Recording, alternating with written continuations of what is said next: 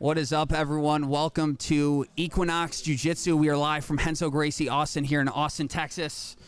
We got a full night of fights ahead. Looking forward to getting going. My name is Nick Carlucci. I am here with the man that lit the world on fire last night, Liam Kim. Liam, first, is there hair product in that head of hair? No hair product. This is all K-pop style, no cream products necessary. This is all natural, baby. Well, Liam, you have a big night ahead for you, but first we've got 12 super fights. About to get things kicked off with Jacob Ortiz and Carlos Vasquez. Liam, we've got about 50 fights tonight. Wow, 50. So it's going to be a long night. So if you're near popcorn, get it going. If you need an energy drink, whatever you need, definitely get those. Get your situation handled because we're going to be here for a while. But is there anything as you look at the card that piques your interest? Man, there are so many fights here, but one name that pops out to me right now is Campbell Cobb versus Armando Mustachio. Campbell is a alternate for Team Enigma, if I'm not mistaken. So he's hoping that someone gets injured, and so he can go in and fight a bunch of matches. But I also see Troy Alvarado versus Thomas Garza. That's going to be a good match. And also Luke Holmes, one of my someone that I've competed against. He darsed me. Okay. Fighting against Franklin Washington. There's a lot of good fights on here tonight. Yeah, there's a lot of good fights. Essentially, folks, we've got 3 events tonight. We have the first round, which is just going to be a bunch of super fights, a lot of up-and-coming competitors looking to make a name for themselves. And then we have our first Equinox mini-season. So we have 8 athletes all weighed in successfully at 175 pounds last night. They're going to be competing in a mini-season for a couple of swords, which is a little crazy if you ask me, but they're moving forward with that. And then we have our PGF qualifier, the winner going to take part in PGF Season 8 in Las Vegas. Wow. With the ability to make $150,000, which for a jiu-jitsu guy is just out of bounds. That's crazy. Most jiu-jitsu guys, they've never even seen $150. So competing for $150,000, they're not going to know what to do with that type of money, Nicky Latz. And that's where things get dangerous. If you don't have your accounts in order, a lot of bad things can happen. So there's definitely some tax advice that needs to be given to whichever athlete wins that money. But first, you got to qualify and get there. So we've got a lot of athletes in the qualifier tonight. Is there anybody who you've been waiting to see that's going to be taking part of that portion of the event? The qualifier, the 175? Oh, the 155. The 155. Man, I'm really excited to see Landon Elmore. Yeah. Because he's been on a tear. I believe he just competed on the Sub Hunter Pro. I don't know if he won the whole thing, but he's definitely been going crazy. I'm really excited to see his diverse leg locks, and I believe he's been working on his top game as well. Yeah, Landon's a beast, man. He's 17 years old. Wow. I think more impressive than his recent results is just his story. He's 17. He's given up just about everything else in his life to be a professional jiu-jitsu athlete. There's definitely a story to be told. Maybe we'll get into it later. But this guy has traveled all across the country over these last couple of weeks, looking to fight against the biggest names of the sport in the hardest brackets, coming in second, I believe, in the first PGF qualifier a few weeks ago, and then second in Submission Hunter Pro, which would have given him the opportunity to compete in a future UFC Fight Pass Invitational. So he's right on the cusp. One thing I like about Landon is he doesn't train the way he competes, meaning he's somebody who I've trained with quite a bit.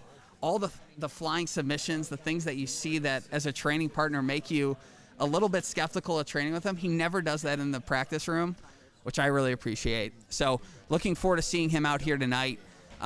Like I said, folks, we got 3 events really in one. So it's going to take a while to get through those, but our first 12 super fights, a lot of really strong local talent on the docket. Looking forward to seeing what happens here, and we should be getting started here in the next couple of minutes. Got some acrobatics going on.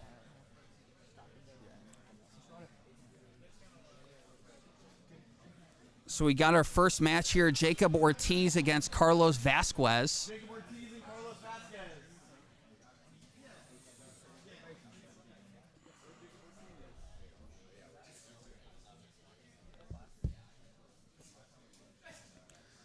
Looks like we have to corral some people from the back room.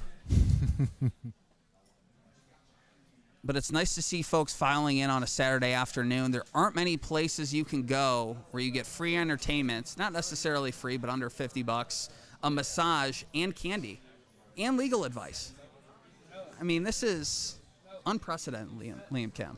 Man, speaking about the candy, Darban Candy Co., you've got to check them out. Iranian lava shock. If you don't know what lava shock is, I don't know what to tell you, but it's like basically fruit roll-ups, but actually healthy.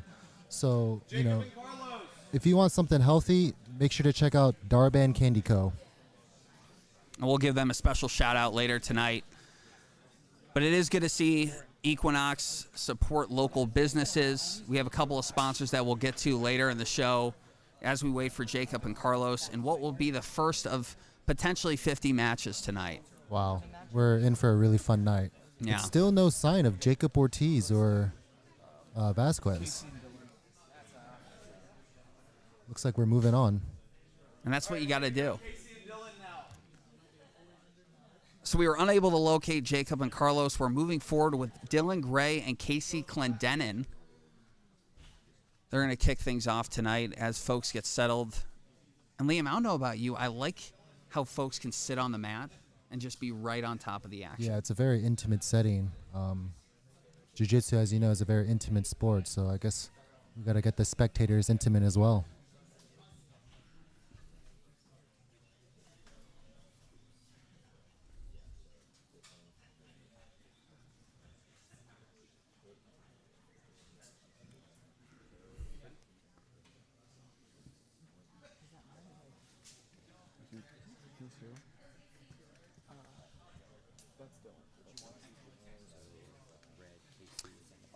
I actually competed against Casey at the RGA Fight Night 2, I believe. Okay. I believe he's from San Antonio. Trains out of 10th Planet out of there.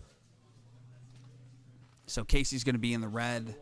Dylan Gray is in the red rash guard without the ankle band. Yeah, we're going to have a... Already an early contender for rash guard of the night. Look at that kit. What's it say? Fort Fort Smith. Smith? The gimbal will be there. Is that a gym or a city? You guys ready? I don't know, but that skull is very impressive. I don't know who made that. Maybe it's himself. All right, we're about to get started here.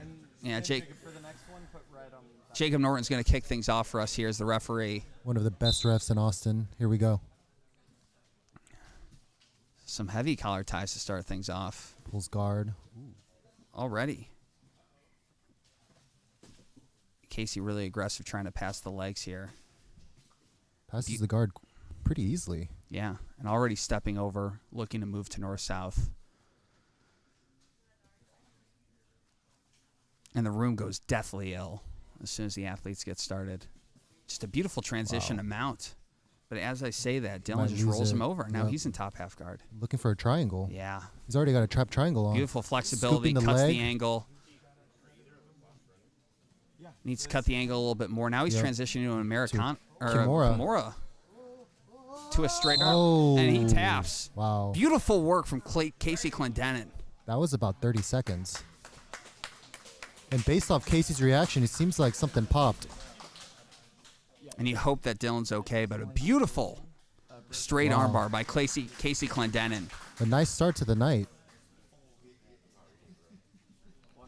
That was quick, Nicky Latz. If every match goes like that, Liam will be out by dinner, but I doubt that's the case. So now we've got Troy Alvarado against Thomas Garza. I know Troy's been around here quite a bit. He Yeah. trains out of Black Widow. Yep. Shout out Black Widow. They've been sending their guys here to RGA. A lot of tough guys. Sebastian Battle, Key, Troy himself. Man, I love training with those guys. Yeah, a really good group over there, and a lot of credit has to go to Oliver Taza, who's really built that program from the ground up. One of the best, not only competitors, but teachers in the business. So it's great to see some of his athletes get a well-deserved shine. Absolutely. I believe Oliver Taza just promoted a bunch of them to blue belt recently. Very well deserved. Yeah, well-deserved.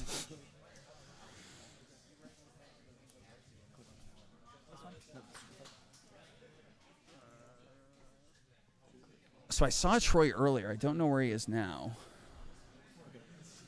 Christos, you getting it?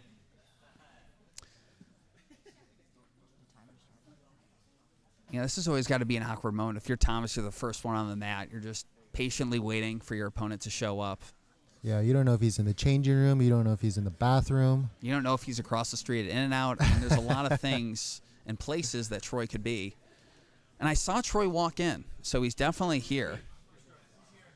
Yeah, I believe he's coming right now. Maybe a quick nervous pee. Yeah, you definitely get a lot of those before you compete. Yeah. Doesn't help when there's only 2 bathrooms. Doesn't help. But we can all dream, Liam. We can dream. So if you're a competitor and you're in a situation like Thomas where you're just like awkwardly sitting on the mat, what are you doing? Are you doing like air squats, push-ups, you just sitting in the corner? I think that's exactly what he's doing right now. Some air squats, trying to pass the time, because there's still no sign of Troy Alvarado. Oh, I just saw a pistol squat. Oh, he's ready. That is very impressive lower body strength by Thomas Garza. I don't know if that translates to skill on the jiu-jitsu mats, but we're going to find out here pretty shortly. Troy Alvarado dapping up his teammates. He's enjoying the moment. Okay, let's see if I can run it from my computer and it works. All right, we have Troy Alvarado on the mats now. So Troy in the black, Thomas in, is that brown? Or is that yellow? Wrong fight, but just tell me if It looks like German mustard. Is that a color, Nicky Latz? I think you could say honey mustard. Honey mustard, yes, sir. Okay. I mean, it's a slick kit. I don't know if I agree with the color scheme, but it's a slick kit. Troy decked out in all black, representing Black Widow. Yes, sir. Double wristband. I don't know where he got the blue wristband. He usually wears a blue belt when he competes. I guess they've dropped that whole concept. It's working now, though. Troy and Thomas is in the right spot. Should be. So we're getting some back end details set up before this next match. Looking forward to seeing this one. These are two guys relatively early on in their career. And this is what's so great about these local jiu-jitsu events. It gives folks that are maybe just coming up 1 or 2 tournaments in the opportunity to compete on a much bigger stage. Yeah, Troy's definitely been competing a lot. Every tournament I go to, I see him there with the Black Widow gang. So he's definitely getting those competition reps under his belt. All right, we're about to get started. Yeah. So Troy sits guard. Thomas, really good side-to-side movement to get things started here. This is going to be an interesting theme as we start the night. You see, in my opinion, a lot of nervous energy on both sides the first 2 matches. But looking forward to seeing these athletes settle in into whatever their game plan may be. Troy looks to sit back up. Looked like a little swipe on the head. No love lost. Sitting back to guard and butterfly guard. Yeah, but it looks like Thomas has the body lock here. Let's see what he can do with it. Troy did a good job breaking his grip there. Thomas doing a really good job mixing his loose passing with his tight passing. Yeah, he's doing here. a great job going side to side. But he needs to get off his knees. When he's on his knees, that's where Troy has a major advantage. Right into a front headlock. Let's Really see what he nice can work do from with Thomas. it. Ooh. Yeah, they're working for that guillotine, but Troy gets out of it. And you see the Oliver Taza effect. For sure. Really good open guard by Troy Alvarado. Looking to get inside position on the feet. But with these smaller guys, you know, they can move, Liam. Yeah, they don't they're get very tired. fast. They're always moving. They're about to have a reset. What weight class are they, Nikki? I believe 135. 35. I just made that up, but that's the visual. 140. 140. Close. I was going to say They're probably closer to 125. no.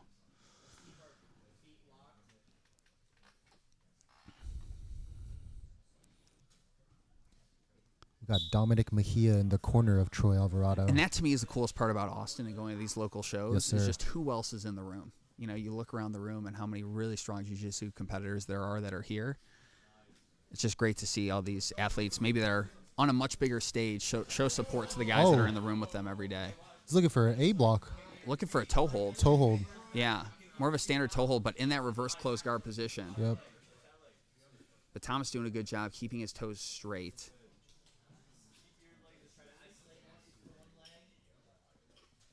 And it looks like Troy's got it. He hasn't He's connected his hands yet. But he's got it. If that leg is bent, Yep. that's in Troy's favor. Yep. And he gets the Ooh, tap. Beautiful wow. work from Troy Alvarado. Great work from Troy. That was beautifully done. A really nice sequence by him and a really good job of being patient. The first attack didn't work, but he stayed with it, and he gets the tap. Wow. Great job, Troy. I've actually never seen him So do we that in got the the gym. sequence here coming up, a little K-guard entry right into the backside, and he just uses it to get into that reverse close guard position. And initially, Thomas does a really good job just keeping his legs straight and staying composed. But in the end, Troy was able to stay patient and get the break. Really nice stuff. Really nice stuff by Troy. Beautifully done. 2 for 2 on submissions tonight, Liam. Yes, sir. Look at that. The night is going quickly according to plan. Is Jacob here yet? So our next match is going to be Devin Hughes against Brandon Moore. Brandon Moore, I believe, is a John Carlos student at Cedar Park. I think main training partners with James Declan Powers. And that's another really good gym in the Austin area.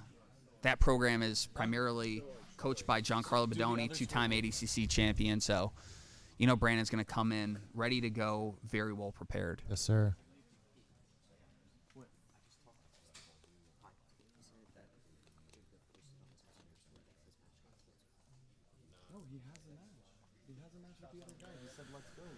Now we get to look around, see a lot of the competitors dialing in.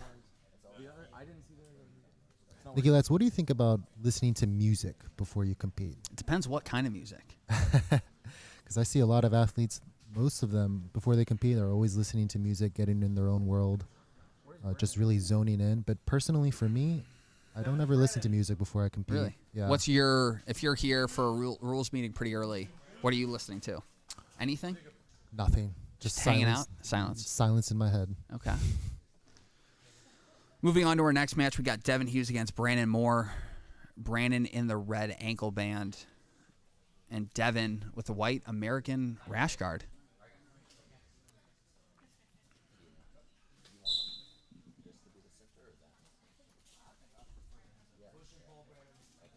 So Brandon, similar to what we expect from somebody that's taught by Giancarlo, heavy on the head, showing good hand fighting early. Went for an Uchimata there. Yeah, but once again, Devin uses that to get to the back momentarily, but good scramble by Brandon. Really nice sequence there by Devin to Nicely get done. Brandon to the ground. Passes the guard, now looking to pass him out.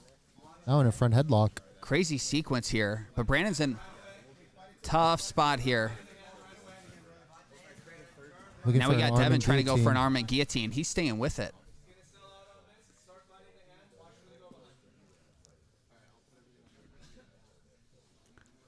That can't feel good. First 15 seconds in. Yeah. Just taking big squeeze on the neck. And now we got Devin trying to go for that anaconda choke. Covers the elbow, Whoa. and he's got the grip. He's got it already. It looks tight. Now he's walking towards the legs, doing everything he should be. Brandon doing a looks good tight. job, though, walking away from the He's legs. And tapped. he gets the tapped. tap. It's over. Beautiful work by Devin Hughes. Wow. He gets the tap via anaconda choke. That was beautifully done. Okay, well then yeah, Jacob doesn't have a match. Wow. Another super quick submission. We're flying by tonight. We're flying by. I think we're getting another replay of Troy Alvarado's sequence. I think the folks at home love that toe hold.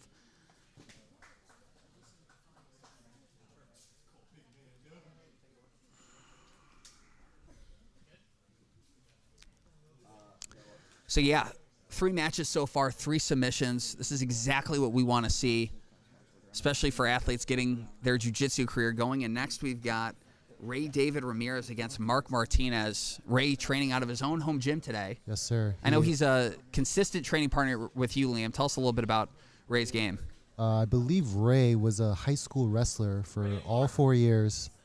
He didn't wrestle in college, but he has a nasty, nasty super duck. So watch out for that. Nasty super duck and incredible leg tattoos. I mean, think about what that guy went through to get tattoos like that on his leg. Yeah, his whole chest is covered. He's got a newly back piece done as well. That guy's So- not afraid of a little bit of pain, Liam. Yes, sir. He's about Not- that life. What? He's about that life. Whatever that life is. Ray is going to be in the red ankle band against Mark. A lot of cool rash guards so far. Athletes really taking their time to make themselves seen. About to get started So here. another 6-minute super fight here between Ray, David Ramirez, and Mark Martinez.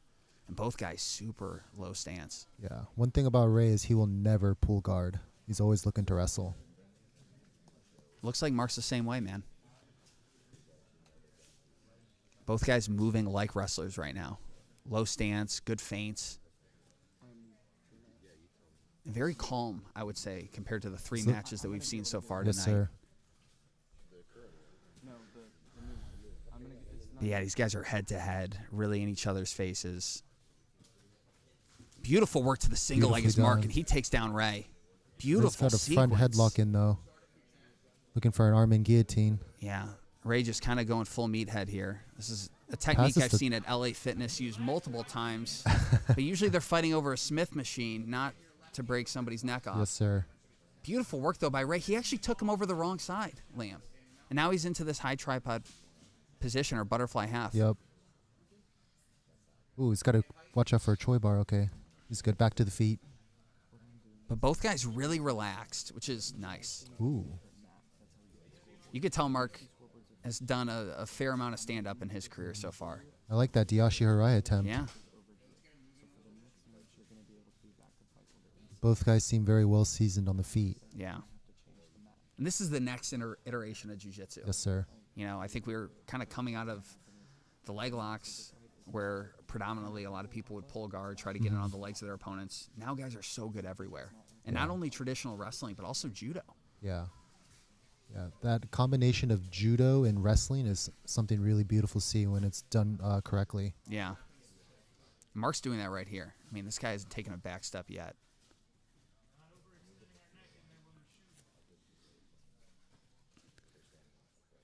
Mark with an underhook here, but hips pretty far away. Nice throw by. Beautifully Ray's done. going to sit there. I guess we'll give him a takedown for that. Looking for a reverse De La Hiva. Yeah.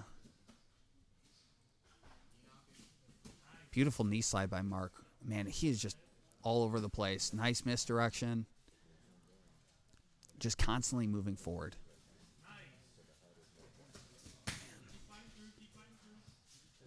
Mark has a very diverse set of skills. He's Yeah. you know, attacking everything. But he's currently in a front headlock. Let's see what Ray can do with it.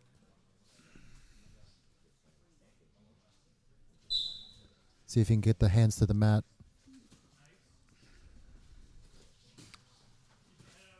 Oh, Christos, are they still set to private? Is that the problem? Once again, both guys super comfortable on their feet. You don't see any nervous energy by either of these components, by these opponents. I just need the Alpha Shinki and stuff, which you sent. Ray with a little Sasai attempt there. Yep. But this is a tiring way to spend the first couple of minutes. Heavy on the head. About halfway through here, and both athletes are starting to feel the first 3 minutes of the Yep. match. Ray's looking for that front headlock again. Oh, man, Ooh. use that for a nice little Kosoto trip. Beautifully Beautiful work by done. Ray in a top half guard. Oh, he's got to watch out for that Kimura, though. He needs to pin his shoulders to the mat. But yeah, Mark's super relaxed, even on Yep, bottom. he let it But go. Once again, Ray gets that crossface. Looking for an Little octopus guard. Yeah, really nice sequence there by Mark.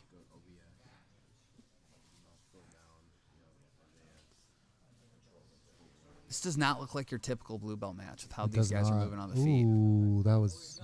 Ray needs to get that hook in, that near hook. Oh, wow. Ray right on in the neck. He's got the back. Oh, he's on the He back. gets the Oh! tap. Ray Ramirez. Wow. With one hook in. Beautiful work by Ray getting the rear naked choke. Wow. Beautifully done by Ray. Beautifully done. And now we see the replay here. Mark was just really good from that underhook all night. Nice little shuck by. Ray sits guard. Campbell Cobb and Armando. But yeah, once Ray got that near side hook in, just beautiful work snaking that right arm across, getting the rear naked choke. Wow. Now we're moving on to Armando Mustachio against Campbell Cobb, who we may also see later tonight. Armando was on the last Equinox Jiu-Jitsu card And he was incredible. He was. He had an armbar within the first 30 seconds against a Division I wrestler. Looked great. He's in his home gym tonight, so it'll be interesting to see him back here. Campbell sits guard immediately. Oh! And he goes for it again. Oh, he's got to watch Right out into for a an leg inside lock. heel hook, though. He needs to slip that knee line. He's out. Wow, what a sequence. Flying armbar attempt to an inside heel hook, but now Armando's looking to pass. Campbell's still looking for leg locks. I believe that's mostly his game. Beautiful work here by both athletes.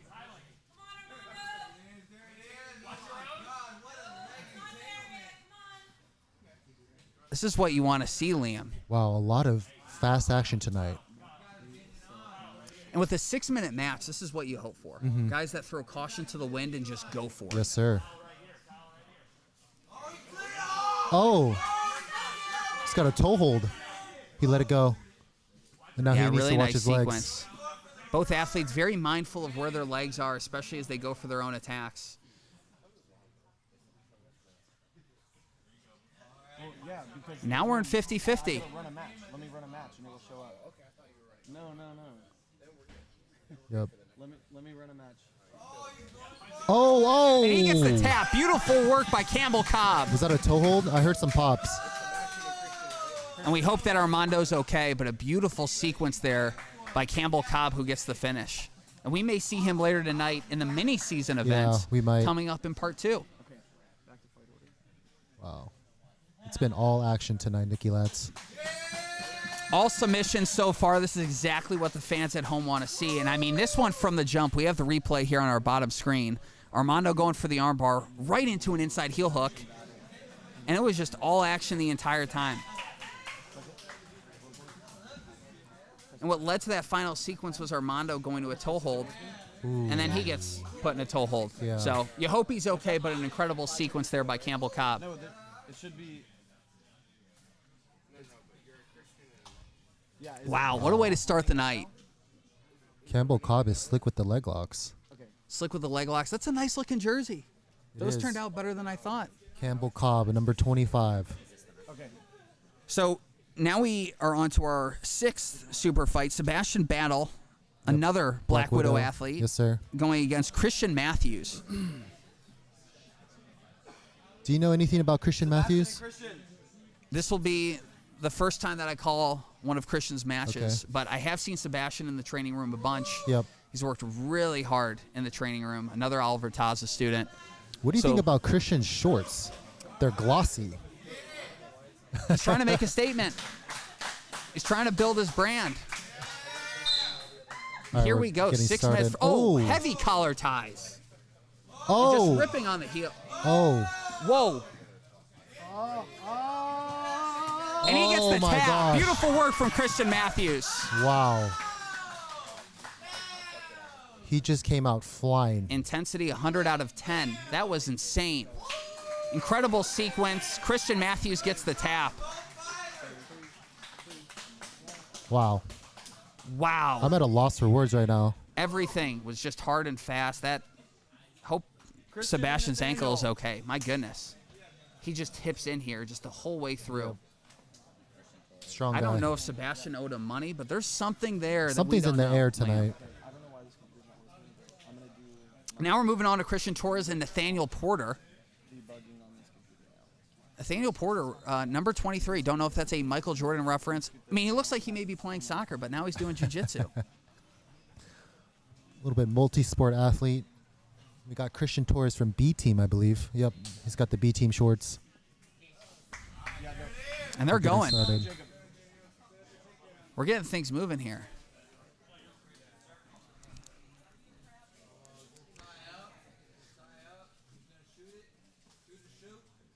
Got some heavy collar ties to start.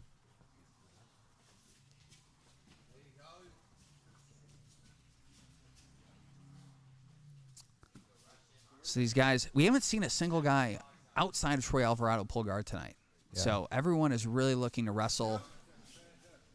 And with a 6-minute match, Liam, you can't be too patient. You Yeah, you don't have can't. a lot of time to work. Yeah, I think this rule set really wants everyone to start getting getting going. Oh, and, nice whoa, ankle pick. Nice ankle pick. Nathaniel Porter looks like a soccer player, but looking like a wrestler. Really nice leg weave here that he's working. Looking to pass that knee shield. And that's exactly how a lot of wrestlers pass. Yeah. They love that little weave from half guard. It's grabbing the head now. Looks like he might be moving towards a cradle.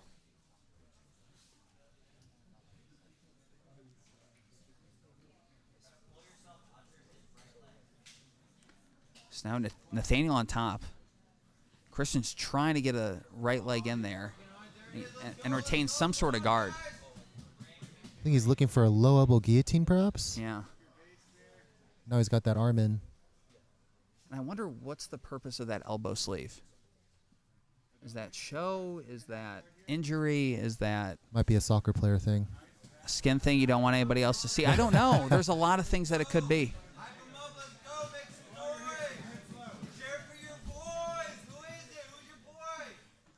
We have maybe one of the best jiu-jitsu super fans I've ever heard in my entire life. I have never seen somebody come to an event at 4 p.m. Central and be this excited about watching a jiu-jitsu match.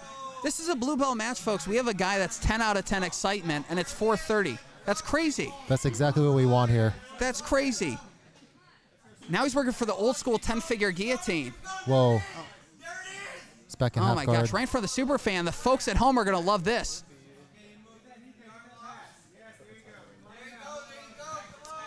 But Christian slides his way out of that.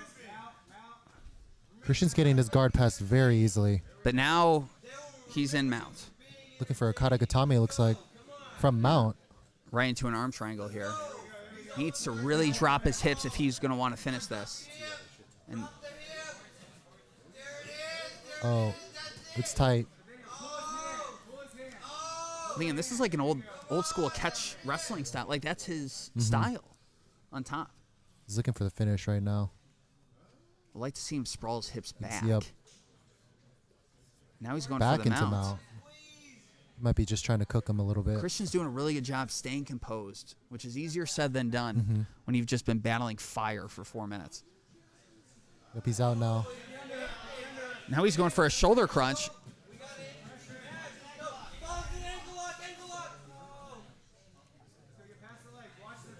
Oh, wow. Christian onto a leg entanglement of his own, digging for a heel. Oh, he's looking for an outside heel hook. He lost But it. Nathaniel, beautiful sequence, getting to a head and arm again. Oh, man. Looking Now for he's got an another- arm triangle on the other It's side, and tight. this looks It's tight. really tight. But he needs to drop his hips. He needs to get lower and drop his hips, but he keeps going to mount. Nathaniel's dialed in. He's getting corner advice from the Oh, he's entire dropping his room. hips. Now he's dropping his hips.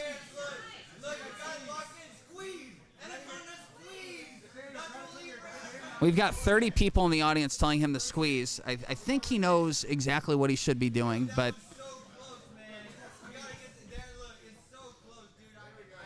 Liam, I wish people at home could hear this super fan.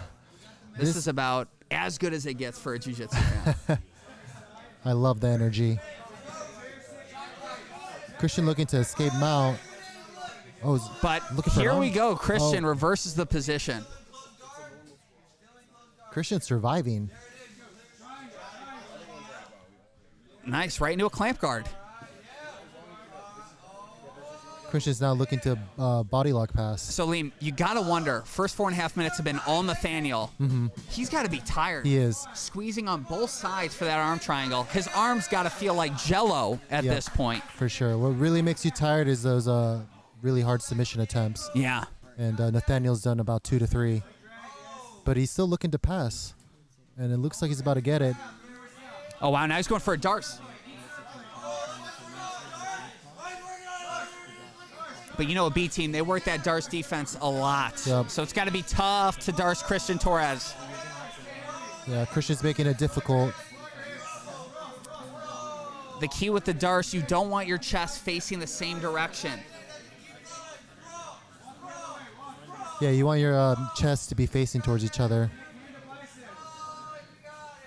Oh, Back wow. into mount. Nathaniel back in the mount. Looking Now he's for going an for an armbar. Doesn't omoplata? have the angle. He's switching to an omoplata. Oh, he just got reversed. Oh, wow. It's crazy. The place is erupting. Christian's on top. There's only 20 seconds left. It's been all Nathaniel, though. Christian's got to do something spectacular to get this W. Wow. Wow. Crazy whizzer pressure by Nathaniel. And now he's going to end up this match on top. He's looking for an armbar. He doesn't have much time, though.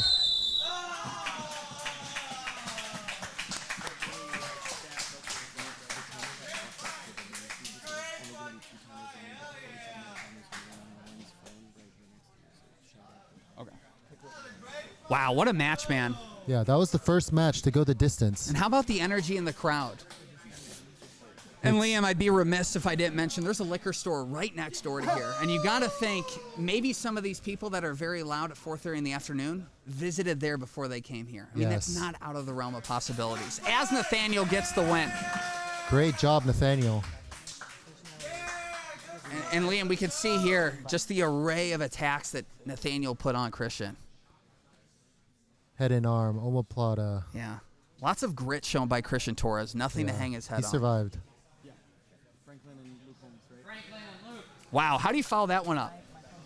I think we're about to right now with Luke Holmes and Franklin. So Franklin from the Franklin, DFW area, Washington. Luke, an Austin native. These are some big boys.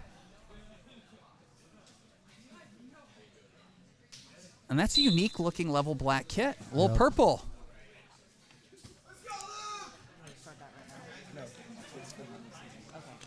Yep. They're going heavy on the collar ties. Once again, both athletes deciding to start on the feet. So Liam, you've trained with Luke before. Yep. I mean, if you're in Luke's position, what's your strategy here? Luke is definitely someone who will not be pulling guard. He's looking to keep it standing and put a lot of pressure on the head. Hopefully tire him out and look for some takedowns. Both guys, some pretty slick looking level black kits. Mm-hmm. I think I like Luke's kid a little bit better. Tell me which one.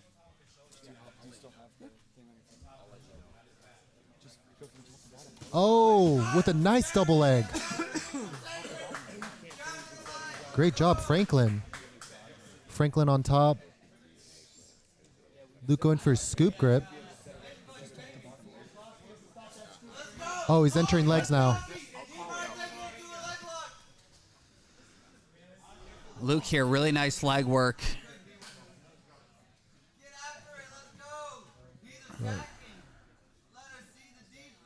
Luke doing a really nice job controlling both legs. And he's going to use that to sit Franklin down on the hip. he's And now looking for he his digs heel. for the outside heel hook.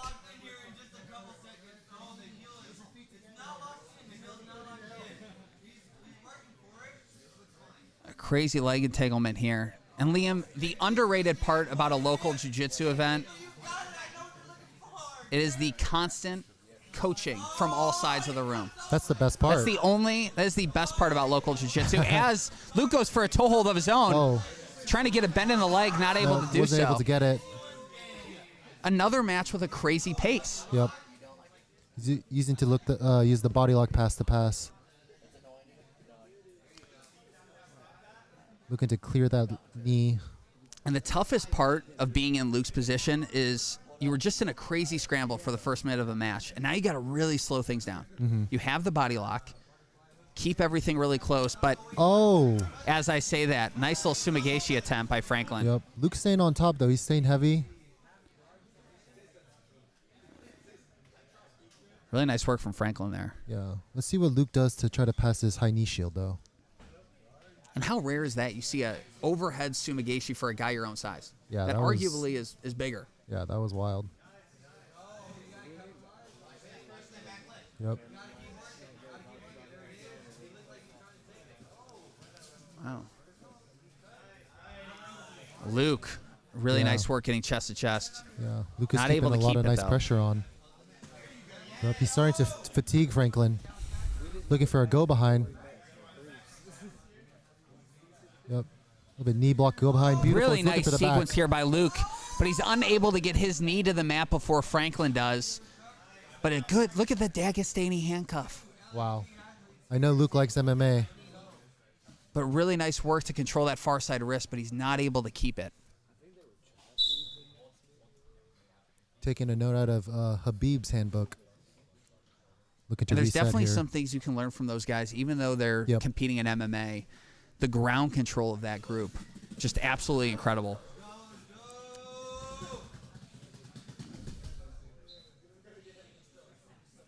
So now Jacob's going to get these guys restarted in the center of the mat. 2 minutes and 30 seconds to go for them to work. Once again, a really crazy pace to start things off. And the shot clock. Our first shot clock of the night. Yeah, first one of the night. Someone in the crowd saying, you've got to get intimate. That's something you don't usually like to hear in jiu-jitsu. I would like to see Luke do some loose passing. Yeah. Especially with a guy your own size, as tough as Franklin, it's just tough to pass him on the knees. Especially with only 6 minutes. Looking for Kimura. Now we're going to see our first reset. That's very interesting. I thought Franklin was actually putting in some work. So this is one of the main things that makes PGF different than a lot of other jiu-jitsu rule sets, is this referee's position. Athletes have started to game the turtle position. They're really good on their elbows. I don't know if it's them watching Eduardo tell his videos on YouTube, but folks are so good from that position. But when their elbows are off the ground, it creates a whole new dynamic. It's a new position, and PGF has done a really nice job showing what can be done here. And Liam, I don't know if you mean that or if Brandon's sitting right next to you, so you feel It's a little bit of compelled both. to say that. But now Jacob uses, not Jacob. Yeah, he's feeling the heat. Franklin doing a really nice job though. Luke is now chest to chest. He's in a great passing position. Let's see if he can get a butterfly hook in. Needs to control the head here. A minute and a half for these guys to work. Franklin really likes the knee shield. Franklin's had to use a lot of physicality the first 4.5 minutes of this match. Yeah. So it seems like Luke's the fresher fighter. He's in For top sure. half guard right now. So there's a huge opportunity for Luke at this point to end the match in a dominant position.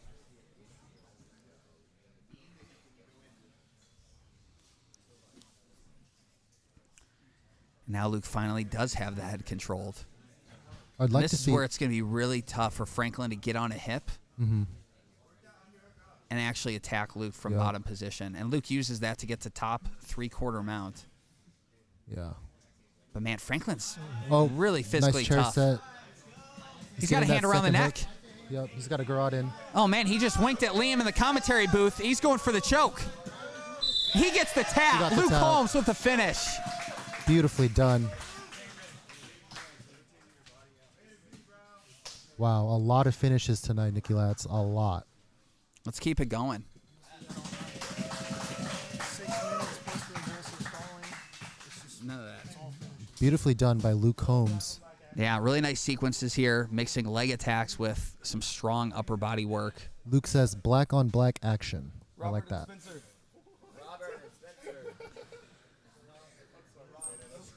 So now we got Robert Hastings against Spencer Jeffries. Spencer competing out of his home gym. And Robert Hastings traveling from Sydney, Australia. You see these guys that are super...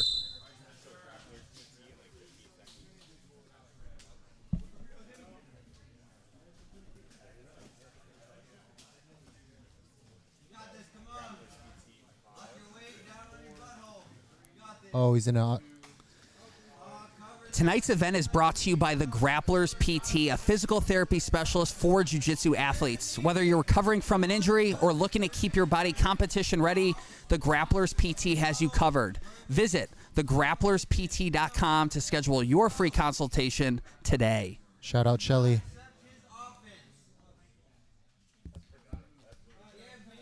We got Spencer in lower knee shield. He just did a great job of escaping that outside heel hook. And Robert's tough, man. Any of these guys that travel the world just for jiu-jitsu, there's just an extra gear that they have. Yeah, They've that- just put more into it. That you whole know? Sydney West gang, they're so Yeah. good. They're tough. Yeah, they got David Stoley's, Josh Saunders. Yep. Yeah. obviously led by Luke Martin, deserves a lot of credit for Great just black growing the belt. sport of jiu-jitsu in Australia. Who's a demon on the mats himself. I don't know if you've ever had the opportunity to roll with him. Really He's a monster. He's a monster. Good. And as I say that, Robert just in a dominant position on top and a nasty crossface on Spencer. But Spencer works his position every day in mount rounds here, so he knows what he's doing. Looking for a kip. Shot clock's on bottom. Shot clock's on bottom. Shot clock on so even though Spencer. Spencer's on bottom, he needs to move here. Otherwise, he's going to be put back into that referee's position. Or Robert does have the ability to stay in this dominant position, but it'll be his choice.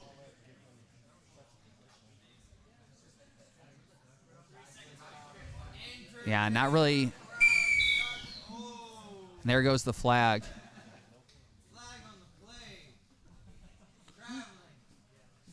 Stalling, but close enough. Oh, wow. So Robert is going to take the referee's position. Hand on the stomach, Robert. Other knee down. Explode! From here, you got to explode. And you got to think, this is probably a position he doesn't work too much. But this is a huge advantage for the top athlete. Yes, sir. Would you rather be in this position, Nicky Latz, or in top mount? I'd rather be in mount, personally. Yeah. But it's fun because you don't end up in this position a whole lot unless you're doing a lot of turtle rounds with Right. wrestlers that aren't looking to escape to guard, but they're actually looking to Stand up. Which, once again, I think eventually people will compete in this rule set enough where they'll start to game the system, but it hasn't gotten there yet. Right. You know? Nice little roll there by Spencer. Nice little Granby roll. Yeah. But Robert's right in his grill here on Right. top.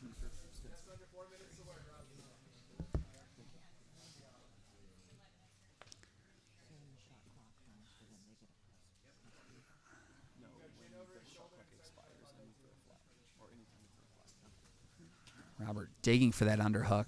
A little row drag here to get to the top. Spencer doing a good job getting his legs inside. Yep.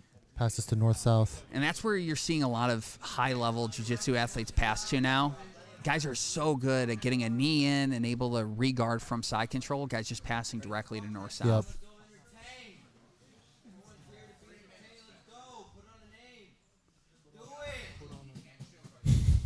Shot clock bottom. Shot clock bottom for Spencer Jeffries again.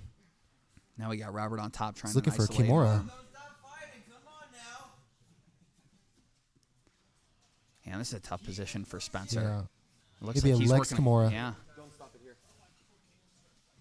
Spencer gets Spencer that. regards. Shot clock off. Oh, wow. He dives Shot for an clock arm off. and he has it.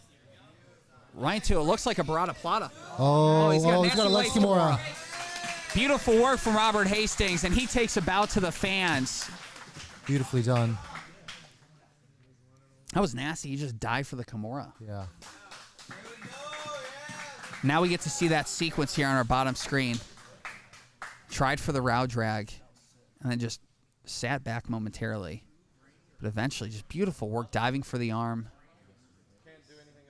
Right into a legs Kimura. Spencer rolls, but Robert getting that shin to the mat and getting the finish. Beautiful work. Ashley Reed. Ashley Reed. So now we got Reed Hall against Ashley Sanchez.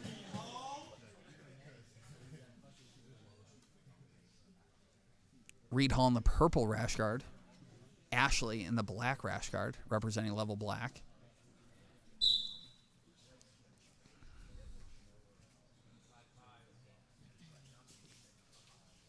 Once again, both guys starting on the feet.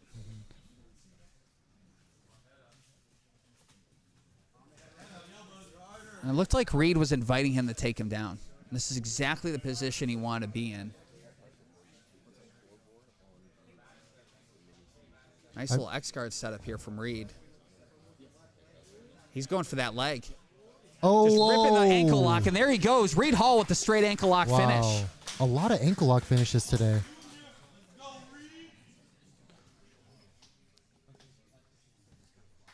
Reed Hall, beautiful work.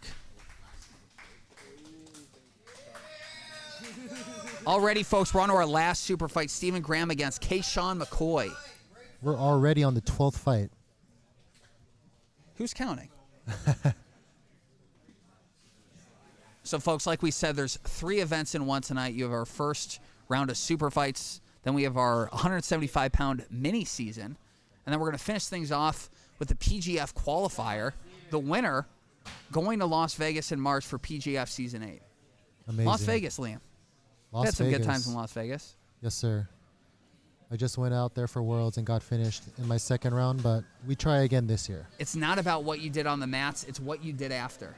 And maybe you can't say that on the mic, and maybe it's better that way, but there's a lot of options in Las Vegas, and whoever wins tonight is going to have a great time and the opportunity to win 6 figures. Pre-tax. Pre-tax. We have Big Key coming on the mats So now. something needs to be said about Big Key, and that's he blew out his knee in December of 2023. Yep. And here he is just, 13 months later competing? He was out for a while. But you got to give the guy a lot of credit. A lot of people, they blow out their knee, and you don't see him back in the gym again, let alone on the competition mat. So, very impressive stuff, and great to see him back out here as always. Oh, nice little knee pick right over the bar. Oh, He's got the tail. Oh my He gosh! goes crazy. Wow! Wow! He's back. Keyshawn McCoy with the armbar. He is back. And we're hearing words that he called the submission yesterday. Oh my. What Now did we're going to he get a tell replay you? here on the bottom screen. Usually people coming back from injury take a more measured approach, not Keyshawn McCoy. I think Steven's arm is really hurt. Beautiful work, and we got it on our Wow. bottom screen here. Nice little knee tap right into an armbar. Wow. Whoa. He's moving like a flyweight. Moving like a female strawweight. Look at this guy. I can't read what's on his rash guard, but I imagine they're going to be selling a lot more of those. Riot. Beautiful work. Collar tie, underhook, Wow. diving for the arm. And the place goes nuts. Wow. Incredible work by Keyshawn McCoy. Congratulations to him. It's time for the mini season, ladies and gentlemen. So unless you're living under a rock, we did the weigh-in show and bracket reveal for yesterday's mini season. Liam gave a pretty incredible speech. And Liam, I believe you got to go compete Yes, sir. now. Yes, so it's time. Appreciate you joining us here. Looking forward to seeing you out on the mats, Thank you man. for having me, brother. No, always good having Liam Kim, who hopefully we'll get to see him in a little bit.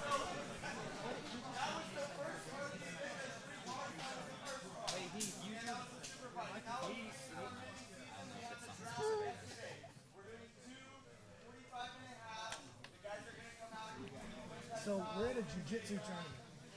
So we're doing like 9 hours of jiu-jitsu here today. So if y'all are watching on the live stream here, hop in, tap up on that screen. We got some good stuff for you. So the great part about these mini seasons is we don't know what matchups we'll get. So we have 10 athletes total, 2 alternates, 8 competitors that have been drafted, 4 to Christos and Team Enigma, 4 to Jason and Team RGA. So we did get them matching jerseys. They're going to look the part, but it should be a really good show. Oh, yeah, hey, you're killing it, dude. You're getting better and better. Yeah, I mean, I had to think about it. Yeah. I'll look at the race.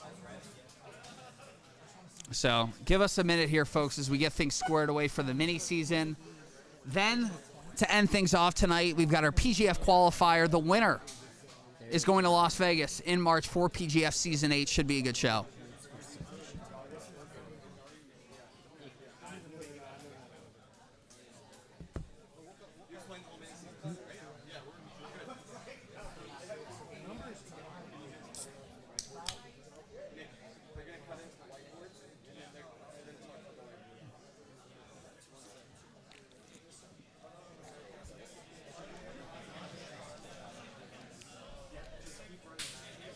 So if you're in Austin or in the surrounding area, don't have plans on a Saturday night, I will say it is pretty cold. Feel free to come through to RGA. $35 at the door. If you mention my name, you get $5 off. As we take a look at the right whiteboard, Team Enigma on the left, Team RGA on the right. That's all of the mix. It's the total standings for everyone and the teams. We're mixing and matching, folks. We've got it all over the place. Looking forward to seeing these athletes work. Everybody above the dotted line goes on to the playoffs. So above the dotted line, they're going to the playoffs. Below the dotted line, they're going to In-N-Out Burger and swallowing in their own tears. But looking forward to seeing these athletes compete. We've got Maka working the scoreboard here to keep track of things. All right, Noah. In the first match, we got Jake Strauss against Omar Azam. Next round starts back to 6 minutes. Yeah. And then whenever anybody scores, I'm going to tell you the points. Okay. Other than that, it's going to be really easy. You got a 45 minute time already? Yeah. So for this one, a little bit unique. The teams have 45 minutes. The clock is going to continue to run. We're going to get through as many matches as we can. But the only time that's going to stop is when the referee stops things. And here we are, off to our first match. Jake decides to sit bottom guard position.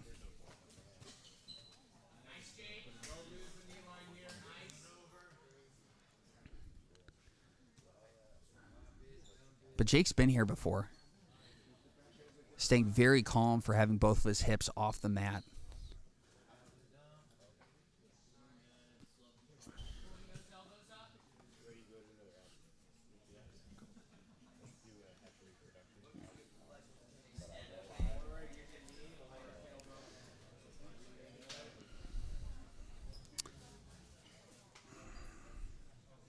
Heffery Productions, the home of high-quality jiu-jitsu-themed apparel from the Weird Al referee himself. Rep the sport with iconic designs like the legendary Turtle No Points t-shirt. Head to heffery.com now, and remember, all orders over $20 ship free. Now we are back to the action with Omar Azam against Jake Strauss. Omar working, not really able to do much with that double underhooks. And it looks like Jake's going to the reverse closed guard. Shot clock off. Man, Jake seems super strong for 175 pounds. And I'll say this. We did the weigh-in show yesterday. He had his sunglasses on the entire time. This is the first time we're seeing what his eyes are.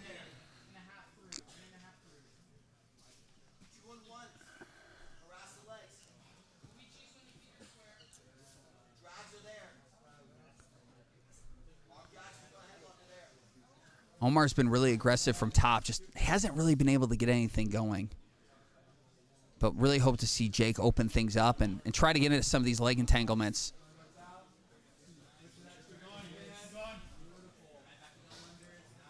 And Omar mentioned yesterday during the pre-draft show that he's very comfortable being on his feet, lots of wrestling experience.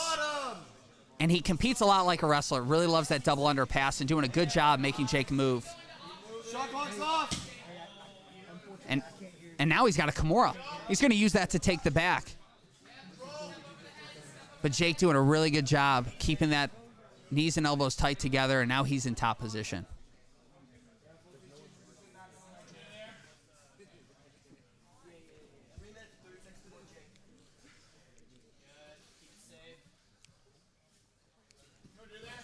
Wow. And Jake's onto the legs. And this is a position you would expect the guard player to have a lot. Oh, no. Looks like Jake may be looking for a Z-lock.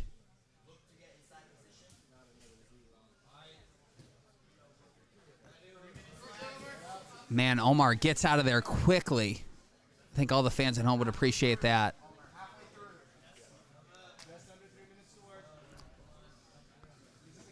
Really nice exchange there from both athletes as Omar takes top position, moving things back to the center of the mat.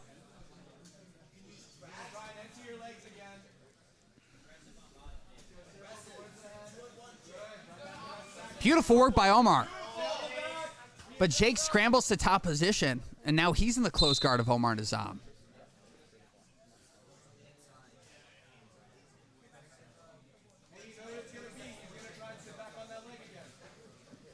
Really action-packed match so far. Nobody's had a dominant position. But this is going to be the second time now we see Jake Strauss in top. And now we get to take a look at Omar Azam's guard skills.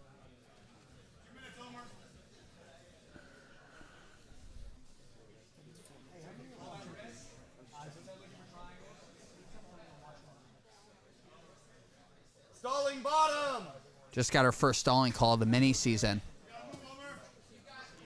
No funny business tonight, folks. We're trying to get these athletes to move and do what we can to generate action. Shot clock's off.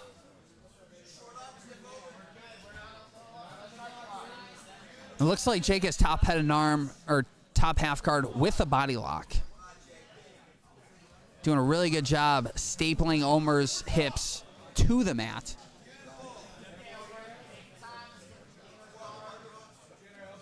And he uses that to pass. Really nice sequence there from Jake Strauss. Shot clock bottom. And Omar needs to be very careful with his left arm placement. He's almost giving the underhook whenever he raises his elbow above his shoulders.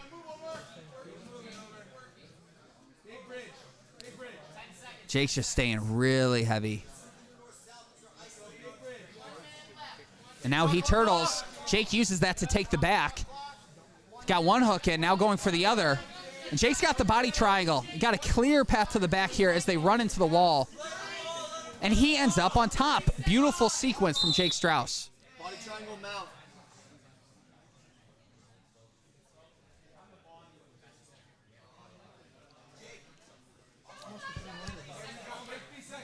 Jake ending up right in front of his team, all wearing matching jerseys, looking the part.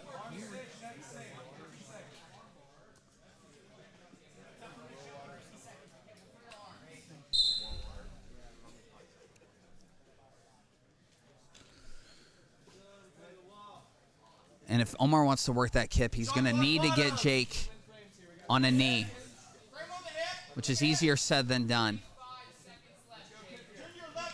30 seconds to go for these athletes to work.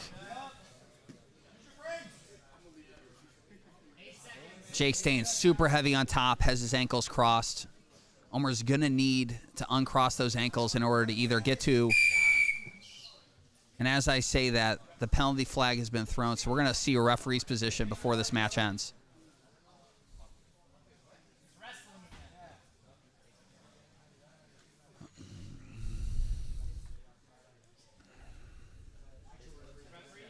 So 15 seconds for these guys to work as soon as Jacob says go. Omar, up on your hands, straight arms.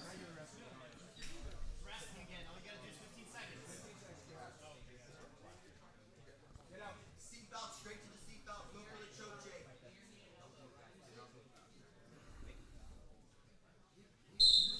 And here we go. Both guys got a boogie. Jake Strauss, clear path to the back here. Looks like Omar with a waiter sweep attempt here, but time's going to run out with him on top. So now we have two new athletes coming on the board. Already 7.5 minutes gone in the first half. So now we have Connor Jashin against Jacob Powert. These guys are like looking right into each other's eyes, and those are not, that's not a look of affection, folks. Number 1 and number 2 picks going against each other here. This is exactly what we wanted. It started at 7:45. Okay. So watch that count. And I will. It's the last few I wanted to. Both guys with a really good stance, looking to get things cooking on the feet. Oh, you don't have to put the penalties. Well, no, you can keep checking. And James just pulls half guard here. Now Connor ends up in top. Looked like he was maybe looking to backstep there. But now we're going to get a reset here in the center of the mat.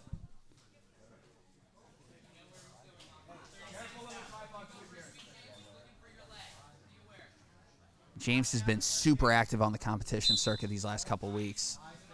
So you got to know he's a game opponent. But Connor's staying really heavy. Beautiful wrestle up attempt there by James. But Connor's right on that head and arm. And as a former wrestler, he's very used to being in this position. Probably looking for an anaconda here or to take the back.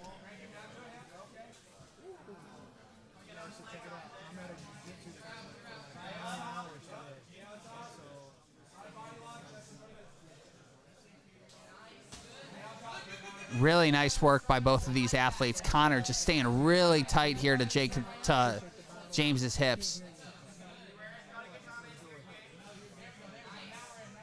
Connor's got a head and arm that James has to be cognizant of.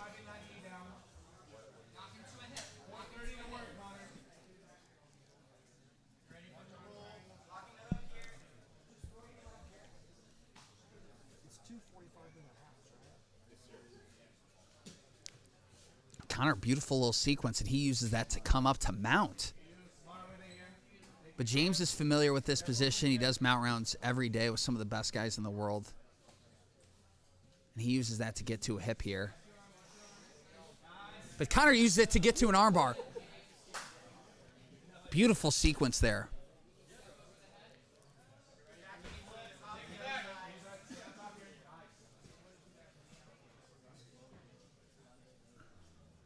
Both of these guys really composed. Lots of good movement here. Connor has just been sticking to him like glue. Now he's got a path to the back. And he's in mount again, this time with a head and arm.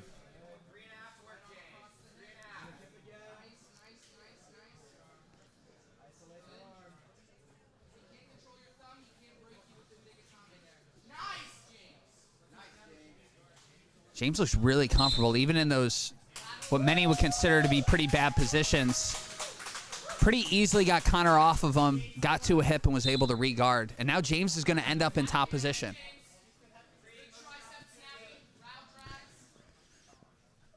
And this is something that you see a lot with these younger competitors like James, just super comfortable out there. Even though he hasn't been doing jiu-jitsu or competing for very long, very comfortable being on the mats and under the lights. And with about 3 minutes to go, oh, beautiful. As I say that, Connor sweeps James over, and now he's on top. James uses that position to get to a leg, and so does Connor.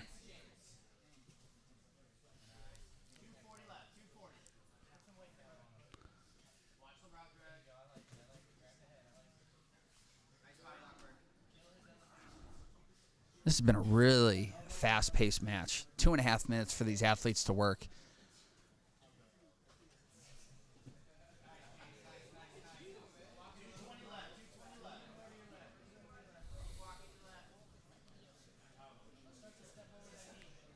Shot clock bottom. Connor's got to move here. He's got 20 seconds until he's going to have to be in referee's position. But really good work from James. Shot clock's off. Staying really composed on top, taking his time. Really likes that route drag on top. Right to north-south. But now he needs to clear the knee. And Connor, like all good wrestlers do, uses that to circle. Beautiful Uchimata. Now he's in top position with the arm extended. James turns. Beautiful armbar escape.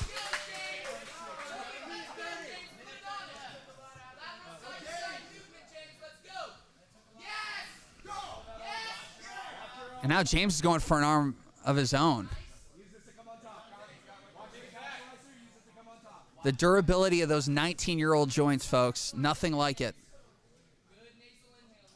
Just over a minute, James. Just over a minute. High pace till the end. Let's get on the left. Watch for him to sit back on the leg lock. He's going to try and arm drag up on you right up. This is just a grueling pace. Both of these athletes have not conceded any position. Each time either one of them has been on bottom, they're trying to wrestle up and get to a top position. And now we got Connor on a leg.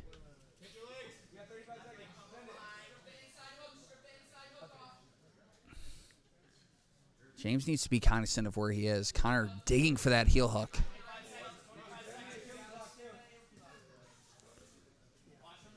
"20 seconds here for these guys to work. And James has the head and arm. Needs a submission here.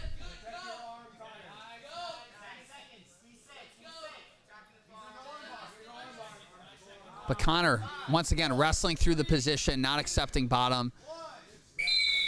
Great scrap from these athletes. So we're 14 minutes into the first half here. Both matches going the distance. Great work from both competitors.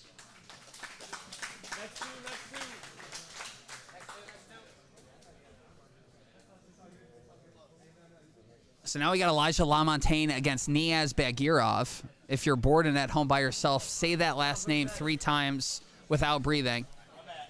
I doubt you can. Niaz hailing from Azerbaijan. Elijah Montagne from Marengo, Illinois.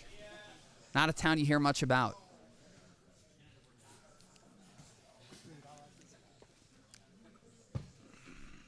Niaz, a little 2-on-1 sweep a la Eddie Cummings. Niaz known for that guillotine. He's got to be looking for that here. Elijah's a tough kid, man. You got to think, growing up with Abe as your older brother, you got to be willing to scrap. That's a tough dude. And Elijah on the legs, with both legs controlled, too. Digging for the outside heel hook. Okay. Don't let it break.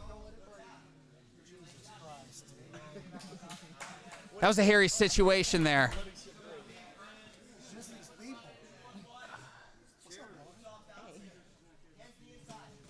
But now Nia's on ahead. Nia's on the neck. Wow, really nice work taking the over grip there by Elijah. Needs to move to north-south. But he wants those legs.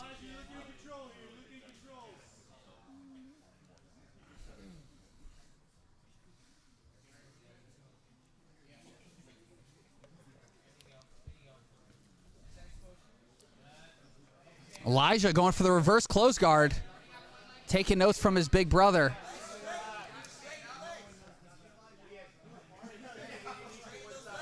Wop, wop, wop. Super chat, Nathan Kurtz. This is a tough position. He needs to get both legs to a single side. Niaz right in front of his corner here.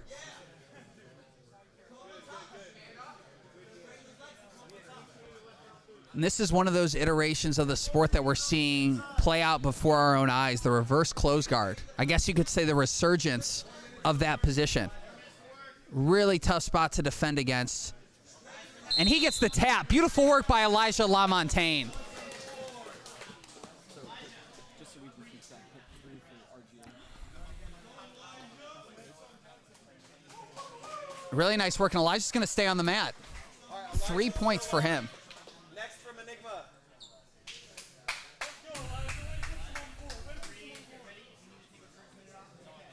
And next we have Elijah going against Damian Gaston, who I believe is wearing the same shorts from last night. That isn't me calling him out, but I do hope he didn't train in those shorts and then compete in them here tonight.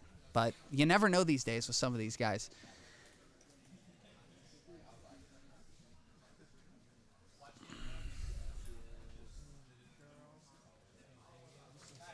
Oh, wow. Damian right onto a leg himself.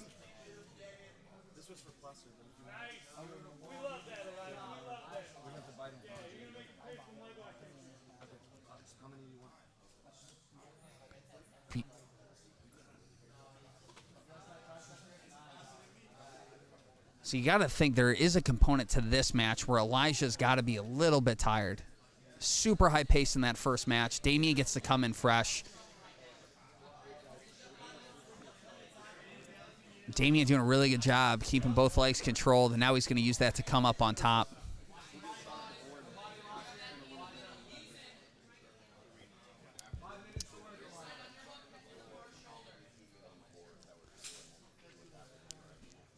Damian putting some heavy pressure on Elijah's guard.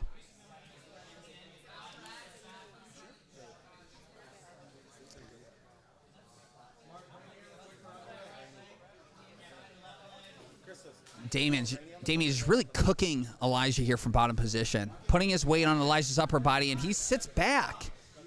Very interesting sequence there. Now Elijah ends up on top. He looks to the clock.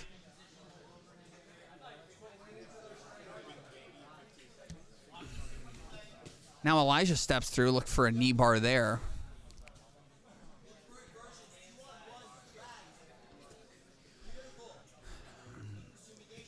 So this event is sponsored by Dar Brand Candy Company, Austin's only Iranian candy maker. Brings you all-natural Lava Shock. Perfect for sour candy lovers. Made from real fruits, this traditional Persian snack is packed with vitamins, electrolytes, and clean energy to fuel your workout. If you love sour, healthy snacks, Dar Brand's Lava Shock is your new go-to.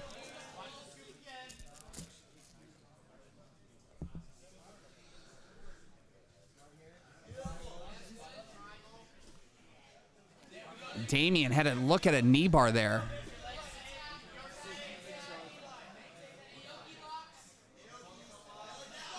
Damien really on the attack on this match. Really nice work from Elijah here, and he's got 3 minutes and 20 seconds to work.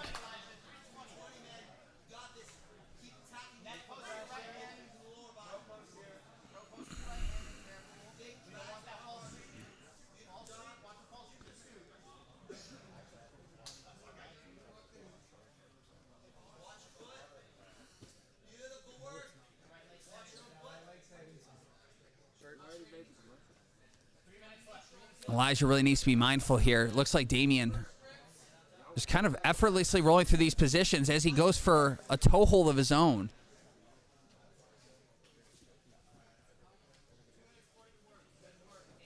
So Elijah's coming up on about 10 minutes of mat time here.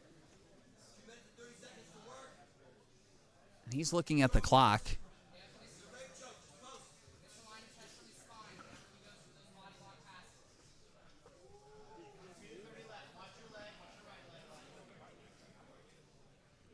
Shot clock's on bottom. So we see our first shot clock of this match as Damien shoots up for a triangle.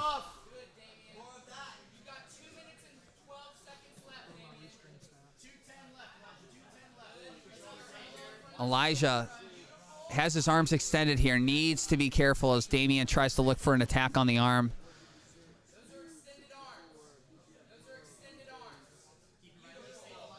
Beautiful off bounce there from Damien.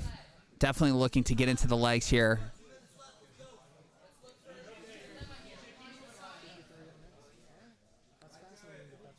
And now once again, Elijah in a reverse close guard. And Damien is just wiggling his legs out of there. No love lost here on this exchange.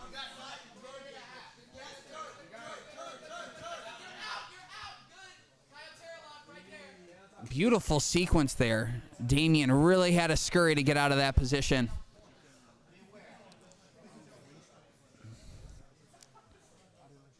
Got about a minute left to go in this one. Elijah coming up on 12 minutes of mat time.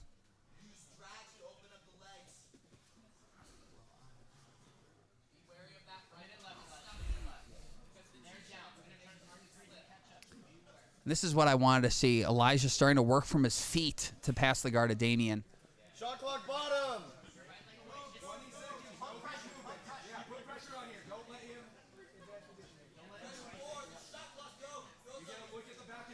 Damien once again going for that off balance, trying to get Elijah to a hip to invert underneath and get into the legs. Looks like Elijah's just looking to rip a leg.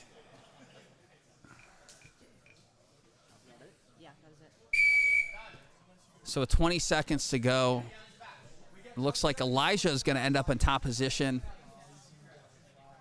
Facing the other way.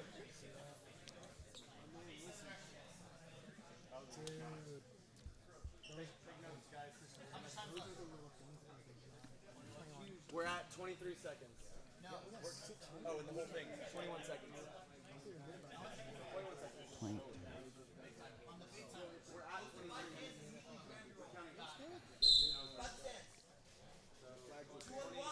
So that's interesting. Damien goes from his elbows, or his hands right to his elbows, and Elijah uses that to take the back. Not able to get the hooks in. Now he does.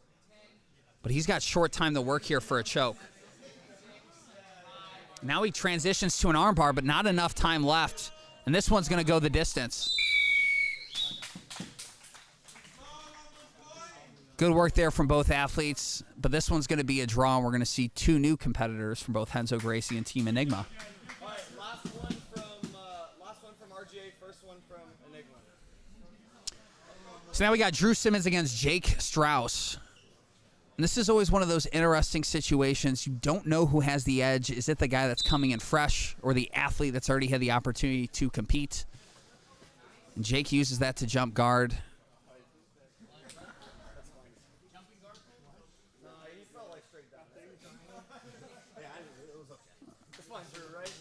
Drew Simmons super relaxed on top. A really well-decorated wrestler. I believe he was an NAIA All-American. And now he's transitioning to the sport of jiu-jitsu, and he moves really well on top. So this is exactly where he wants to be. And just a beautiful sequence to get to mount. And he's got the head and arm, and it looks like it's locked up. He needs to get lower and get onto his left hip here.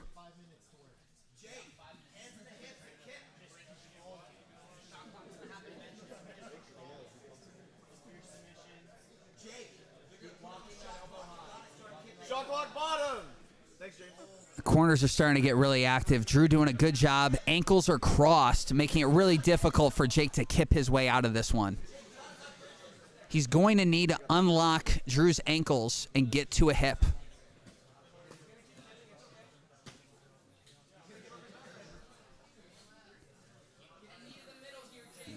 Drew doing a really good job. Now Jake is on the shot clock, so we're going to get these guys restarted in referee's position.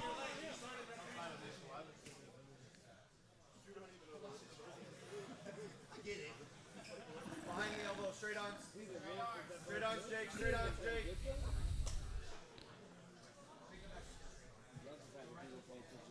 Jacob, more space between the hands and knees. Trying to get both of these athletes in the correct position before restarting things here. And Jake rolls right away, but Drew just sticking to him like glue. Man, Drew has looked really sharp this match. But that step over is what cost him, and now Jake ends up in close guard right into an Ashigarami, but Drew gets his way out of there. Stay engaged, Drew. Stay engaged. This is what Drew wants to do. Move side to side. That's going to be his advantage in this match, especially if Jake has his legs extended like that. Chris, 20 minutes left. Looks like we're throwing tape. Somebody in the audience just got decked in the face. That's never fun. Drew looking really good on top. 2 minutes into this match. And just dives for the head and arm.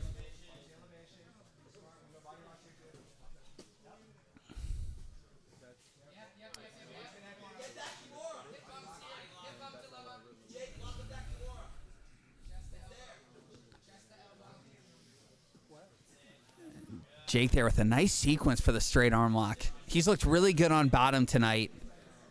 And it's got to be tough going against a fresh athlete with the wrestling pedigree of Drew Simmons,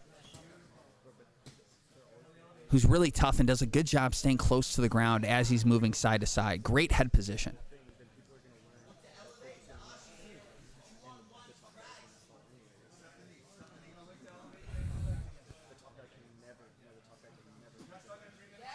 Little octopus guard. Why not?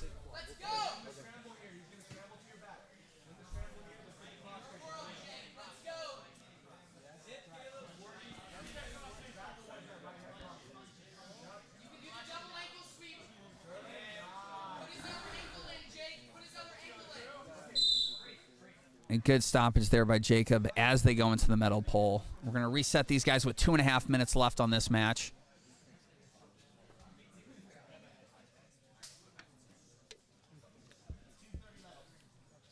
So we're 28 minutes into the first half.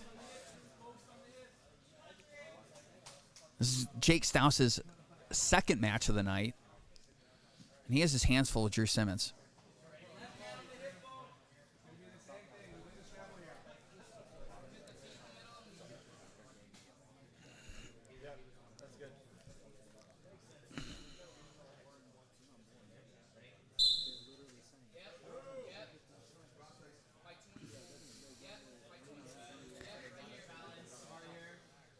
And I'm not sure if this is a position that Jake works frequently.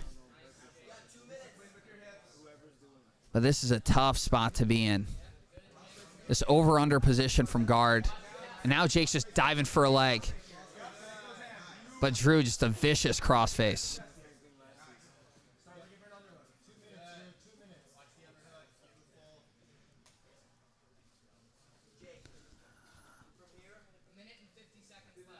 So now Jake's in the more traditional half guard. Would love to see Drew get back up.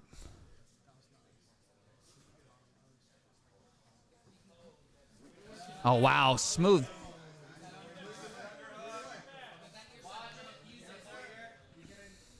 Drew looking really good on top.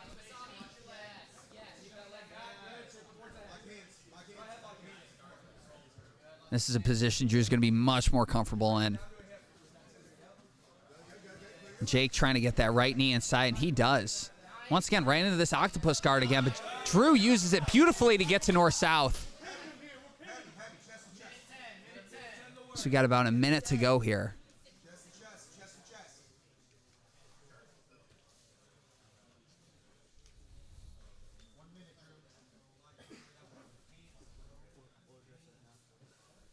Shot clock bottom. Now Drew's got the head and arm.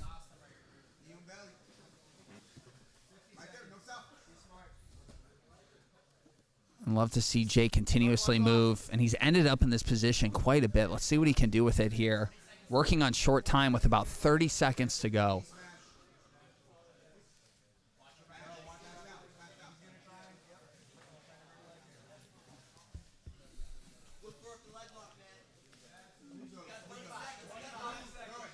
This is where you got to see Drew get on.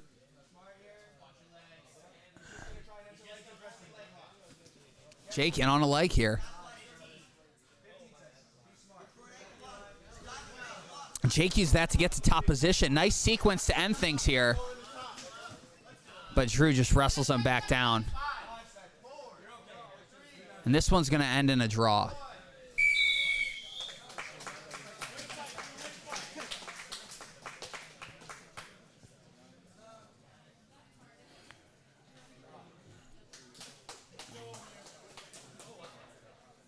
So this is the sequence we saw pretty much the entire match. It looked like Jake was going for a little bit of octopus guard, just unable to get up. And now we move on to James Powers against Omar Nezem. 13 minutes left. 13 minutes left. Omar right into an outside heel look. James, like most 19-year-old competitors, unfazed. What did I say, 13 minutes left?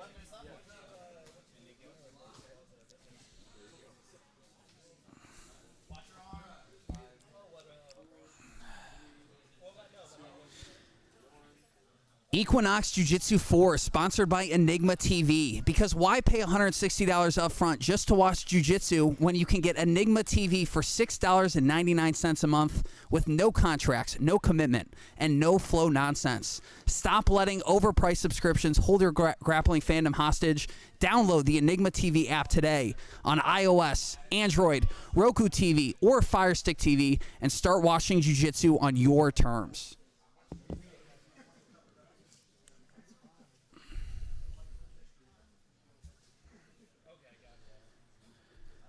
Now we got Omar working on top. Still with the mystery elbow band. Haven't gotten an answer on what that's for. You never know these days, but I did get corrected last night. He did fly in from California, but he's not from California. He's from Virginia, and he made that clear. Nice work from James. But he's into an arm and guillotine of Omar's. That looks tight. James looked like he's trying to get over that right knee of Omar's. And he's right in front of his corner.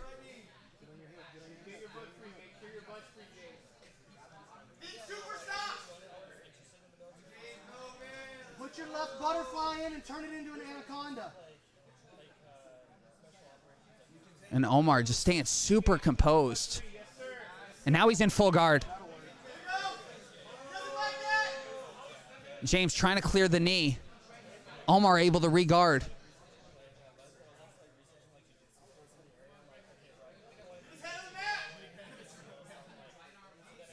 It doesn't look like it's going to finish James, who's looked super tough all night.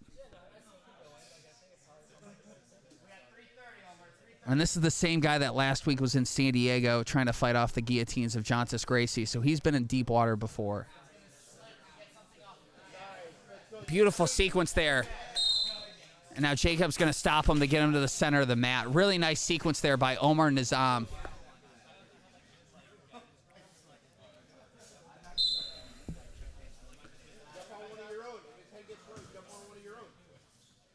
So now James is going to sit guard.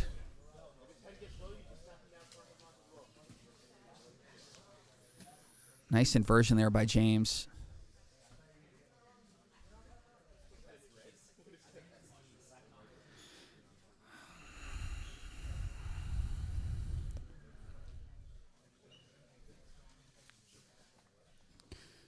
So with Omar's wrestling background, I would love to see him really move side to side and put some pressure on James's upper body. And James locks onto an arm. Omar just dives out of it.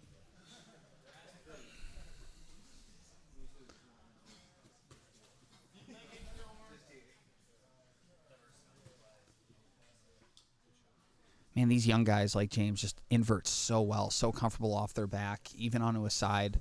And he uses that to a nice ankle pick to take top position as James.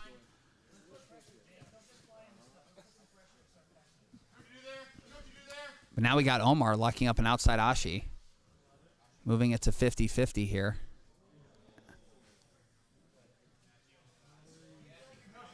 Now it looks like James is trying to split the legs and go into a leg attack of his own. Looks like both guys are going for toe holds. And now James is onto a toe hold. Omar's, and he gets the tap. James Powers with the submission.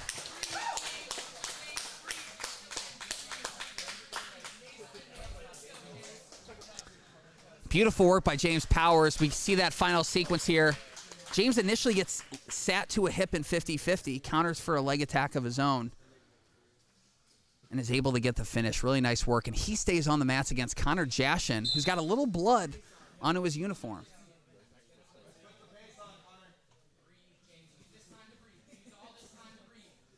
We've seen James try to hit that De La Riva sweep a la Nicholas Marigali a couple times tonight.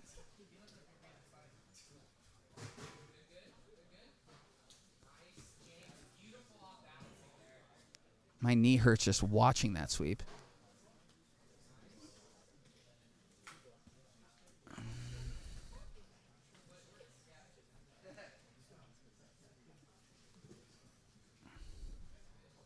Connor just staying super heavy, good head position, just right in James' face.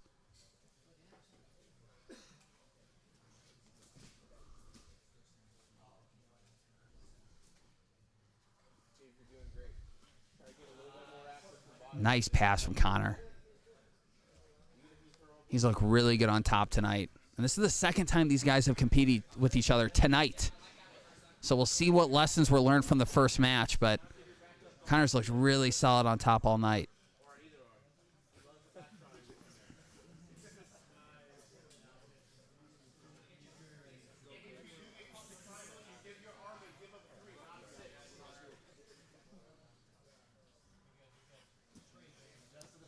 Connor uses that to take the back. Really nice sequence from him. But a beautiful body triangle escape by James. Now he needs to get his shoulder blades to the mat and try to wiggle his way out.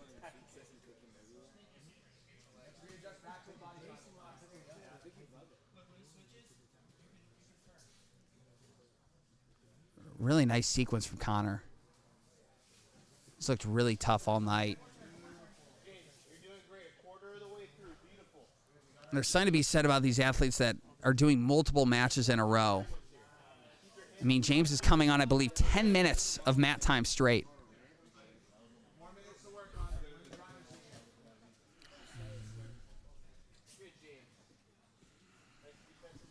Nice work. And just like in the first match, James inverting underneath, taking a bad position, going into a leg entanglement of his own.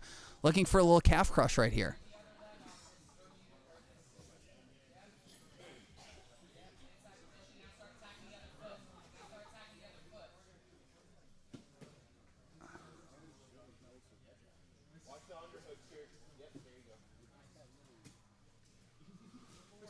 That De La Riva sweep again.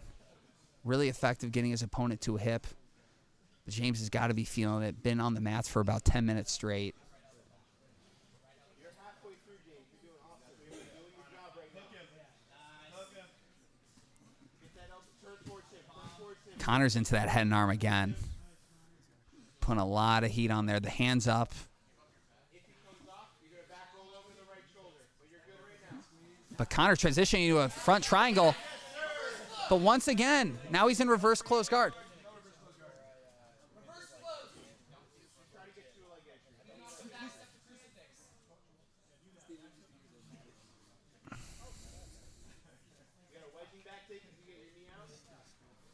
Really nice sequence from James. 2.5 minutes for these athletes to work.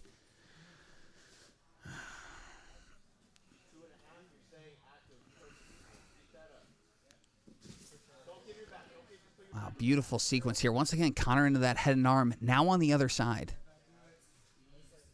But James all night has been really successful at using these, what appear to be bad positions, to get into a leg entanglement of his own. There's 2 minutes. You're chilling. Get your elbows back. Elbows tight when you get that back.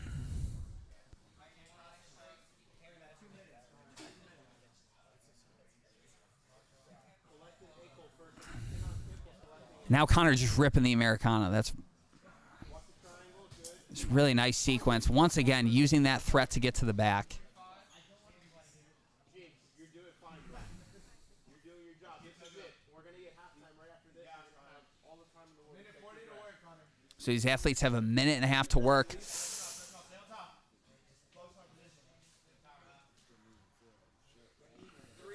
left, so there will be at least one more match. So we just heard from Heath. No, it goes the whole way. We have one more match after this for the first half. Essentially. Yes, let's go.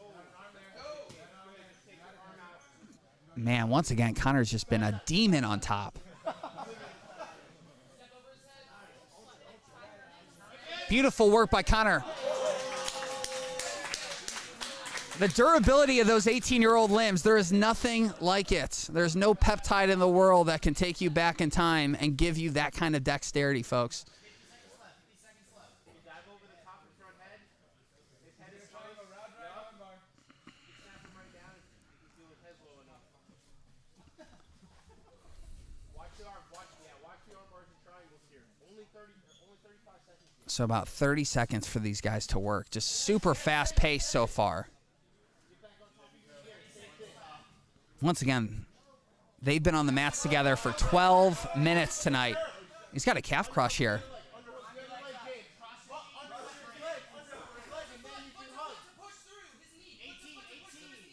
Lots of advice from all corners of the mat. That's what we love about these local jiu-jitsu shows. 9, 8, 7, 6, 5.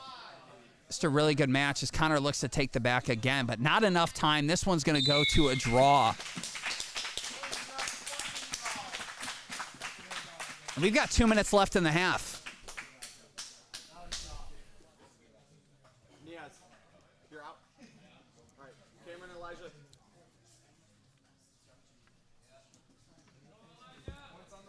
So now we have Cameron Rowland and Elijah LaMontagne.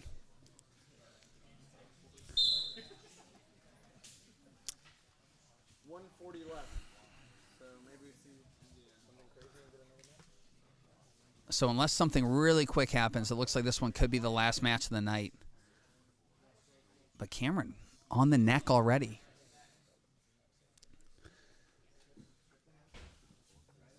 This is where Elijah wants to be. He's really good on the legs, looking to backstep into inside Ashi, which he does.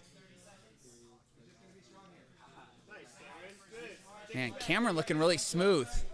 Now Elijah's in a reverse close guard. 1 minute left.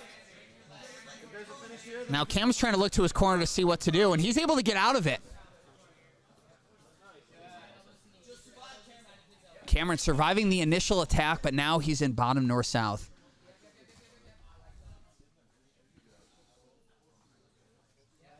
Really good work by Elijah there, stapling Cameron's arm to the ground.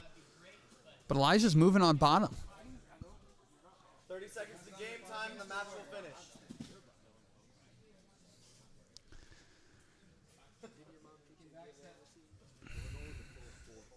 Yeah, this match will finish. Elijah backstepping right across Ashi. Here he goes. Unless Elijah finishes in 15 seconds. Looks like Elijah's going for that inside heel. It needs to clear the secondary leg. It looks like he's got it, and he gets the tap. One more.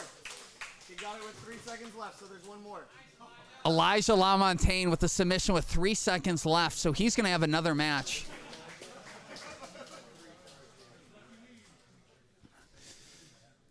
Elijah's still on. Next one from Enigma.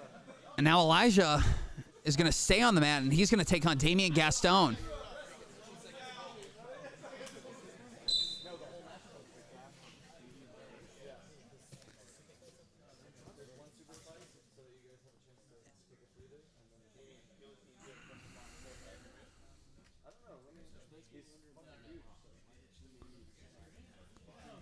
So this is Elijah's third match so far tonight. The power of the undershirt.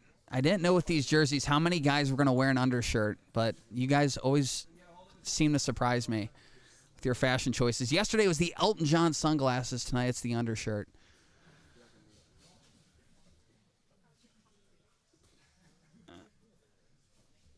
Here we have Elijah trying to get in on the legs of Damian, who to his own right is one of the same shorts for the draft and the competition tonight. Might be a good luck charm.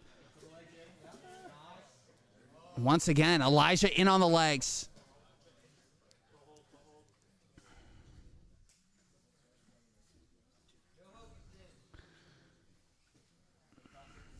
Beautiful sequence there by Elijah, but Damian's able to wiggle his way out.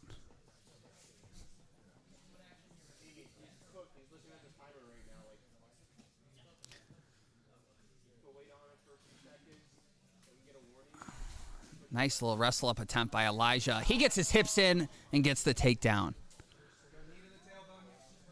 And now he's just going to sit back on the legs and rip it. He's got to look at a straight ankle lock. Now to an inside heel. Man, there's just legs are going all over the place. Jacob Norton going to reset them to the center of the mat.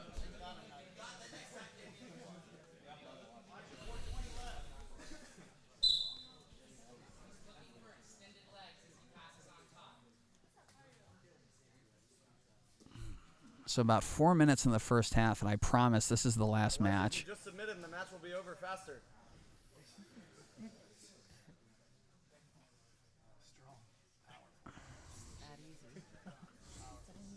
Damian, nice elevation there. It's so easy, right? And now he's got Elijah's right arm extended. Elijah's really good from defending here. And he's got the arm. But these guys are really slippery at this point, and he uses that to try to get to the legs. Nothing there.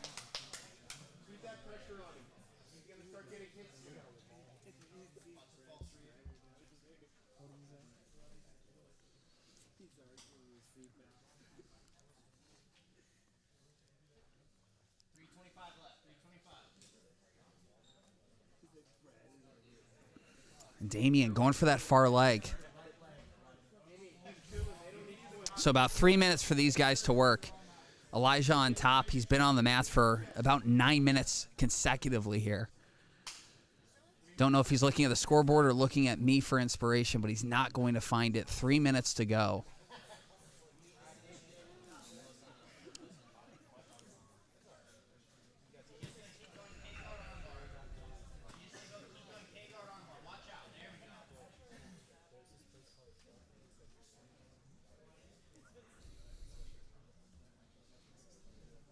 And this is a tough position. Damian was probably eating orange slices on the side. Thought he was going to halftime. Gets called out in the mats when Elijah gets a submission with 2 seconds left. And that was a at the buzzer type decision by Heath, the enforcer. So Really interesting to see him come out here and overcome the initial onslaught of Elijah. And he's got 2 minutes here to get a sub.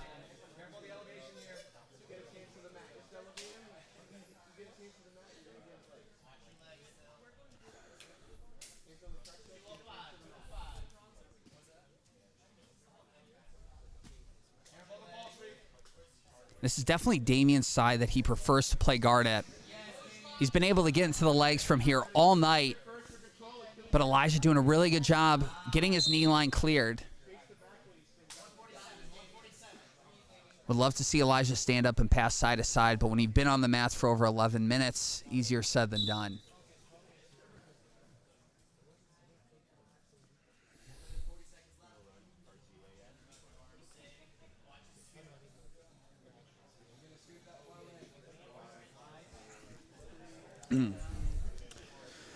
Tonight's event is hosted by Renzo Gracie Austin, your premier destination for Brazilian Jiu-Jitsu training in the heart of Texas. Whether you're a beginner or a seasoned competitor, our world-class instructors are here to guide you.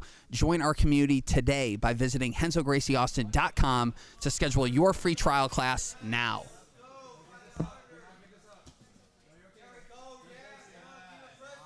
So about a minute left for these guys to work. Damian going for a Sumigashi there. But as he does so, Elijah trying to backstep into the legs.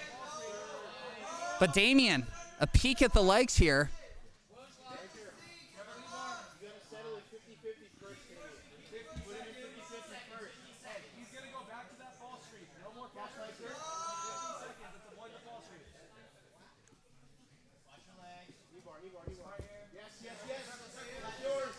Damian trying to control the leg. Really nice sequence there by Elijah to just roll out of that. Now they've got 30 seconds to work and make something happen before we go to overtime. Halftime.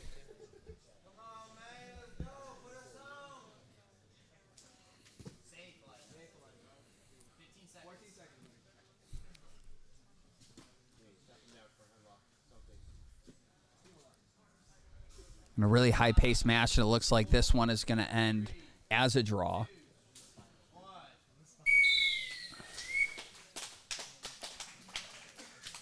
So, good matches by those guys. This one's going to end as a draw as we go to halftime.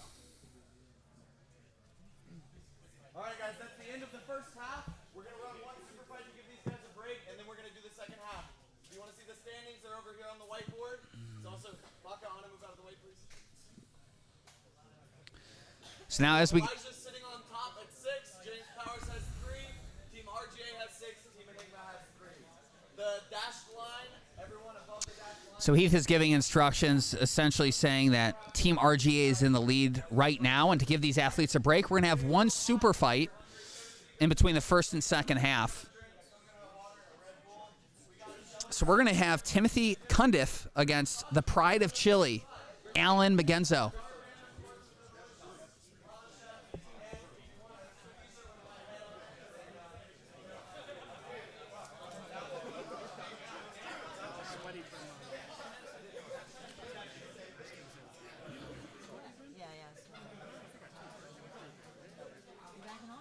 So we've got Timothy Cundiff, Alan Magenzo, both pretty seasoned black belt competitors.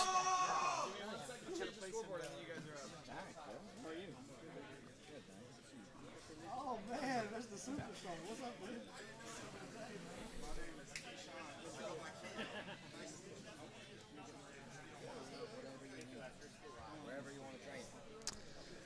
Cool, so a really good first half. Got to see a lot of competitors really push the pace for each of these matches. I mean, this is tough. It's really difficult to prepare when you don't know who your opponent is going to be. So you got to give these guys credit where it's due. And an underrated component, no rash guards wearing T-shirts. So we saw some feet and toes get stuck, but it is what it is. Excited to see what happens in the second half and what alternates we see, given I believe there are a few injuries on both sides. So can't wait to see what plays out here in the second half. But first, we have a good black belt super fight on our hands. Speaking on behalf of Alan Magenzo, Alan trains out of RGA in Austin. A really good black belt competitor. He actually took part in the IEGO qualifier down in South America and had a really good showing earlier this year. So it'll be fun to watch him out there on the competition mats. Looking ahead to the rest of the night, we have our PGF qualifier coming up. Winner punching their ticket to PGF 8 in Las Vegas at the end of March. So it should be a good show. But we've got Jacob Noren already squaring these guys off, looking to get things started with this super fight.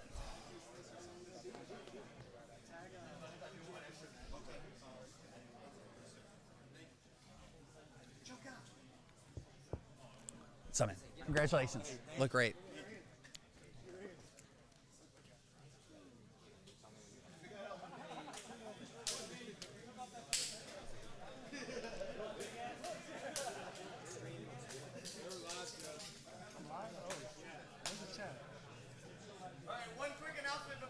Hey, how's it going? Nick. Joe, nice to meet you. Sorry, what's your name? Joe. Joe, nice to meet you. Nice to meet you, Jake. You got a chat?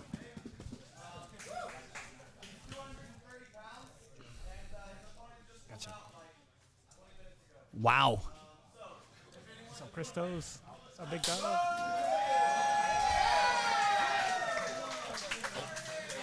Looks like we just made a match. I'm excited. Only in Austin, Texas, folks. We're mixing and matching. There are no rules. So Brandon George, his opponent just pulled out, I believe in the last 15 minutes. And there was a call of action from Heath Mastery for a new opponent. And somebody raised their hand and accepted the match. Only in Austin. That's what I'm saying. Well, we're in Austin. Everybody's always game, you know. Yeah. Literally, anybody on the street can get Absolute madness. And Joe, this wasn't the first time this has happened. This actually happened the last Equinox event. Andrew DeGraff, he was hanging out, drinking a Gatorade. We needed an opponent for, I believe, a 165-pound competitor. Man, and he raised his hand and he competed that night. And Gets us up. he usually fights a lot lower weights, Yeah, too. exactly. So props to that guy, you know. Yeah, I'm very familiar with Andrew. He's very game. He's a beast. Yeah. Well, we'll see him in action later tonight, which should be good. You know, I'm excited about that bracket. That was a 155. I'm very excited about that. Who's some of your favorites in that? Well, I got to plug some of my teammates. I got Landon Elmore and Andrew DeGraff in there. Okay. And those guys, super dynamic competitors, and they're in the room every day with some of the best in the world. So excited to see them out there tonight. What about you, Joe? You know me, I'm always team 10th Planet. So if you Okay. got 10th Planet by your name, or you've got if you're over the age of 30, I'm gonna support you. You know, because it's hard for us middle-aged masters. Yeah, you know what? I'm gonna go for Dane Leak, and the only exceptions to that rule are probably gonna be Andrew DeGraff. You know, Okay. he's got that hometown advantage. He competes a lot. You know, I really like Juan Martinez. I've competed against him. He's young. He's very game. He travels a lot. He's a good kid. You know, those are some of my non-10th Planet favorites. But you know, Roger Santos is another good favorite of mine. But you know, I'm always for home team. So Yeah. I got to go 10th Planet all day. Anybody 10th Planet, I'm gonna be rooting for them. Well, no, it should be a really good show and a lot of well-seasoned competitors that have been traveling the country on this circuit and many others. You know, well, you have to, man. It's PGF. Yeah. I mean, this is a big opportunity to really put your name out there, and to really just showcase your jiu-jitsu. And I, you know, as a veteran myself, I can protest to how much fun it is too. Yeah. Like the camaraderie, the brotherhood that comes with this, it's one in a lifetime. You know, so if you're interested in PGF, please find a qualifier and experience the time of your life. Honestly. Well, how many events do you get to spend a full week in Vegas competing against some of the best guys in the world with the opportunity to make six figures? That's another thing, though, is you get paid even if you don't win. Mm-hmm. Like, it's a team aspect, so your team can really carry you. I got to be at the last few events in Vegas. It's a suave event. You know, it's Mm-hmm. very, very who's who. We've got MMA fighters and personalities all around. Very VIP, and it's a one-of-a-lifetime experience. Here we go. Yeah. So we got Timothy Cundiff in, I believe that's Gray, against Alan Magenzo from Chile, who trains here. So Alan's on these mats every day, and this is where he likes to be. Right into this meat hook, looking to get this triangle. See, this is what I like to see. Let me see some rubber guard. You don't usually see that with guys this big. That's what's so cool about it. Yeah, I think guard in general has been a little bit absent in the game, but Nogi's keeping it alive, ironically. Well, Well, Joe, it's funny you say that. All of the super fights started on the feet. Wow. So we had 12 super fights. Everybody wanted to wrestle. And I just think it shows the transition, the next iteration of the sport. Looks like a buggy attempt here. That's very true. I think you have to wrestle nowadays, with ADCC being such an important event. You got to get that wrestling game up or you're going to be exposed. Mm-hmm. Very yeah, interesting. this is a really, it's a closed guard buggy attempt. Which I don't know if that's ever happened in competition. Renee Souza would probably be the best bet, but other than that, it's very hard to pull off. You see it a lot more in the lower belts, blue belts, purple belts, because they still got good knees. Yeah. Well, these guys are black belts, and they're moving around really well. Unlike some of the earlier matches, you don't see a lot of that early nervous energy. These guys are well-seasoned competitors. Oh, yeah. I'm very familiar with a few of these guys. Looking right back to that knee hook. Looking for a little carny action right into this triangle setup, but Gray on top. Oh, there it is. And Nice sequence there. Yeah, he keeps switching into that omoplata, looking for a sweep or a triangle. Putting him into this triangle sweep situation. Well, he's taking what Timothy gives him, right? Exactly. Timothy's staying real composed though. Yeah, but Allen used that to get up on top, and now he's got a nasty body lock. I can see right into it too. Into it. Austin is very, very the city of Austin is a body lock city. Oh yeah. If you don't know how to body lock, you will learn very quick around And here. Allen just right as we talk about it gets into mount. What a good pass right there. Allen looks just so strong from this mount. Yeah. Timothy's trying to post, but he's struggling Needs to be right now. careful. He's able to get a knee in. That might have saved him. And look to see Allen here kind of sit back his hips and try to get an underhook. Because Tim looks on his way into a leg entanglement here if he's... Little float passing on top, trying to get back to that mount. But Timothy's doing a good job getting to these butterflies. That's what you got to do. You got to get your feet back into play. He's remaining calm. He's looking at the clock. Allen's just got really good hips. Once again, for a big guy to be able to move like that and just effortlessly get over the legs. Well, he looks very slim, Yeah. very athletic. He looks like a low body weight. Did you see that knee bar Yeah. attempt right there? You got to watch out for those sneaky knee bars from body lock passes. Well, really good knee pummeling from Is it Allen called a here. dog bar? Yeah, I'm not sure. I know Bernardo Faria is the one that in the gi Very made that. late, Yeah. Very violent in competition. Well, Big Dan Montasuyu did that at the UFC Fight Pass Invitational, if you remember. Mm-hmm. Really nasty. When that one breaks, that's a bad one. That's very true. Both competitors are staying real active. I like this, man. Everybody's attacking. Nobody's stalling. Well, hey, they watched the rest of the matches, saw how many subs there were, and they knew they needed to get after it. I really like this guy's float passing. You can see a lot of leg pummeling from top. Trying to get through that knee shield, but that knee shield is doing a good job. Up, Beautiful and as I work, say breaking that, him out. As I say that, he gets through it.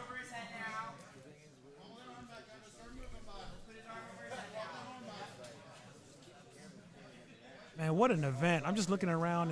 It's just a great atmosphere here. Shot clock bottom. It's really cool to see Austin, the sport continuing to grow, and then the support of all these gyms supporting their athletes. And then sometimes the who's who of the sport, the people competing at the highest levels, coming and supporting their fellow training partners, their students. I believe I saw Andrew Tackett in here earlier. Right into that's that what you want arm to see. triangle, fighting for his life. Yeah, I just met him outside, man. He's a really nice guy. I told him I was a fan. I got to see his recent, year, how amazing that's been. Play on. Man, he's fighting for this arm triangle. It's not quite sunk in, but he's definitely Well, Allen needs to gasping for sink. air. He needs to sink his hips. He And he gets got the it. tap. Beautiful work by Alan Magenzo Wow. getting the arm triangle. Just dominance from start to finish. Just beautiful bottom game. Got on top, able to float into this arm triangle. Get it done. Really nice sequence here. And that was as the flag got thrown. Right on time. And that's, we don't have much time. You got to get to it. Yeah, It's- 100%. If you got long setups, it's going to be real hard to fight in this kind of format, especially in PGF. You need to score. The objective is to get points, to get breaks, to get chokes, and you got to be real strategic about it. Now go back to So this is what we were just talking about earlier. Brandon George's opponent just pulled out about 15 minutes ago. Heath gave a little pep talk to the audience and asked if there was anybody around 230 pounds or was willing to compete against somebody that weighs 230 pounds. And this fellow just raised his hand, and now he's on the mats competing. I'm not sure where he got the rash guard, but he looks the part, and now he's about to compete against Brandon George. Ready. He came ready, he says. He was ready. I love that. I don't know, man. That deserves brownie points. That other guy is very big, though. That's a big dude. What's this guy's name?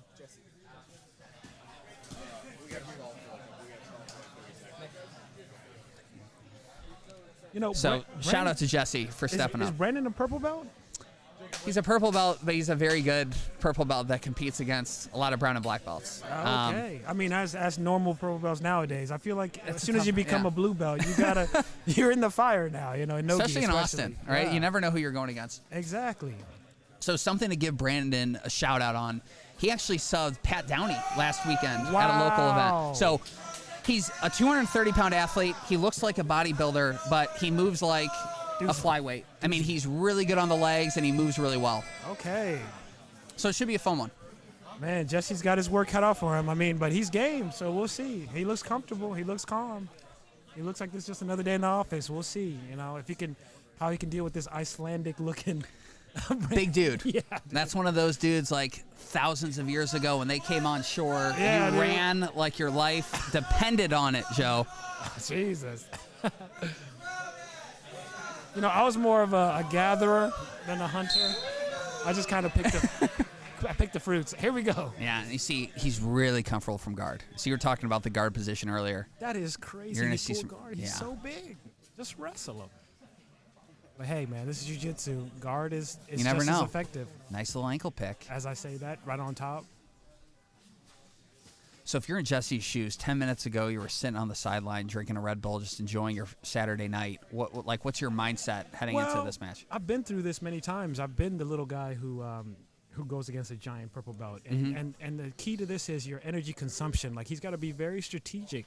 Like, he can't just, even if he's got better jiu-jitsu, better offense, he can't use too much of his energy, because if he gets caught in a bad spot like this north-south right here, he's in danger. You know, once a big guy gets past your guard, you can expect some Kimuras, some arm bars. Like, he's got to be very, very strategic with his guard retention, and he's doing a terrible job showing his back right now. Well, it's a tough spot to be in, right? You definitely want to try to get into the match a little bit. You got to be disciplined. Yeah. Though. You can't show your back. Sometimes you got to eat. You got to eat the side control. And he's able to get back to his guard.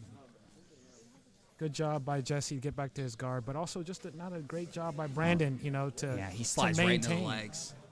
He's got the knee bar here, trying to separate the legs and get to that left leg. Has the knee bar, Got gets the it. tap. Beautiful knee bar by Brandon George. Great leg lock by Brandon. Can't say enough about Jesse Magalanes. And you know what? That makes sense. You know, if usually people that like leg locks aren't too concerned about the guard pass. They're just looking for whatever they can get. And Brandon was able to secure a leg lock right there. You know, it looked like Jesse just didn't have the answer, and Brandon had the right attack right there. Good control, finishes with that knee bar. Well, it looked like there we just had the sequence pop up on the bottom screen that Brandon was looking for a high step pass and then just kind of slid his knee across, had both legs controlled, separated them beautifully into a knee bar. Really nice work from him. Yeah.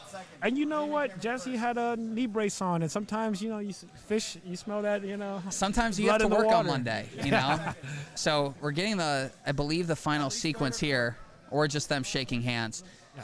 But, And so yeah, props. we see it here. Looks like Brandon was going for a high step, and he just slides his left knee across. Very, very typical knee slice right into that knee bar.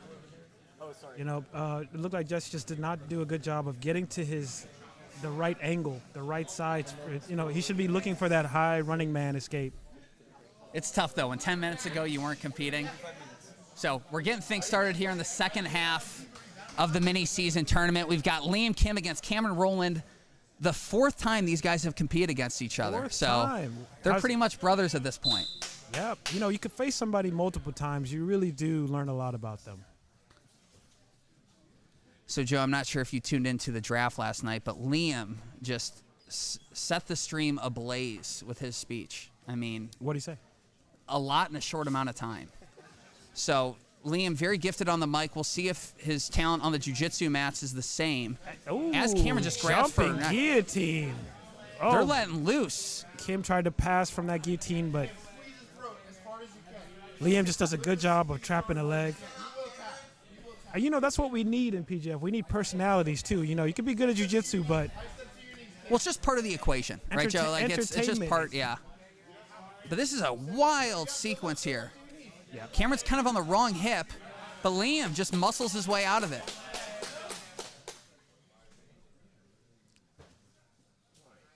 Really nice defensive work by Liam Kim. Right into a hip and knee post, and he passes the guard almost effortlessly. Yeah. Liam's doing a good job of posting on that hip, making sure that Cameron can't get his guard back. So Liam referenced a submission last night during a speech called the Chong Bar. Nobody knows what it is. Chong bar. The Chong Bar. So we'll see if he goes for it tonight, but any attack on the arms, that's probably what we should call it. Okay, man. We might have to call the lawyers on this one, you know. Let's see what it looks like before we start copyrighting it. But I like that. I like innovators in the game. Innovators are just name stealers. I like shot callers. Yeah. That was slick. Did you see that? How he hid the top part of his leg? Yeah, he's very, very aware of his guard retention, and this is what I meant that from the previous match, you know. This is clearly somebody who likes to guard pass, likes to control. Oh, he's got the arm right guillotine. into a guillotine. Beautiful transition by Liam Kim. Right in front of his team. He's going to get the finish. He's going to tap. He's going to tap. Good defense by Cameron, but he's not able to get out. He's doing a good Liam job. giving it everything he has. Cameron's turning purple. Turning violet, Violet. Cameron looks like he's okay, but...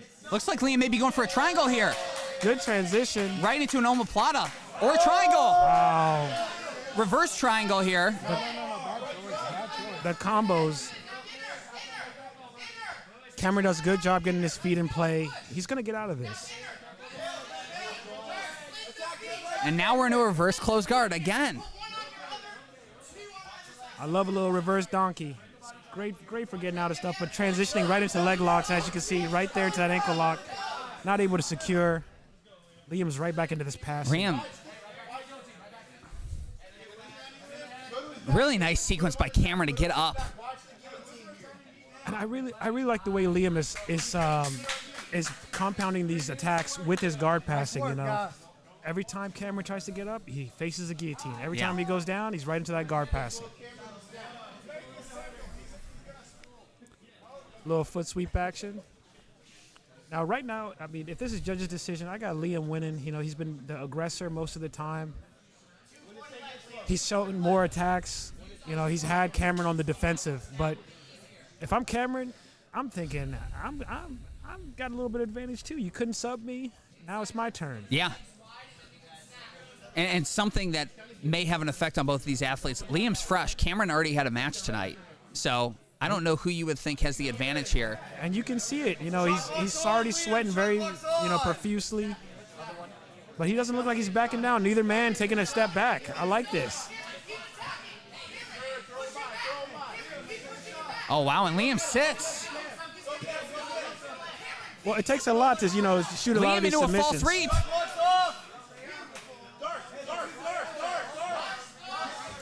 Liam needs to continue to base up. Cameron's team asking him for that Darce. There he goes, shooting it right there. But let's see if Liam can get that right leg through. He's got very long arms. That's an advantage right there. Liam's showing his back, but that might be just a way to force Cameron to get off this Darce. Oh, he's locked it in. He's got the Darce. He's locked it in. But Liam's doing a good job sprawling. Liam needs to control the right Liam's elbow. in danger. Oh, he's really out. nice sequence there. But Great Cameron uses that to get to an by arm. Cameron. Right into this arm bar. But he doesn't have the head controlled. Great X break. But Liam doing a good job. Doesn't have the head controlled. Liam can running man escape. Case hiker escape. Beautiful. What a sequence. These guys. Liam's not out of danger yet, though. Cameron turning it into a Choi bar. And he gets the tap. Cameron rolling with the armbar. Beautiful work. What a fight. And that's what I'm talking about, you know. And now we're all tied at 6. Beautiful match. sequence. Beautiful match by Cameron and Liam. You know, in the first half of this, it was all Liam, but Cameron never gave up. He just stayed calm, composed, waited for his opportunity, and when he saw it, he took it. And now he stays on the mat against Connor Jashin, who was the first pick of the draft last night. Oh, yeah, very familiar with Connor. Trains out at 10th Planet Austin. Yeah. This boy's Beautiful. always in the gym. Uchimata to just a victor roll, but Connor wise to it, Yeah, and Connor, he's tough on top. Connor Tell us stayed- about his top game. Well, it's just he's very, very well balanced. He's got a great guillotine, as you can see right here. Now, this is going to be a tough place to get out, but Cameron does a good job. He really is a survivor. But the problem is he's exhausted right now. Oh, yeah. And Connor knows that, so he's attacking. He's attacking right now. And to be in mount when you're tired like that is not Yeah, and you're good- going against a fresh guy. It's like being in a Shark Tank. a fresh, strong guy, too. Connor's very, very strong. He's very in shape and very game competitor. And like that, he throws a triangle from mount. Let's see if he can get the angle here to finish him. He's going to opt to finish on top. Very smart move by Connor. Yeah. That might be it right there. And he gets the tap. Beautiful front triangle by Connor Jashin. And he's going to stay on the mat. And it looks like we're going to get him and James Powers for round number 3 tonight. Tell me a little bit about James Powers. Super young guy. He has the most flexible arms maybe I've ever seen. He's been in 2 deep arm bars tonight. Ooh. Hasn't tapped. But this dude is as game as they And come. he's just eyeing Connor down. I love this. I think we're seeing a rivalry build right before our eyes here, Joe. I'm here for it. I want all the smoke. Let's see what we got. A little bit of wrestling. I love when both men are just eyeing each other down. Nice knee pick. Very nice. But the good stance, you see, and that's the evolution of jiu-jitsu, it's just the approach to the standing game has I agree. improved so much. It still has a long ways to go, but we're definitely in the beginning. And that one can get scary. Thankfully, it didn't. Connor able to stay on top from that wrestling exchange, looking to pass immediately, goes right into this home base.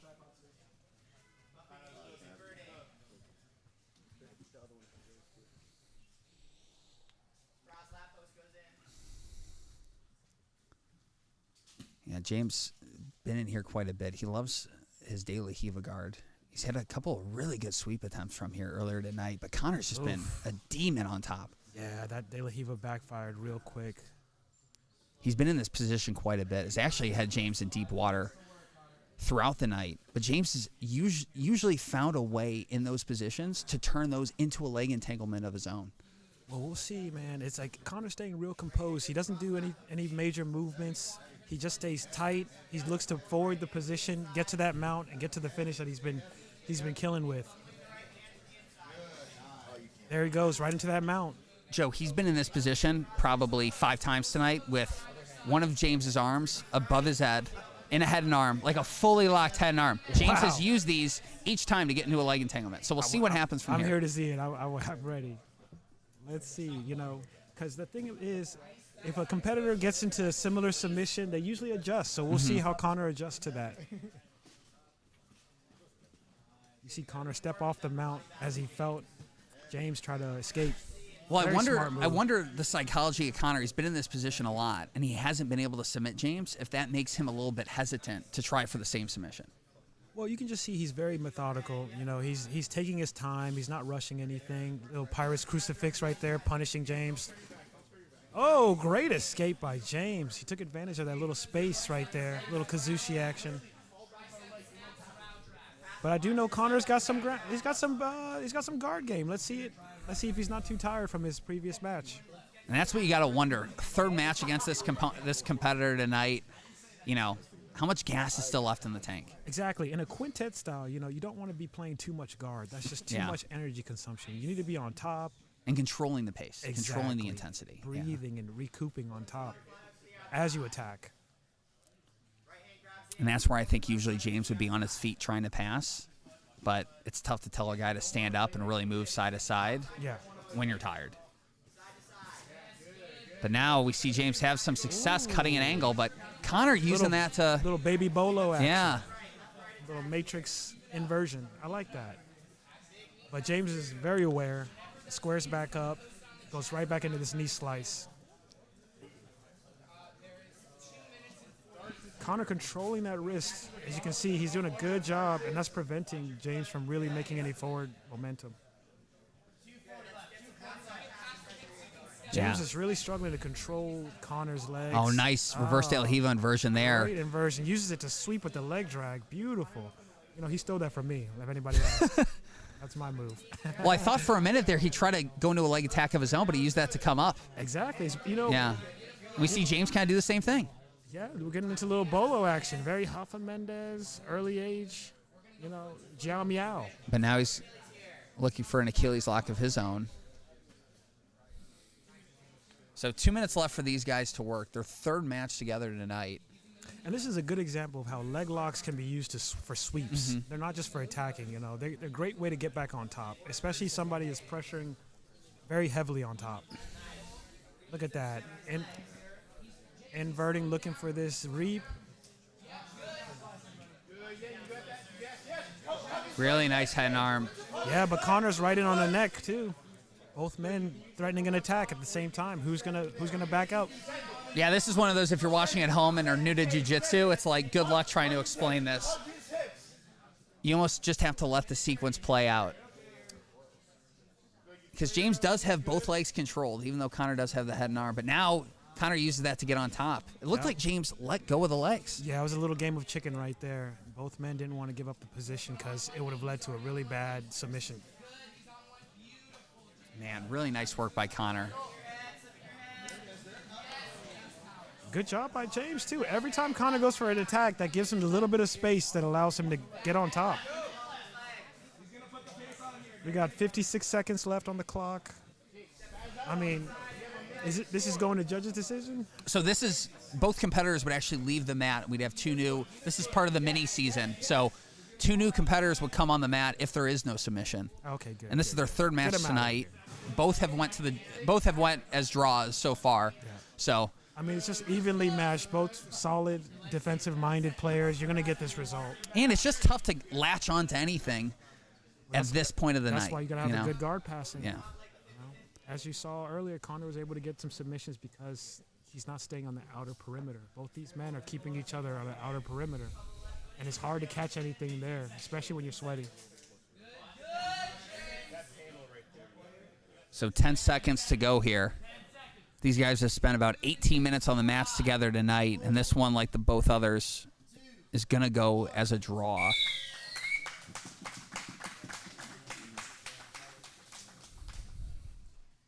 Good match. So now we're going to see one of these final sequences here. As Omer and Damien get onto the mat. We got Team Enigma versus Team Renzo Gracie.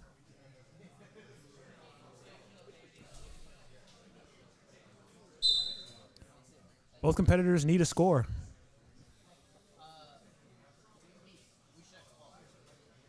Oh, yeah, sorry, we didn't change it. 12 for blue. So RGA right now leading the team tournament 12-6. Jeez. Damien really needs to get cooking here and line up a couple of subs.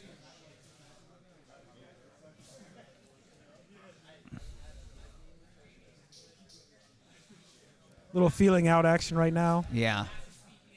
Once again, both these athletes have had multiple matches so far tonight, so they're warmed up, they're ready to go. Oh, I like Nice that. little cartwheel pass. I'm always for the little capoeira passes.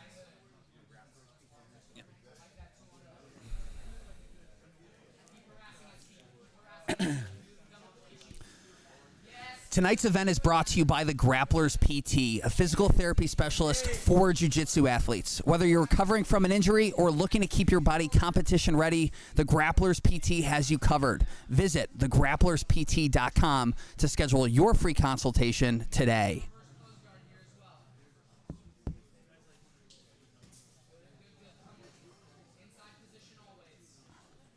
So, Joe, as you could probably guess by where both these athletes ended up, Omer has about a dozen years of wrestling experience, so What? very comfortable on his feet. We got an eye poke. Add 5 seconds.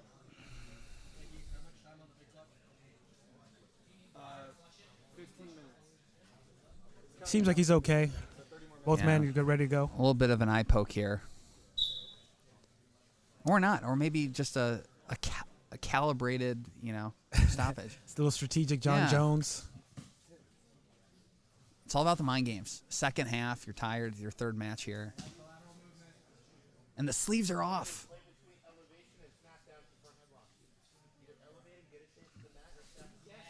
There we go. A little bit more strategy by bottom. But Damien, really nice inversions.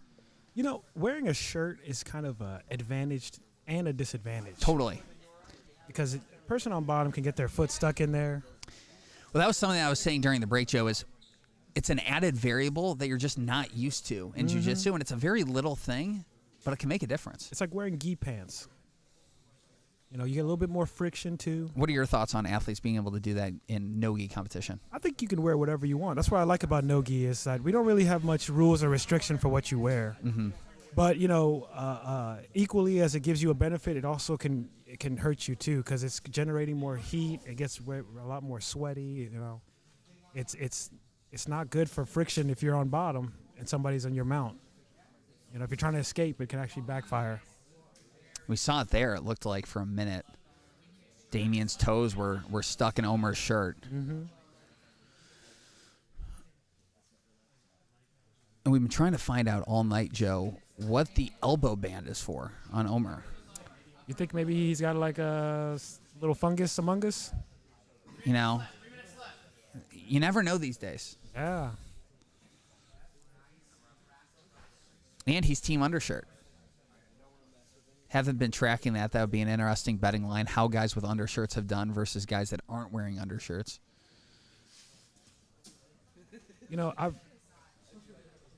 looks like there's been a real struggle for gaining control of feet. Yeah. Guard passing. Well, second half, these competitors at this point are, pretty sweaty. They're wearing a loose T-shirt.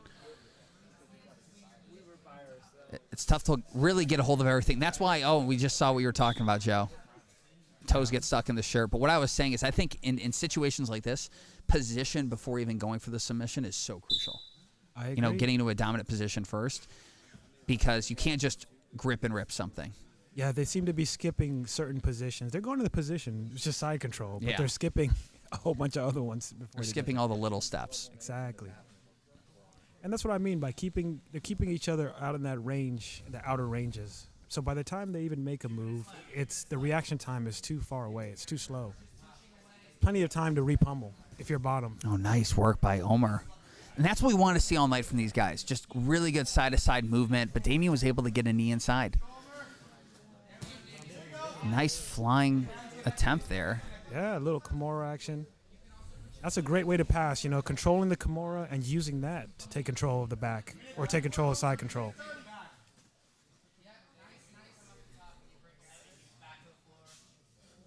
But once again, Joe, like to see him get to a dominant position first. Well, he could use this Kimura. He's a little bit too concerned about the finish when he could use that as a transitional. Mm-hmm. Because if he doesn't control the head, Damien could just Or if he gets that circle away. elbow out. Yeah. As you can hear his team calling for it. But wow. Great reverse triangle. That's a great way to control right there. Yeah. Great way to get on top. Great work from Omar. Now Damien's in a real dilemma, Yeah. facing two submissions, and just by the look on his face, that looks pretty tight. He's in real danger right here. Omar looking for that triangle finish. Yeah. And that might have been what lost him the arm. But you know what? By focusing on keeping the position, he gets the tap. Reverse triangle by Omar Nezem, and he's going to stay on the mats.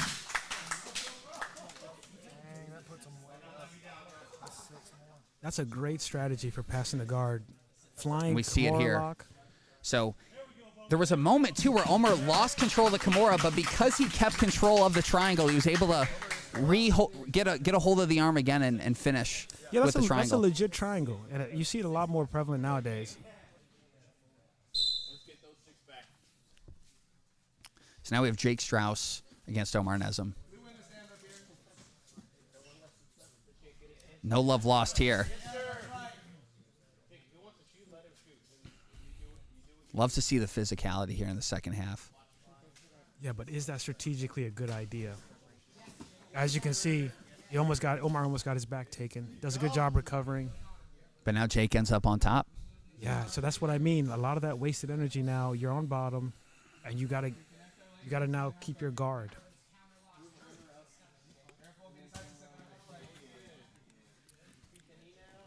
And it looks like Omar is more comfortable being on top, given his wrestling experience. So it'll be Exactly. interesting to see what he's able to put together on bottom here. Looks like Omar's doing a little lockdown action. That's a great way to stall a little bit, but it's also very exhausting too. A lot of lactic acid in his feet. And a lot more, like you had said, Joe, very defensive. And that's what ended up leading to his guard getting past. And now Jake's in a controlling position on top, moving towards north-south. Yeah, you got to not panic when you're in north-south, especially if you're tired.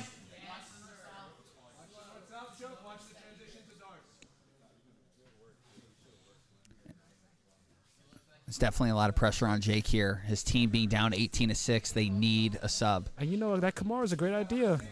Omar showed him the way. But once again, went for the submission without having complete control of the position, and it led to Omar just allowing himself to get out of it. Really good scrambling from Omar tonight. Yeah, Jake was just a little bit too happy to jump into that. He should have took his time, put a little bit more weight down.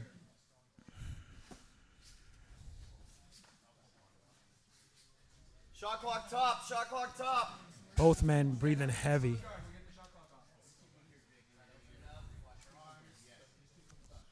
Little Sean Williams guard. Yeah. He's going to use that to get to a triangle. Beautiful. And you got to think, Omar's been on the mats for a while now. Kamish calling for a reset. I'm saying reset the shot clock. Now Jake's in a really controlling spot with the triangle, but now he needs to cut the angle. Yeah, he's in danger right here. Like, he could maybe survive, but it's very, very low percentage. This triangle's deep. Yeah, and I like it. He's switching to the reverse triangle and probably going to go for the arm here. Oh, wow. Might be going for a mount or just trying to free that right arm. It looks like he's going for that Kimura.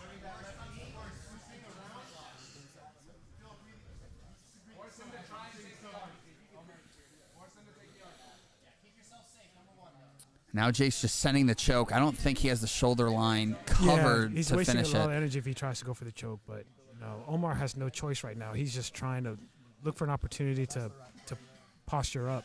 I'd like to see Jake try to get elbow deep on that elbow and go for the Kimura here. Yeah, Omar's just trying to stay alive. He's got 2 minutes and 40 seconds. A great time to get out is usually during the transition of legs. Yeah, now with that position, it's going to be really tough for Omar to posture up. And this is exhausting for Jake. I mean, if he does not finish this, he's going to be in danger. He'll be on bottom with a lot of energy used. Stalling, Omer. Shot clock's on. We got a stalling call. It makes sense. I mean, that's exactly what's going on. You got It's a tough, though, right? Oh, wow. Beautiful transition. little better position now for Jake. He's going to be able to crank that. And he gets the tap. Jake Strauss with the submission. And that's a choke, so that's 6 points, Joe. Must needed a win right there. And a sixer. So now it's a one-score game. Oh, no. It is a one-score game, and now he's got Elijah. Yeah, now he's got Elijah LaMontagne.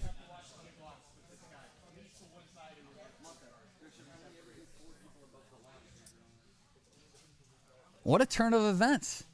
I love it. This is what I'm talking about. Back-to-back headers. LaMontagne is no stranger. No stranger to the action. Let's see what he's got. Yeah, it's going up. Yeah, Elijah's a game competitor. And he's not going to be able to muscle Elijah, too. So we'll see how Jake handles this. And I know he's tired. Oh, wow. Flying triangle attempt. Jake goes airborne. Thankfully, both competitors are safe. These are hard mats, folks. Not a lot of give on these. Now Elijah trying to backstep into the legs. Nothing there, but Jake's going to use that to come up on top. Yeah, that cost him the top position. I don't know if that was what he wanted to do, but we'll see what he plays with this.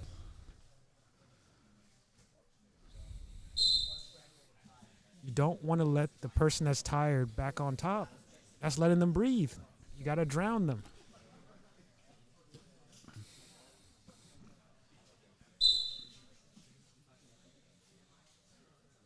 So now Elijah working from half guard. He's really good on the legs. Oh, that's why. That makes Yeah. sense now.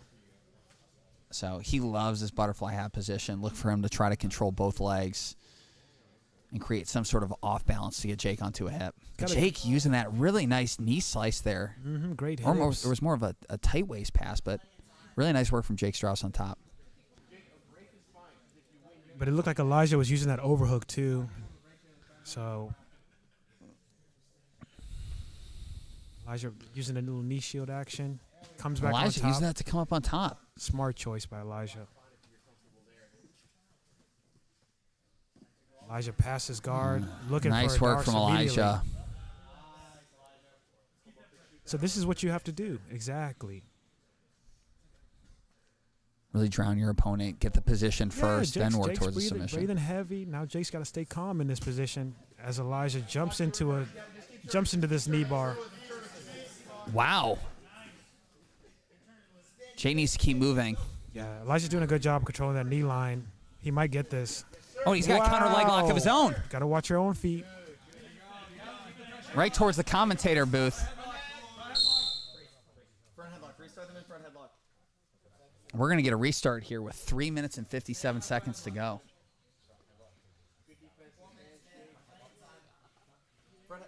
Just a reminder, please subscribe to the YouTube channel if you haven't already. And please subscribe to the channel if you haven't already.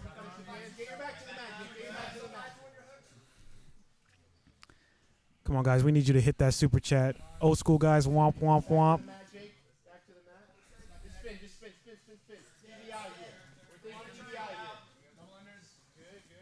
Elijah right into this head and arm attempt. Yeah, Uses that beautiful to knee pass. cut. And he's in a mount. Going for an arm triangle of his own. See, this is the pace he should have had in the beginning. You know, you got to drown somebody who's already tired. I get it. He was feeling them out, but Now he's got both arms extended over his head. exactly.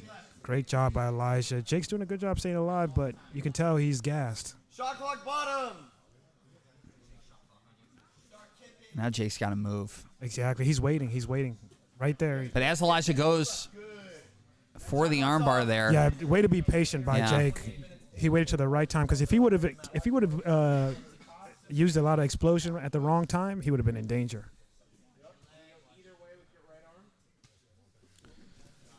Really nice work by Jake. Good Wow. half guard sequence there to get up on top.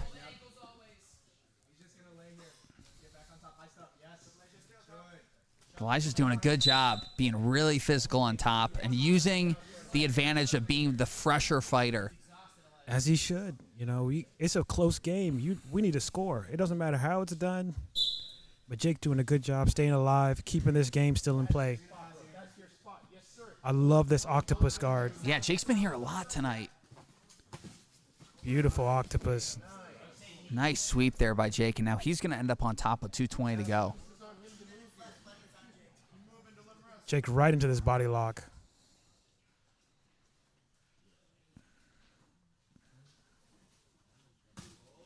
Wow. Whoa. I don't even know what you would call that move. It was like a mix of a Tomonagi and a Sumigashi, but Elijah just doing some bodybuilder stuff. I love it. Very Marcelo. Get the fans out of the way. Get them out. They want to be in the action. That's why they paid $25. Yeah, this is a 4D experience. Beautiful work by Elijah diving in for the double. Who took this kid's lunch money? My goodness. And this is just a mental game. Elijah just really up in the physicality here with 1.5 minutes to go. Yeah, and this is what we would like to see a little bit earlier in the game, you know. Every time he does this, he gets closer and closer to submission. Oh, but he uses that. You can tell he's hungry for these legs, though. But Jake, up in the physicality himself. Yeah, Jake's game. He's not giving up mentally, and that's what you need in these kind of quintet situations. You got to be mentally sound. So we're going to get these guys back to the center of the mat with 1:10 to go. That was a crazy burst of energy there by Elijah. Yeah. I think he was trying to be a little more strategic with his energy consumption, but he realized I don't know what prompted that. Like he just saw red and he went looked crazy. At the clock. He looked at the clock and he's like, I gotta go. Well, I hope we see more of it because we've got about a minute to go, and we're in a close fight here.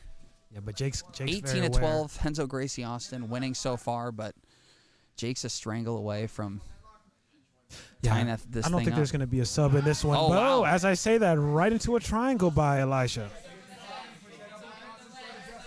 Jake doing a good job of framing on Elisha's hips. Yeah, it's going to be tough to finish that.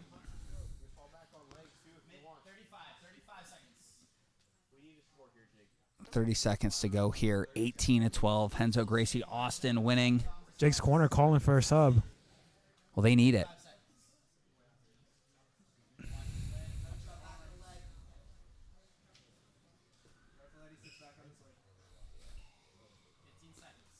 Elisha looking at the clock, looking for one last Hail Mary.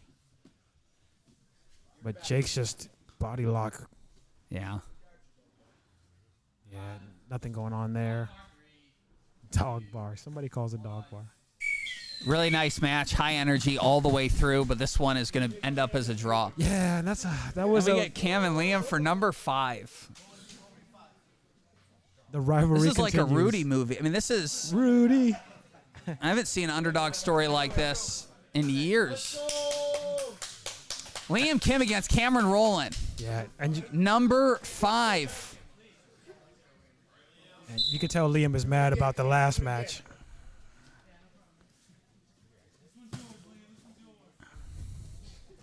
Cam immediately pulls guard. Now we're going to reset these guys.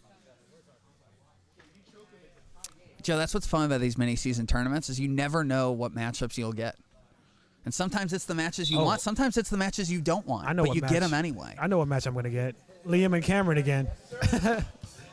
Wow, Cameron right back into this leg lock attempt.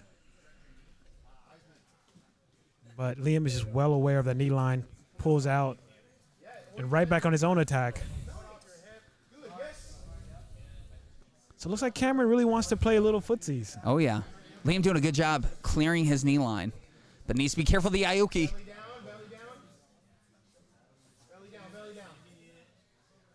Liam looks super composed. Wow, good backstep by Liam. Really smooth. He's Now Liam's on a guillotine of his own. Yeah, threatening a mount at the same time, too. That's a great combo. Now Liam uses it to get to mount. Yeah, and this is his kryptonite. This is Cameron's kryptonite. A mounted. He looked like he's about to tap. Looks like he's about to tap, but he thought about it. Would like to see Liam maybe switch to a high elbow guillotine. Yeah, but during that switch, that's where Cameron might get out. Liam's really sending it. Cameron's not moving much. Yeah, but he's staying alive, though.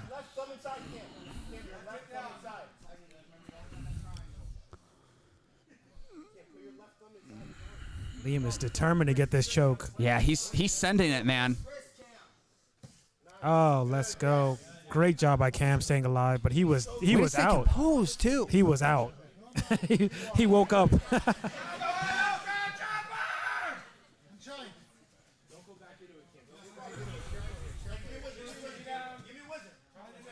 Liam's turned into a fan favorite here. Beautiful. Oh. Beautiful sequence on top by Liam Kim. Yeah, Cameron almost had his back taken right there, but luckily he recovered right at a time. And Joe, you got to give Liam credit for having lost to his opponent 4 times. He's bringing the heat in this 5th one. Yeah, you can see that Liam's got great jiu-jitsu, but it's just he's having trouble putting Cameron away. Shot clock on bottom. Beautiful work by Liam using his forehead as a post. And man, he's almost in the mount. Using that butterfly hook. Great sweep. Oh, nice little switcheroo there by Cameron, but Liam on the tripod sweep right away, and he's got the knee bar. That's deep. That's deep. Cameron needs to control those toes. Liam, cool, calm, and collected. Now he's looking for a leg attack of his own. Now we're in 50-50. Yeah. Little secondary attack. Liam looks super composed, like he's taking his dog for a walk on the beach. I mean, look at this guy. The hair hasn't moved all night. Cameron's shooting on every leg he can, but he's just not able to secure real breaking mechanics. But if you're Liam Kim, you got to start attacking the legs yourself. Yeah, he's a little too composed. And now he is. It looks like Liam's more concerned about defense, but at the same time, he's allowing Cameron to have more attempts.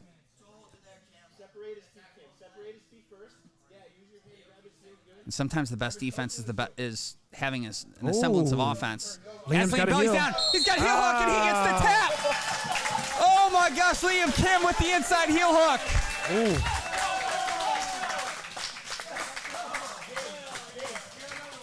In 1993, we had Rudy Rudiger. In 2025, we have Liam Kim. What an underdog story. Wow. And he's going to stay on the mat against the young gun, James Powers, who has rubber arms. Yeah, that leg lock exchange, man. Cameron, it just backfired on him. He really wanted to play footsies, but, you know, if you're playing with legs. But now he's got to go up against the kid. Yeah, this is going to be tough. You know, this is even better defense now and more fresh defense. And, Joe, you know these kids, man. They're not afraid of anything. As I say that, little knee tap to the ground. Mm-hmm.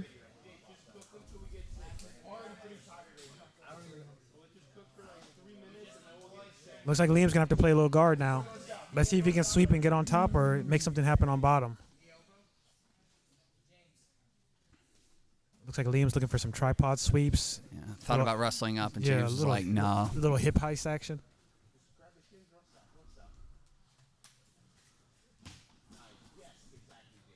You can't drop your legs. That's why everyone's guard keeps getting passed. James is really composed. He's only been training jiu-jitsu for a few years, but just looks the part. You know, the way he's moving side to side, he's going to be a very formidable competitor. Part of this new wave of young grapplers. That's if he can stay safe. I mean, you told me earlier that he just gets really deep in submissions, you know. Injuries are real. They are.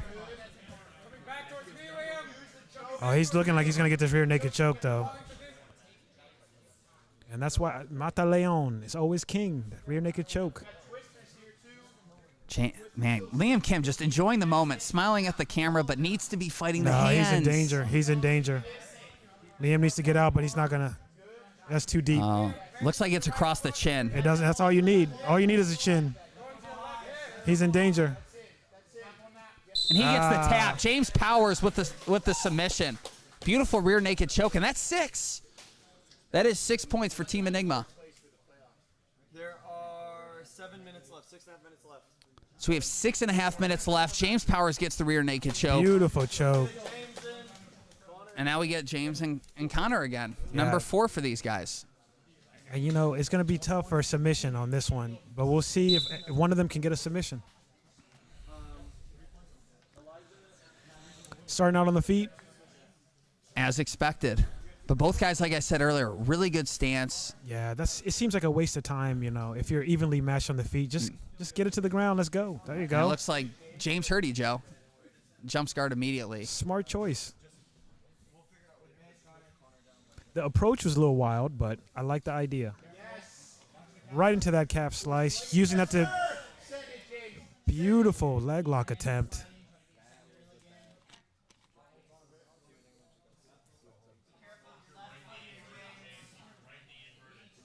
Connor did a good job of closing his feet right at the right time, but that was a deep look. It almost looked like James was surprised he had a bite at the heel there. Yeah. And now they're in that toe hold battle. Oh, Connor's got a bite now. Connor's going to finish.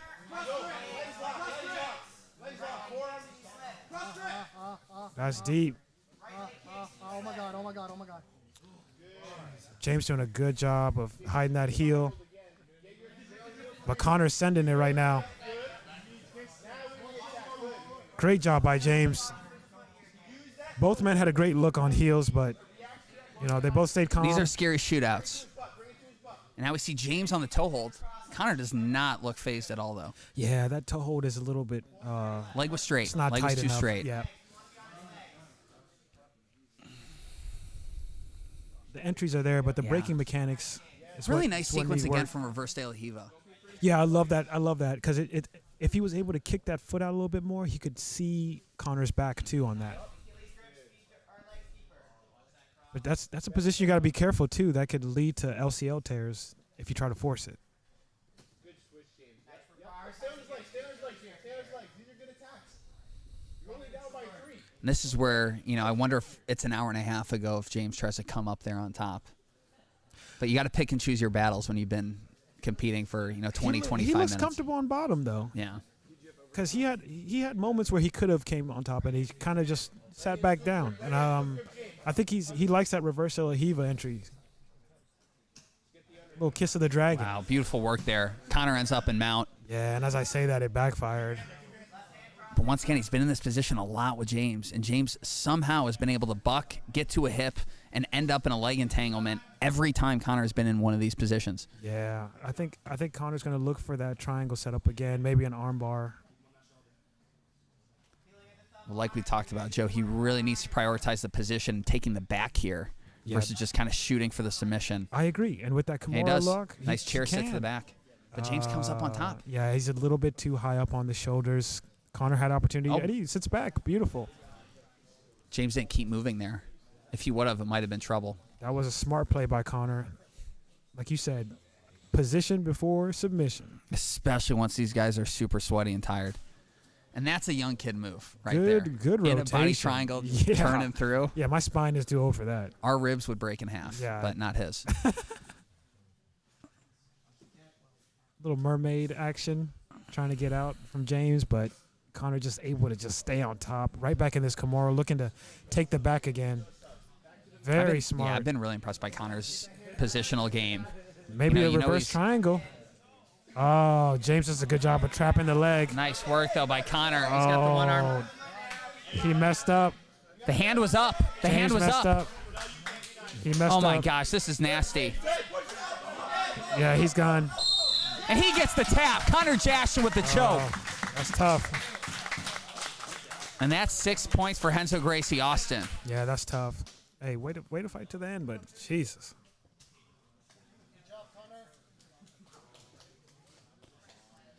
And that's the right play. With somebody that's hard to take away, you got to go for the choke. Yes, we Rear have this naked choke. final sequence here. Really nice work from Connor. Ooh, I'm squeamish. Looks like we got a little cleanup on aisle 12. Ugh. Oh, we got a little Rooney.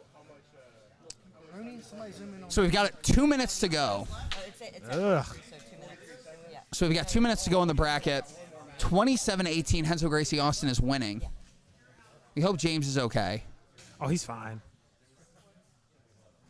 That's what I love about chokes. Is that you'll live to to fight another day. Well, as long as that's not teeth.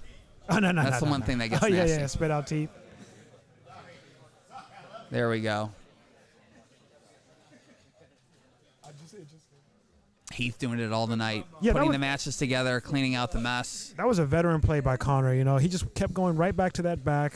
Because instead of shooting a lot of different shots, he just kept looking for that opportunity, found it, able to secure the choke, get his team up by a lot of points.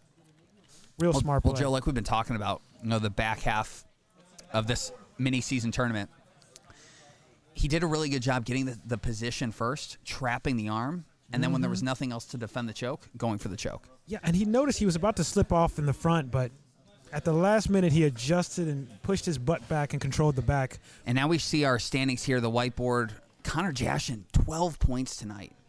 Just absolutely incredible work from him. James Powers with 9 in second place. Elijah LaMontagne and Omar Nizam with 6. Same with Jake Strauss, 6 points. So team score, RGA with 27.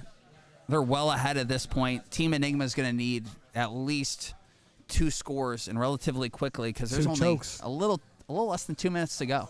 Yeah. It's going to be tough. Especially when the team is that far ahead, it's easy to just kind of coast to the win.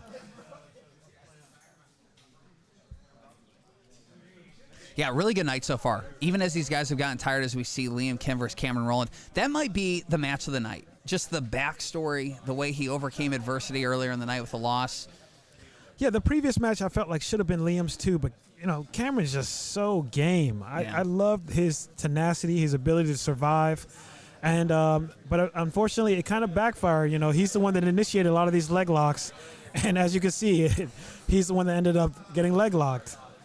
But then James Powers came in and just a really nice rear naked choke right there. Very smart play by James. But ironically, in the next match with Connor, it's same result happened to him as well. It's a lot of That's the game, though. cruel irony.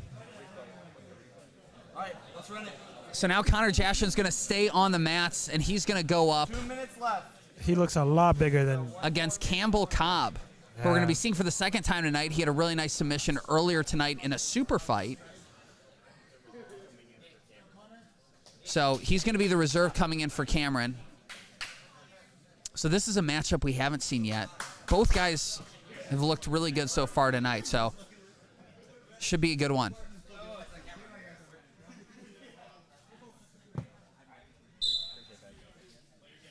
loving the mullet action. Oh, wow. Nice little Ooh. victor's roll into the legs. Nothing there.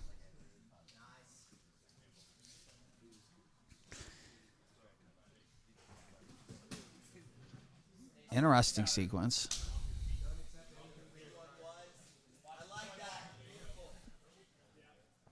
Looks like Campbell was going for the arm, but Connor takes it for himself. Yeah, he was trying to look for maybe an arm bar there, but Connor just uses a beautiful Nice sequence there. sequence to take the back. He's got to mind his P's and Q's with his legs, but looks like he has a path to the back here. That was a great back take by Connor right there. But Campbell's on an ankle lock of his own. Yeah, Campbell's really looking for some leg locks, and he's got a deep. That's a deep outside heel He's hook. giving it everything he has.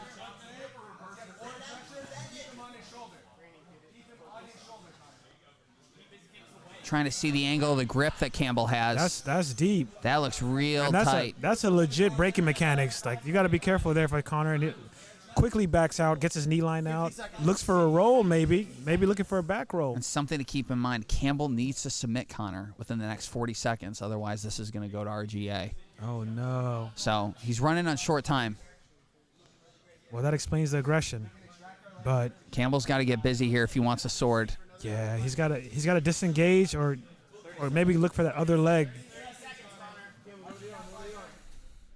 There he goes, looking for this other leg. He's just ripping the toe hold. And he's going to switch legs. I love the way he's switching back and forth legs. But Connor's doing a good job of getting his knee line out. So 10 seconds to go. Campbell needs a sub to keep Team Enigma in it.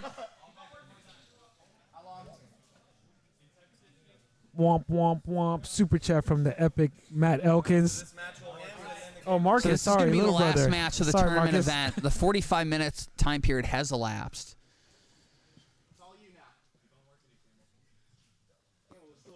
Thanks for the super So now chat, it's- Marcus. Now it's all about pride and getting those individual points. Connor's an opportunity here to really extend his lead. Yeah, but when you know all you got to do is survive, it's tough. Even if these attacks are actually working. Especially being so many matches in. I mean, how much is Connor? I feel like he's been out here all night. Connor's in a great position to pass right there. Look at that, right into that reverse triangle. There's the arm bar. Wow. Connor Jashin adding another submission to his Beautiful. night. Beautiful work by him. And he's going to head into the playoffs with 15 points. Yeah, that was great control right there. Fell into, I think it's called the valley. Right into this reverse triangle. Able to secure armbar from the back. And that's going to give Team RGA the win.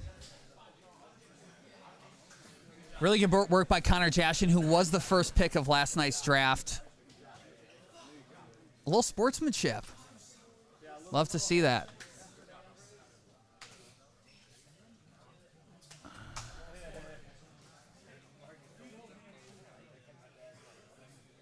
So this is interesting. I feel like we're at the Olympics.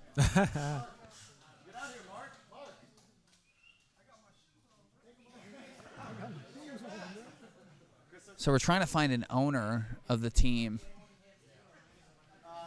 You never know with these guys.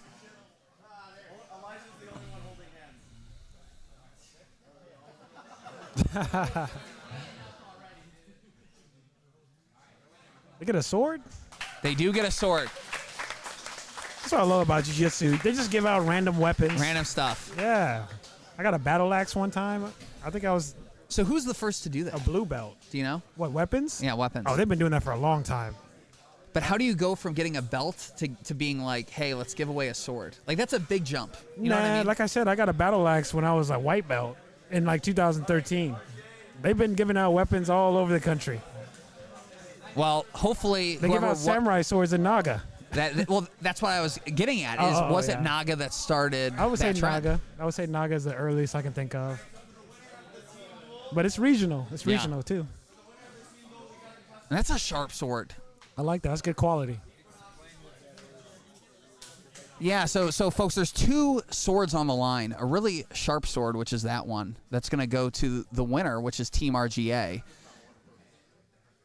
So, yeah, Equinox Jiu-Jitsu is engraved. Engraved. So I don't think you'd have much luck taking that through TSA, but whoever does actually take that home, I hope they're local to Austin. Yeah, and shout out to Clicks Edgeworks for the blades. Beautiful looking swords. Once again, Clicks Edgeworks with these beautiful swords they're passing through. So there is another sword on the line, a much smaller and less sharp sword. Hey man, it's but not still a sword. It's not the size of the sword; it's how you use it. And how you got it. Exactly. You know. So somebody's gonna walk home with that tonight as well.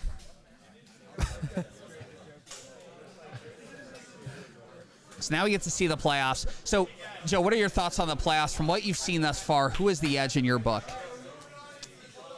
Man, I'm just here for all the action. Honestly, I don't. It's a win-win no matter who it is. I don't really have a dog in this fight, but I've enjoyed all the storylines that we're building through this tournament, all the ups and downs that each teams have been going through. So I don't really have a favorite. What about you?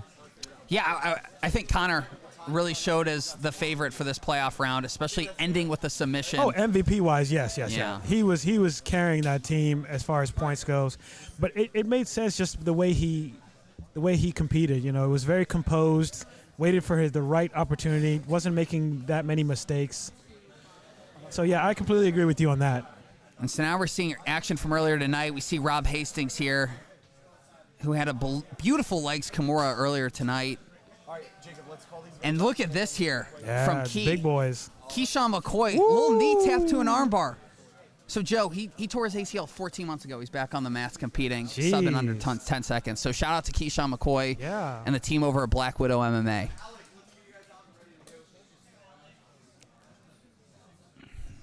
And this is also a good time to give another shout out to Jesse, who stepped in on 10 minutes notice to fight Brandon George, one of the top up-and-coming competitors tonight. Yeah, shout out to him. Yeah, that guy was big, dude.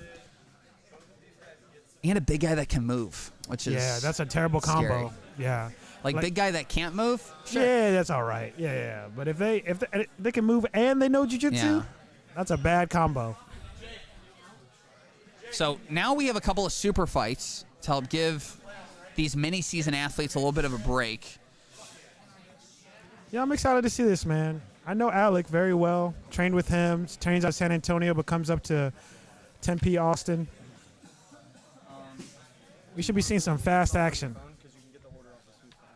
I don't have their names on here. Let's get the order off the smooth Oh, here. I just want to know their name. But you can pull it up on smooth phone. He slipped in the throw up.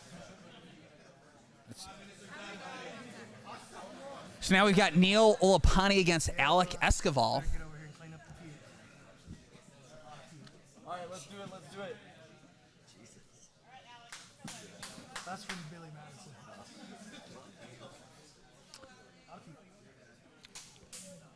Neil's a 10th planet guy. Okay. So I don't know who to really vote for here, but both these guys. Yeah. Alec is the 10th planet San Antonio. Where's Neil out of? Nice. Yeah.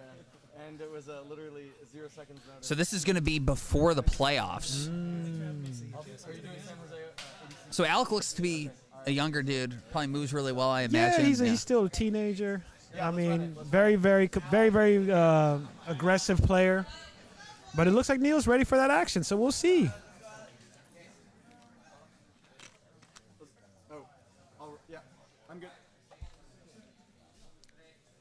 Neil out of 10th Planet Portland. Those guys are always about that action. Man, Ooh. they're moving quick out there. I mean, in these lower weights, it's lightning fast. Oh, nice little Wow. fireman's carry. Beautiful sequence there. Yeah, Alec landed on his head on that one. And hey, if you just flew here from Portland, you're looking to get busy. Yeah. Neil just constant attacks, ankle locks right into a heel hook attack. Alec does a good job backstepping. Really composed is Alec on top. Yeah, but he's not out of danger yet. Now he's fine. I love the Oh, wow. Stop. That's a DQ. jumping guard. And Alec gets the DQ for for jumping guard. Oh, I hate to see that. This was about to be a burner. This was about to be a burner. Oh, Guys, if you're in the bracket, as a reminder, there's absolutely no jumping guard and no God.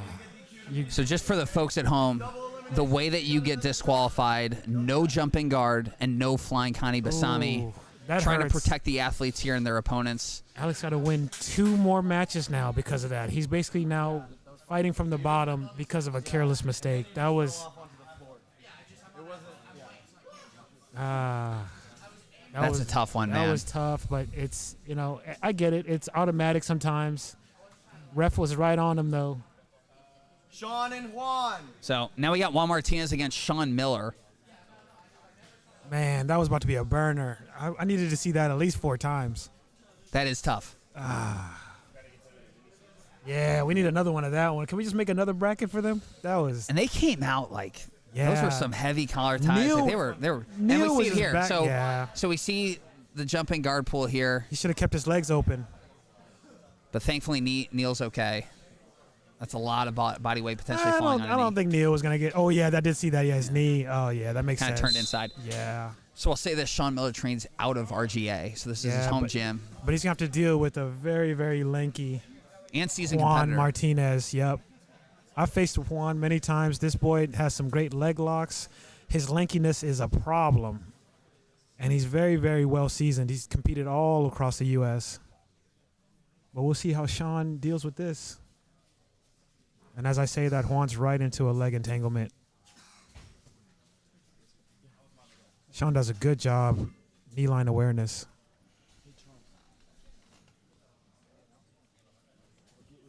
Yeah, just effortlessly inverting underneath, trying to get into Sean's A legs. lot of K-guard action from Juan. Both of these guys super composed. Yeah, so this is a smooth match, but I mean, that's at any moment. Once they get a bite, it's on.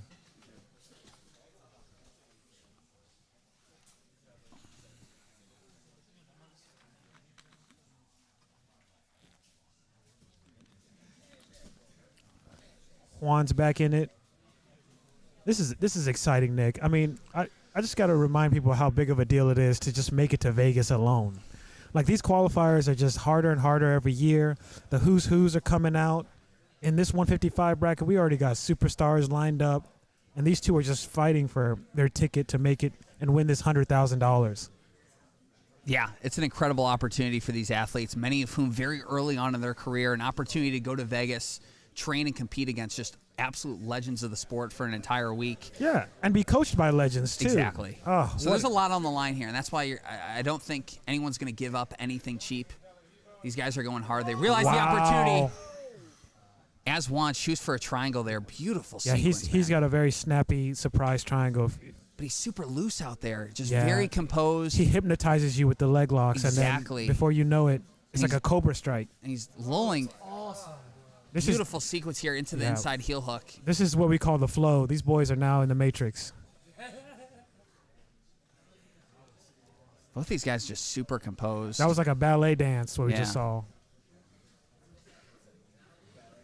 But Sean's got to move here.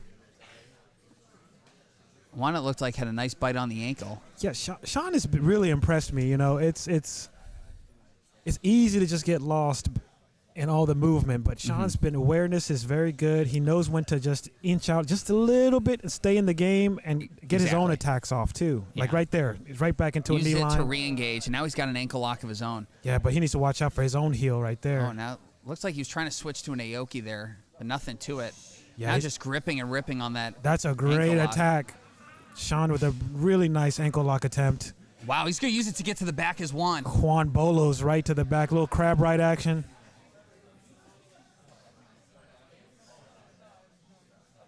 Now it looks like Juan's on an ankle lock of his own.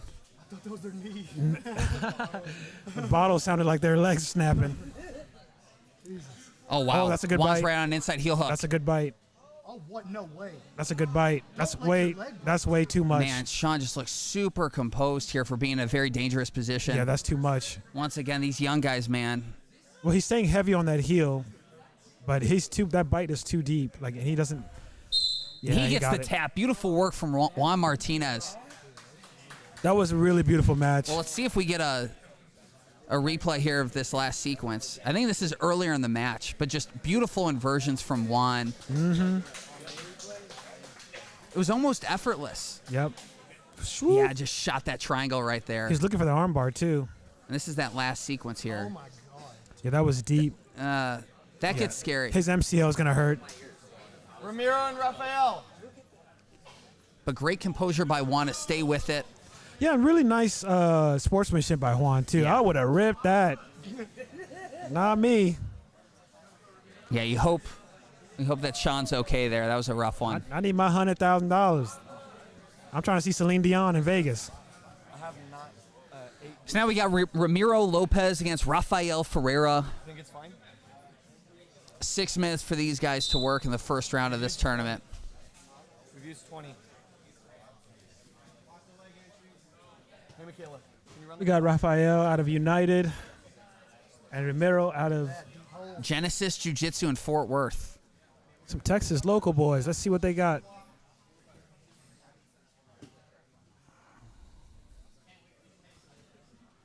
It's Rafael on bottom. I like when the little guys use body lock. Yeah, you don't see it too much, but I think it's a good thing when you guys that keep a really high pace to slow things down. Yeah, it's good for all weight sizes, but we just don't get a chance to really practice it. As I say that, Beautiful sequence there. yeah, right into that. Right into a Darce. Darce. That's deep. Rafael Ferreira onto a Darce. That's deep. He's in trouble. Now it's deep. Now it's Oh, wow. He's in Just uses trouble. all of his body to get into that position. Beautiful work by Rafael. And he's going for it. Now he's in big trouble. Yeah, he knows what he's doing there. The way he trapped that arm. Just the lock. He's Now he's trying to Using Sumigaishi that butterfly. to get on top. Yeah, this is really impressive Darce game by We'll see if Rafael's able to get to mount here and step over with that right leg. I don't think he needs the to mount. He's going to finish from the side. Ramiro's doing a good job, though, trying to keep his chest turned in the opposite direction. He's And going it to looks get like out. he's out of it. Beautiful work from Wow. Ramiro.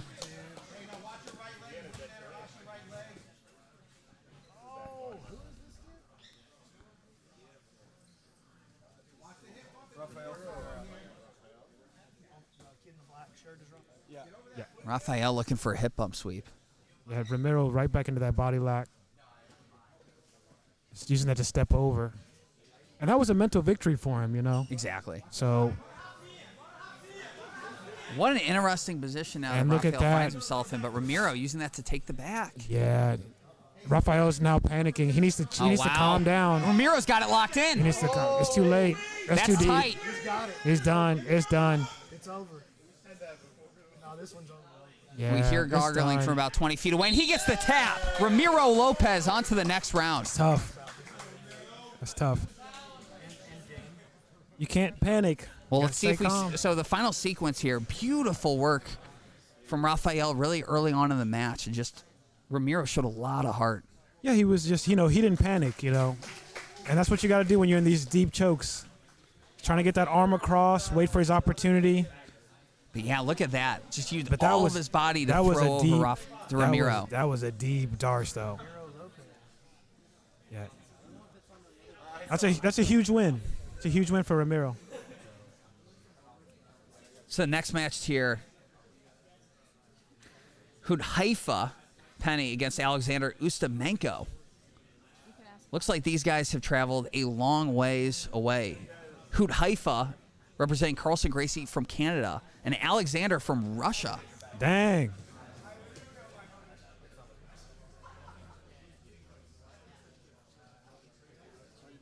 International. I love international games. Let's see what we got. You got to think, if you traveled across the world to get here, you're not giving up anything cheap. Yeah, the plane ticket wasn't.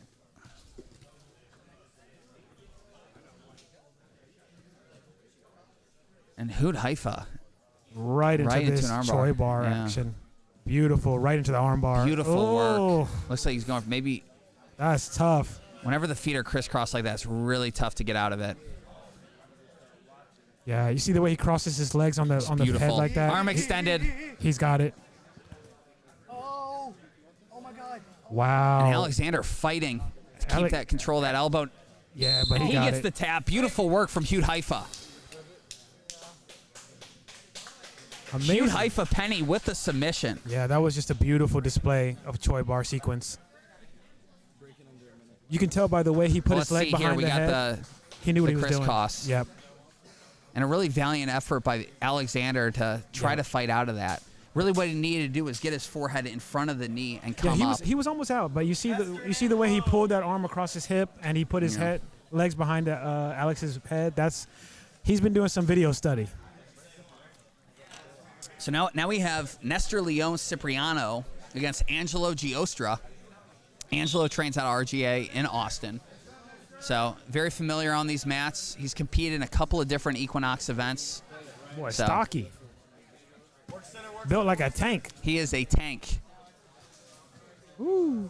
Man, just leading with his head into that double leg. I don't know if you want to call it a takedown or a guard pull, but my goodness. Behind the pole. Angelo means business tonight. Yeah, he's not playing games. Right into that guillotine. It's a great way to pass a guard, too. Threaten that guillotine, get over those knees. Angelo does a really good job. He's obviously, even for this weight class, probably outsized by a number of the competitors, but just staying really compact and using that to his advantage. Really good body lock. Yeah, those compact guys are not easy to submit. And if you're in a format where you got to get a sub, oof, that's tough, But you got to use your natural attributes to your advantage, and that's something that he does very well. I agree.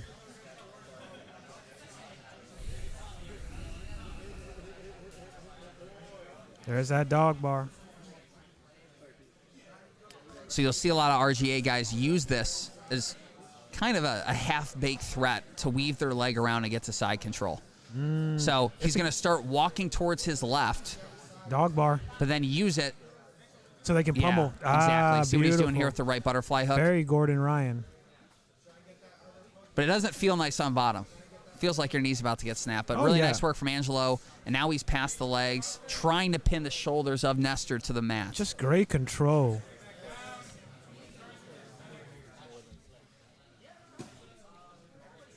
Angelo looking for that octopus. Which we've seen a lot tonight. Yeah, it's a great move. I love And it. he uses it to take top I position. love it. If you don't got an octopus game, get it now. Oh, but Angelo on the knee bar. Oh, that's deep. And he gets the tap. Angelo Giostra. Yeah, he's hurt a little bit. He ate that a little bit. The pride of Atlantic City with Ooh. the finish. I think we have the final sequence here queued up. Ooh, Just led with his head the entire time. that's tough. Look at this. Boom. That might have been forehead to chin. Yeah. I love this octopus sequence right here. This was a good opportunity, but the problem is he left his leg wide open, which allowed for that knee bar. Beautiful Angelo rotation. just sent it. Yeah, he did a good job rotating right into that. Joseph and Joseph. Okay. So now we got Joseph Carroll against Joe Lewis.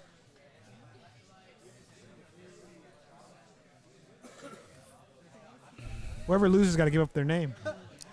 So Joseph Carroll is, Them's the rules. I don't know what's going on right now, but it looks like he has a mannequin.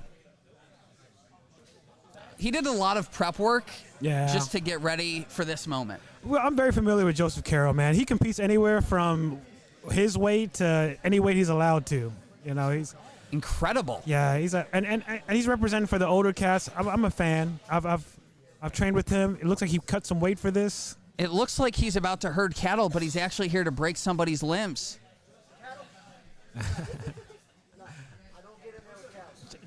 He's looking in shape for this. I'm interested to see what he does. He's a 3rd stripe black belt. They don't even give those out. So he's been around the block. We got J-Lu here. Right into armbar. Gives his back up. Really nice work from Joe. Lewis using that opportunity to get to the back momentarily. Now, Man, Joe Carroll just enjoying the moment, man. yeah, he's got a touch of the crazy. Wow. That's what you need. J-Lu with a head and arm throw. Never seen a guy in overalls move that well. You know, I think it's strategic. You know, it's like combat gear. Yeah, Beautiful cartwheel pass. Joe Lewis really likes that armbar from Yeah. the guard pull. Carroll's moving real nimble. I think it's because of the weight cut. Yeah, he definitely prepared really well. He's so if PGF doesn't work out, American Idol may. I don't know if they still do that show, but we could definitely, on his behalf, send over the game film. Yeah, I just wish he wouldn't waste a lot of his energy and kind of. Yeah. He's got a long night ahead. Yeah. That's a good point, Joe. He's a showman, though. I do appreciate that. He's going to give you a show. But I just want him to get past this person so he can get to the next. But because this is not an easy competition. I mean, whoever loses is going to have to give up their name. Wow. So jumping. That's a DQ. Jumping guillotine by That's Joe a Lewis. DQ. Okay, let Jacob play it, after just let it guillotine play. clears, then we're gonna replay and see if we're gonna DQ. We might have a You DQ. better finish this, Joseph. Stop. So we're gonna stop play here and take a replay of this.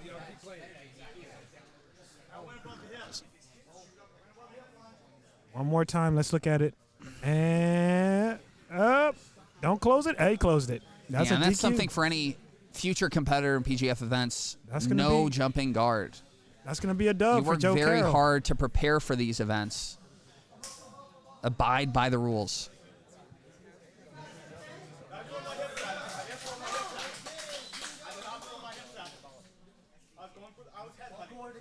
I don't make the decision, but I love the sales pitch. Throw it up, T. Go, DQ. Yeah, DQ. Gotta go. So it is going to be a disqualification. Joe Carroll's going to move to the Love to next see it. round. Guard is illegal if you want to jump an arm bar or a triangle, that's fine. But if your hips are going to their hips or knees, or you land in close guard when you jump, then you're gonna get DQ'd. Yeah, you got to grab the neck first. And we got the replay, so we can go and figure it out. How So just don't jump. That's going to be a W for Joe Yeah. Carroll. So we're going to see it one more time. Joe Lewis jump guard. He's just a little too late to grab the neck. That's the problem. You see that? Look, no his neck. hips went to the hips. That was the problem. Yeah. Yeah. So And hips got went some to the clarification hips. from Brandon McCaffron. His hips jumped onto the hips of Joe Carroll.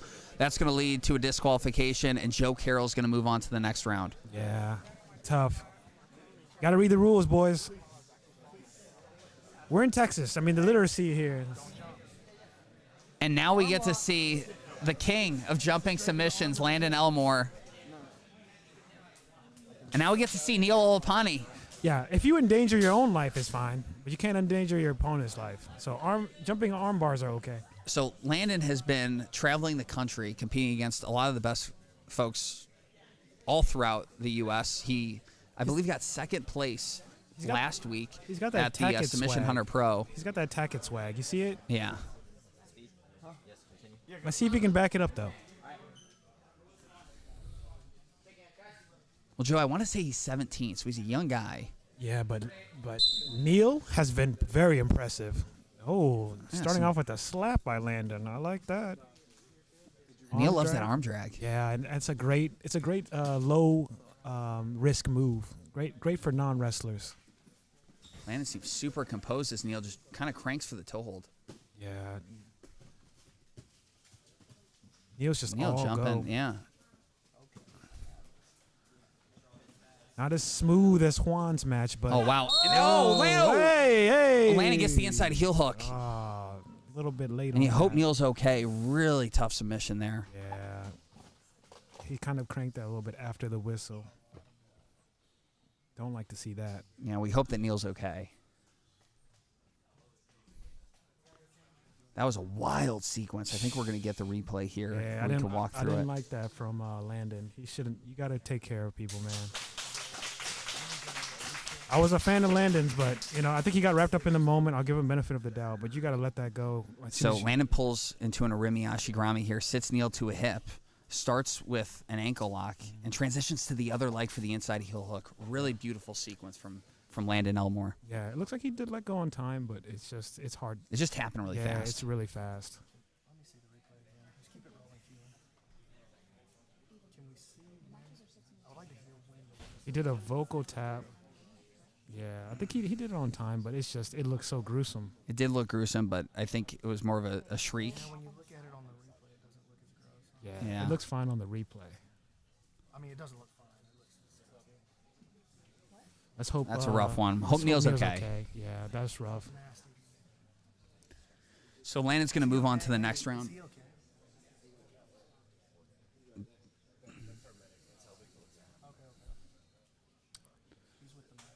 So going to keep things rolling here in this 155-pound PGF qualifier. We have Caleb Bears, another guy traveling in from Canada, and Logan Marshall, 10th Planet guy, Joe. Ooh, I love Logan. I've seen him in some of these qualifiers before, and on the circuit. I think he did main character jiu-jitsu. But we'll see how well Caleb can deal with the craziness of Logan. Caleb's from Canada, huh? Caleb's from Canada, but he's got B Team on his shorts. So I imagine he is from Canada, but actually trains at B Team. Okay. Logan immediately pulls guard. Looks very flexible. Yeah, he's got some great rubber guard. Wow. Right into that omoplata. Wow, way to counter the rubber guard with some leg entanglement. Nice little back step entry there from Caleb, and now we're in 50-50 again. Yeah, I hate to see it. This is where even if you're the better leg locker, you could die. Like, you got to be very careful in 50-50. Both these guys seem pretty composed here in this position. I disagree. I think Caleb is kind of rushing here. I think Logan wants to stay here.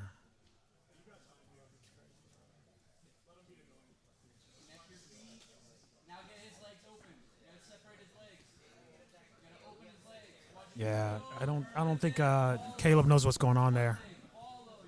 He did a good job clearing that secondary leg.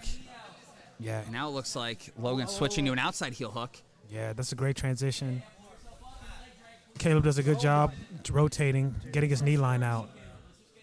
That could have been a nasty one. Now we're back into a leg entanglement. Yeah. Caleb's doing a good job. I mean, the concept is the same, just get that Logan, knee line out. Great work. Now he's going belly down on the outside heel hook. Yeah, that could be a nasty one. That's deep. Caleb doesn't look like he's gonna address that. Well, Caleb isn't fighting the hands at all, but it looks like he's trying to maybe get up to a hip. I don't think he respects the outside heel hooks, but he's doing a good job with the inside heel hooks. Now he's going for a toe hold as Logan Marshall. Yeah. Even in the heat of battle, really good manners by both athletes. Yeah. And now it's Caleb going for a Darce, which is interesting. Yeah, that's a great play there, but it's more of just to let Control the head. And make Logan let go of his legs.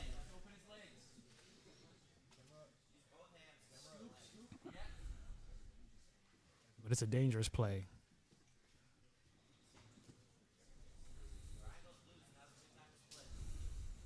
Yeah, if I was Caleb, I'd get out of there. This is not where you want to be. I mean, Logan was able to get off way more shots here, and eventually he may land one of those.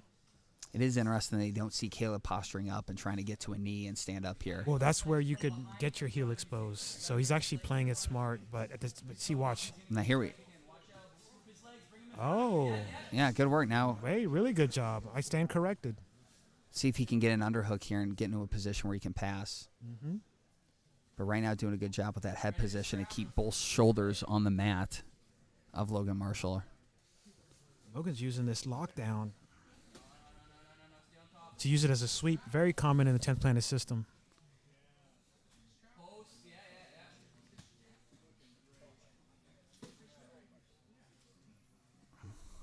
And there you see it. Very classic 10th Planet warm-up sweep right there. But Caleb able to wiggle his way out of it. Yeah, this is a pretty even match. I like this. I feel like Logan's gotten more attacks off, but Caleb's not been in serious danger, really. Really well composed for the first match of the night for both these guys. Logan's breathing heavy here. Well, look, as you were talking about the opportunity that lies ahead for one of these athletes, there's got to be a little bit of an adrenaline dump, you know? Yeah. Look at the wild style that Yeah. that Logan has. It's he needs to be careful though. It's backfiring. Oh, man. Insane flexibility. Yeah, But that's- Caleb able to turn in and get that elbow cut back to maintain top position. Yeah, these 10th planet guys, man. Just when you think you got them, they just turn a bad position into a It's like they're great defying offensive physics. position. Yeah. It's like, how did they end up there?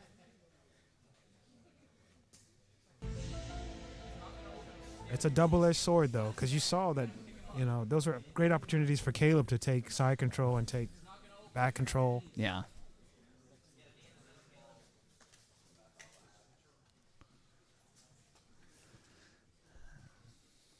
Yeah, this guard is exhausting. So, yeah, Logan doing really nice work from bottom position. Would love to see him try to control Yeah, either the top or use an off balance to get Caleb to a hip and go into the legs. Logan's just using way more energy.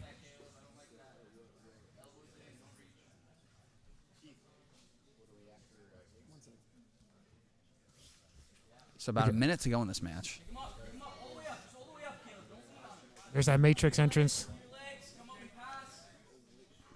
I love the counter. It looks like Caleb might be looking for ankle lock there. That's a deep.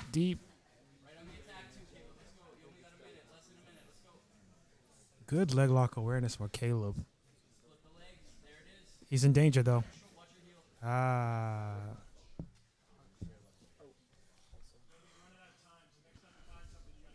So about 30 seconds for these guys to work.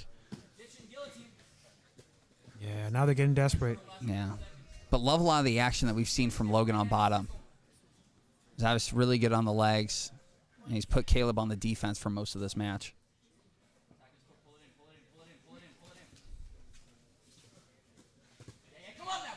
Wow, guillotine attempt. What a way to end it. 5 seconds Going left. for the anaconda here. Let's see if he can walk towards the legs. 1 second. And that's going to be it. Time. That was Beautiful close. work there by Caleb. That was close. Let's see if we can get that sequence towards the end. Very impressed by Caleb Bears. That was really Really nice. nice. Really nice. So we're seeing some early leg entanglements. Logan super comfortable from his back. Beautiful omoplata opportunity there. And it looked like Logan was controlling this match in the beginning, but just as the match went further and further, Caleb was just finding his ground, getting more and more comfortable, and you can see he was able to secure a nice little attack at the end. But you got to fight all 6 minutes, right? That's true. This was a 6 sweep. That's true. This will be a hard judges' decisions for me. Well, thankfully we aren't the judges. Oh, yeah. Yeah, this is the sequence at the end. Does a good job collapsing the elbow, and Logan Marshall is going to take the win by referee's decision. And that's fair. I think he had way more attacks in the beginning. Caleb had a good attack at the end, but there was a lot of attacks in the beginning. This anaconda sequence at the end was very, very tight, though. That was a lot of points gained. Yeah, a really good first match. So Caleb wins by disqualification. Or who won? Wait, who won? Logan won? Logan won? Oh, this is going to be a burner. We got Weintraub versus Andrew DeGraff, the young gun. Yeah. Some experience versus, future phenom right here. But you got to think, Andrew DeGraff is only like 18 years old. He's already had hundreds of matches. Oh, no, I think it's supposed to be Juan Martinez. I take that back. So we don't get Andrew DeGraff yet. I believe he got a bye, so we get David Weintraub against Juan Martinez. This is Weintraub and Martinez. Yeah. That's still another barn burner. Really nice kit from David Weintraub. Oh, yeah.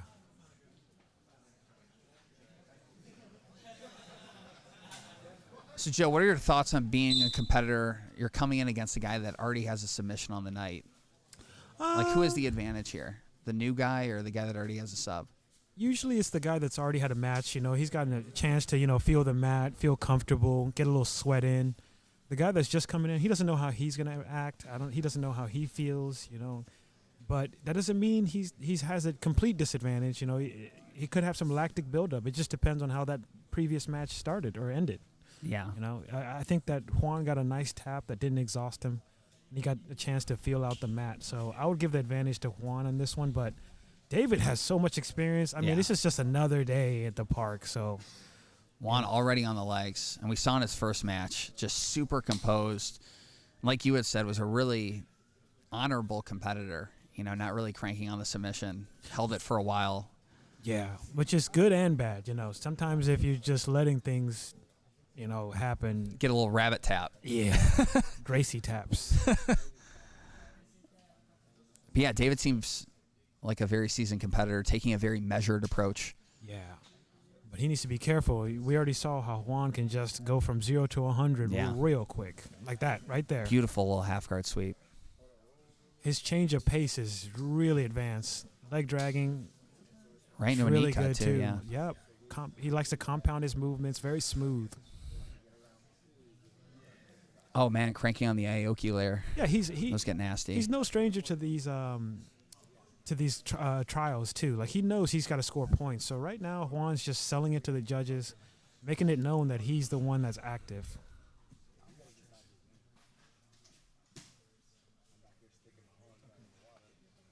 David's got to be careful not be too composed because he's got to. If it goes to judge's decision, he's gonna need to show some action. Yeah.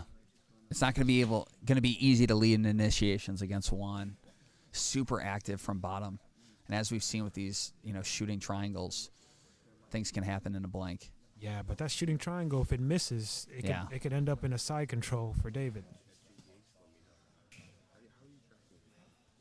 He also has a good build for this weight class, and he's very long, but also does a good job keeping his knees and his elbows close together. And this is what I meant from some of the the quintet team members. Like, they needed to keep their feet the way Juan does. Yeah. Just nice and compressed. And some of that is just getting tired, right? Over time, as guys get more tired, their knees and their elbows drift. Yeah, but you got to have the discipline Yeah. and the experience to know how to keep that in there. Especially if you want to compete at the highest levels. Because those quintet guys, they weren't white belts. Yeah. They know.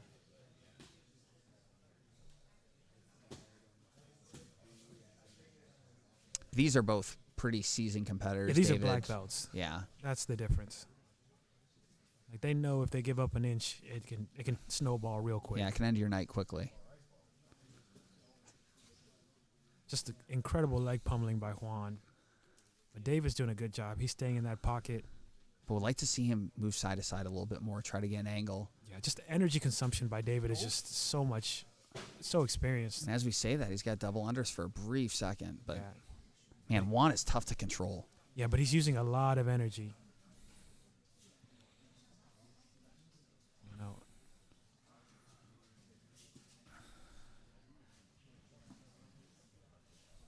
David doesn't really do a lot of side to side. Yeah. But it allows Juan to really rest and just kind of sit on his back here. Exactly. Which is not what you want if you're on top. Especially from a really good guard player. Look at that Nice little grip arm right drag, there. yeah. Very sticky grips. I like to see that.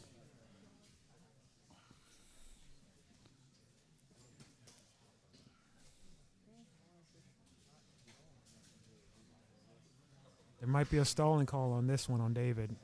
He needs to be About careful. 2 minutes for these guys to work. He needs to be careful, and that's going to really negatively impact the decision making. Definitely makes things more interesting, though, having these guys go in referee's position and fight from there. There we go. So David's got 20 seconds to make something happen. Otherwise, he's going to end up Yeah. in referee's position. And that's when it's tough when you're person on top, too. Yeah. It's like Well, he's going to need to get an angle and put some pressure on Juan's there's upper not body. many attacks you can shoot from top.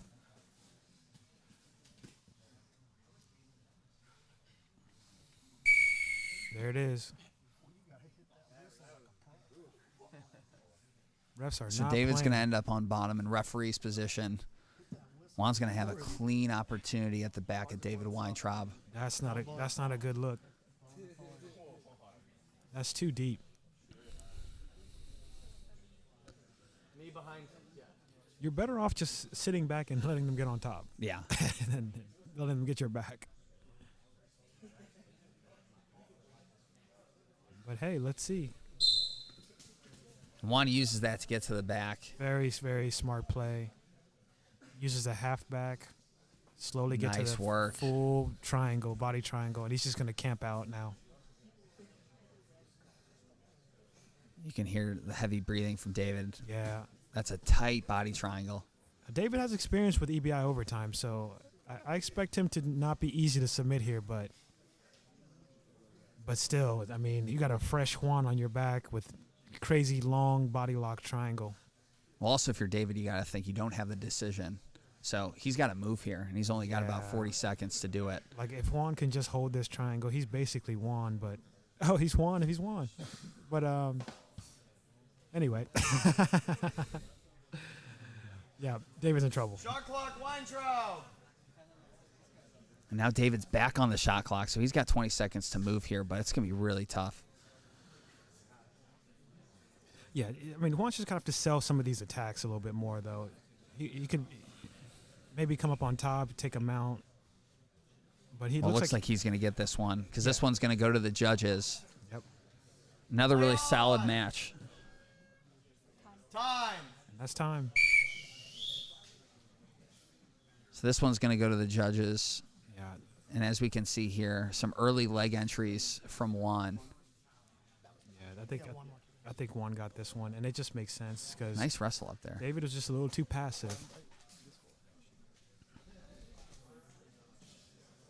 Juan's game is just perfect for this trials.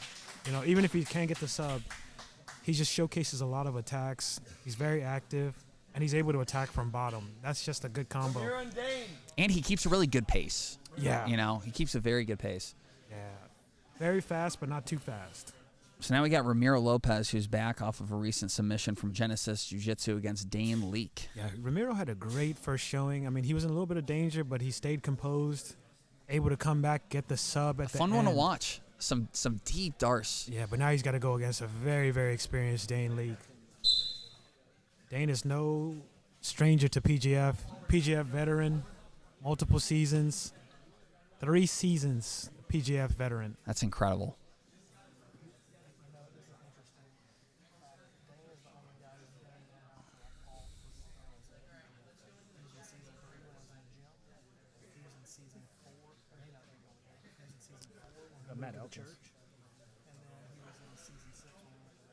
Dane really wanting and hunting for that far side underhook. Really going to need to control the head, which he is here. And then, you know, Dane has been one of the few competitors that's been a part of all the 3 eras of PGF, all the venues we've been in. Him, Elijah, Matt Elkins. We might have a PGF Hall of Fame one day, and I'd definitely put Dane Leak in there. He jumps the triangle. Beautiful sequence here.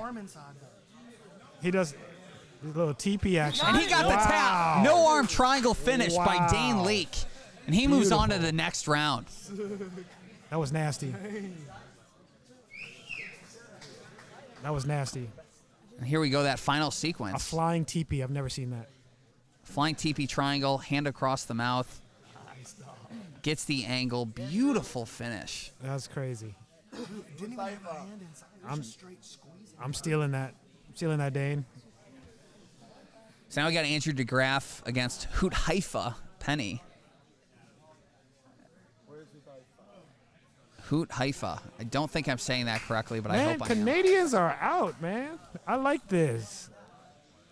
I love this. This is an international game right now. So yeah, Hoot Haifa traveling here from Canada for the opportunity to compete at PGF Season 8 in Las Vegas. Man, where's he at, though? He needs to hurry up. He needs to hurry up before Trump gets here. There he is. There he is. In the back with his teammate getting warmed up, and he's got his hands full with Andrew DeGraff, one of the top up-and-coming competitors in this weight class. Yeah, expect a lot of high-level new wave techniques here. Expect Andrew to pull immediately. Oh, but Hoot Haifa does first. Little reverse psychology.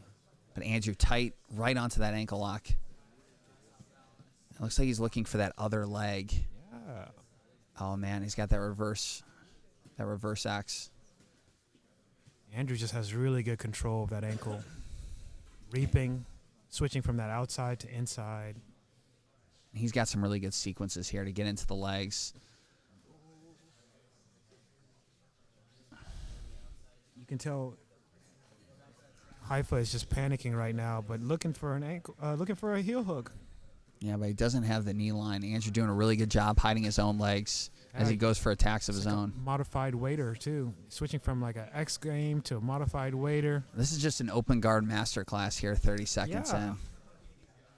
Really smooth technique here from Andrew DeGraff. Haifa staying really composed, though. Oh, right into a backside attack. As Beautiful I say sequence that- by Andrew DeGraff. But Haifa clears the knee line. Yeah, he does a good job. He's getting a little bit more comfortable now. He was panicking a little bit in the beginning, but you can tell now he's... But now Haifa using this to get to the back. Yeah, those leg drags Nice are beautiful. sequence. Haifa's like, I got some berimbolo too. Great leg drag. He needs to push that a little bit further. You can tell Andrew just got really good pummel game. Look at the way Andrew just controls that heel. It's just effortless. Yeah. And some of that is guys that grew up doing jiu-jitsu.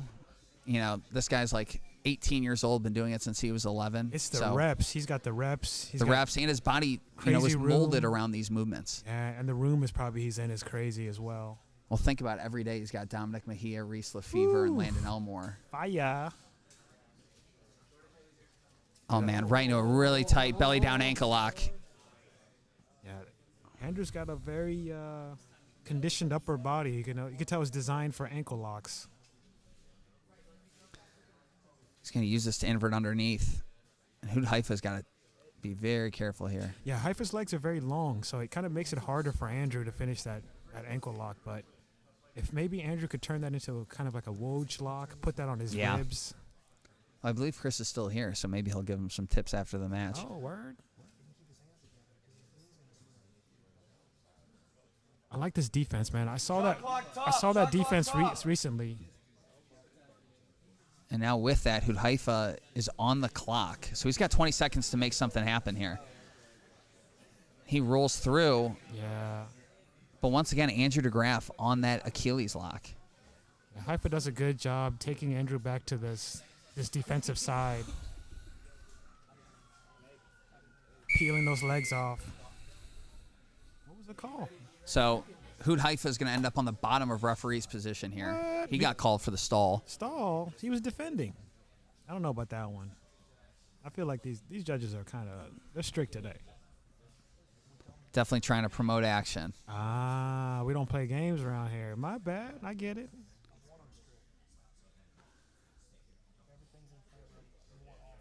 We only want offense here at PGF.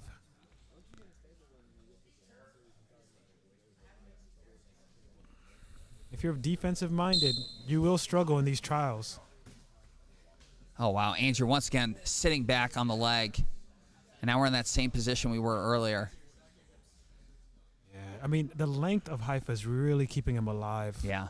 Well, you'd like to see Andrew maybe stick in a De La Riva hook with his right leg and extend a little bit so that he can get a better bite on that ankle. Yeah, he puts one foot on the ground trying to get more of an angle too. That's good play. There he goes right back into that modified kind of a waiter situation, right back into a reap. Yeah, now you see the De La Riva hook in. He can get a little bit farther down on the leg. Man, the way he just... Andrew's got really good back takes from here, too. I don't know. Haifa's the one that showcased the best back take right now. We'll see. This is definitely a 50-50 position. I made Andrew bail.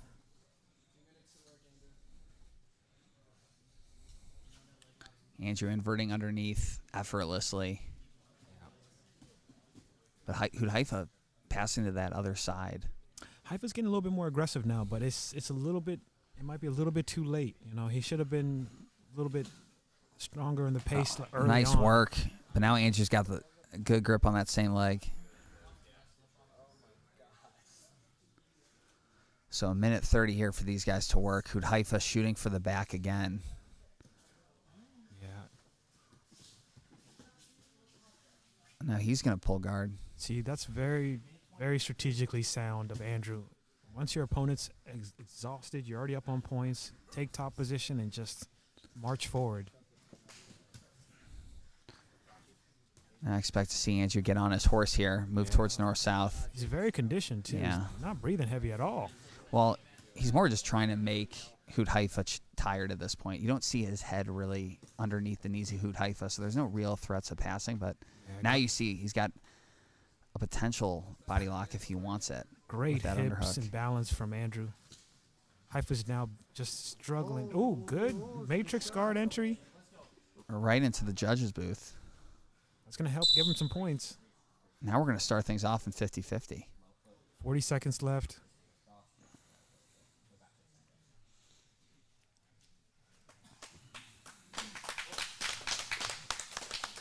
Haifa's going to need a finish or a very, very strong attack or positional advantage. But it's going to be tough to move out of 50-50. It's going to probably be a shootout to the end. Well, it's especially tough with the reset Yeah. if Andrew's able to get him on another hip. Exactly. So we'll see what happens here. These resets are always really tough. He can't get off that ankle. He's got to go for that ankle, but I mean, you could eat that, especially if oh, there's that Woj. Yeah, let's see if he can send that left arm through and get some toe hold tight pressure onto Andrew's left leg. Yeah, Andrew's looking Andrew's real young. comfortable. Well, he's young. You know, he's doing that yawn. Super flexible. All these young guys, man, their joints are just made of rubber. It's crazy. Yep. For now.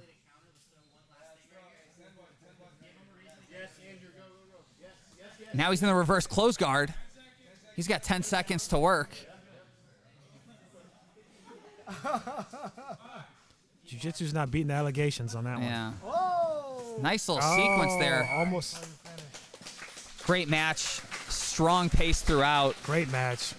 Alpha really showcased some great attacks, but it was just it was later on in the match he got some momentum going. And you see here some of the leg entanglements. Yeah, But Haifa had some opportunities and looks at the back, but Andrew was just so good on the legs. yeah, impressive work by both men.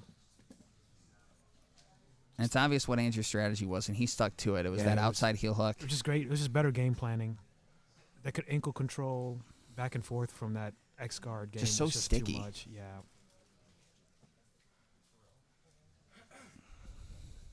I mean, is it single elimination? No, it's double. Okay. So we got another chance. Hoot Haifa's got another shot. Yeah, he's good. He's good. I mean, he got to look at Andrew now, and he knows what he's dealing with. I think he was a little bit too cautious to start out, but that could lead to better success, or it could lead to an actual quick submission from either men. Yeah. We see here Andrew just really tight on the ankle the entire time. Not able to get the bite that he was looking for, but Andrew just looked so comfortable. yeah. I don't think he really used that much energy until the end. Well, this is the part of the match where things got hairy for Andrew, and that's why it's a really tough to reset. Yep. In that 50-50 position. So we'll see what the judges decide here.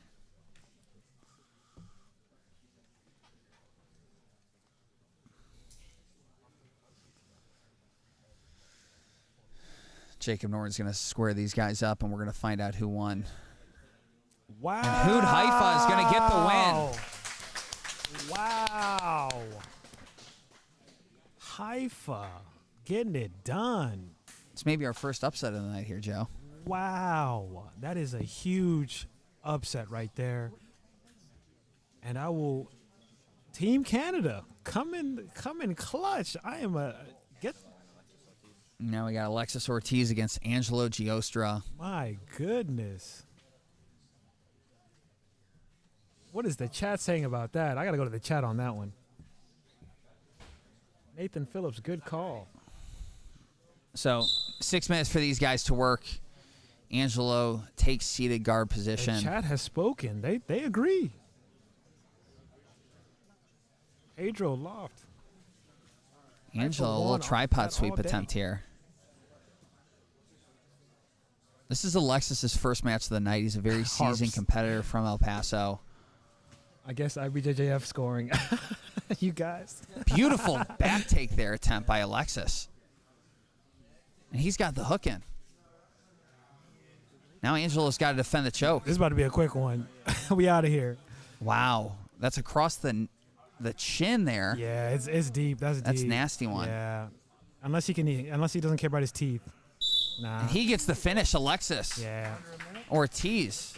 Under a minute, 45 seconds to get the rear naked That's choke. a bonus. That's a bonus if you can make it to PGF. Beautiful work.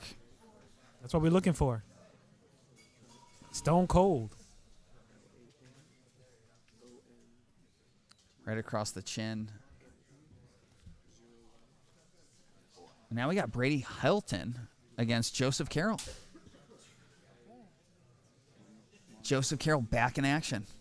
Yeah, I'm interested to see this. You know, I mean, he got a. Let's be honest, a lucky win. But It's definitely a fortunate turn of events for him. And I think I think Joseph Carroll could get another win here. You know, he might be my dark horse for at least making it to semifinal, maybe.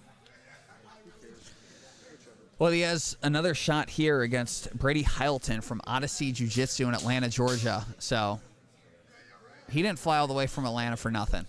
So, oh my goodness, we have a costume change. That's what I like to see, Joseph. Joseph Carroll Getting it done. Beautiful. looking sharp. Beautiful.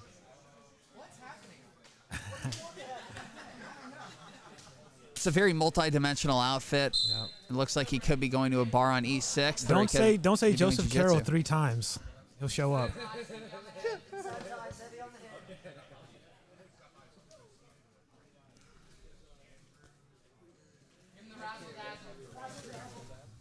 Oh my goodness. This is just madness.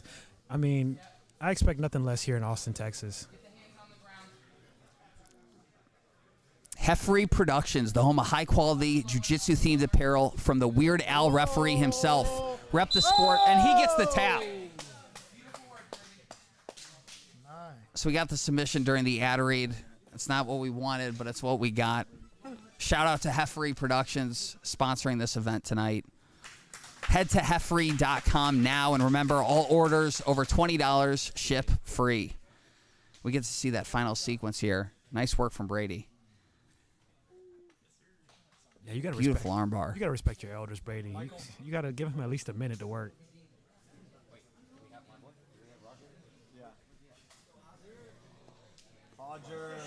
So Roger Santos against Michael Crow now. So Roger was at the last qualifier, got second You got place. another one. I'm not gonna let him break my arm. No, of course not. Yeah, we don't want that. We just heard from Joe Carroll. He does have a third outfit. It's been Nothing would confirmed. surprise me at this It's been point. confirmed. You know, he had so many outfits. That's what tells me he was ready to win. Because if you weren't ready to win, you bring one outfit. Ready to take pictures after the event too. I mean, there's a lot there. So you got Roger Santos, just a beautiful knee cut, Yeah, we are right into side control. I mean, he's got And that looked effortless. He's got an advantage though. That's a little cheating. And now he's moving side to side.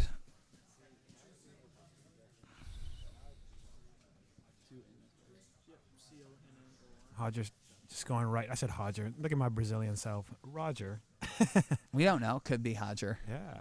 No, he's American. It's Roger. But we got Roger here sitting on the arm. Yeah, he's just advancing the position. That's smart. Make it to the rear naked. Finish it out.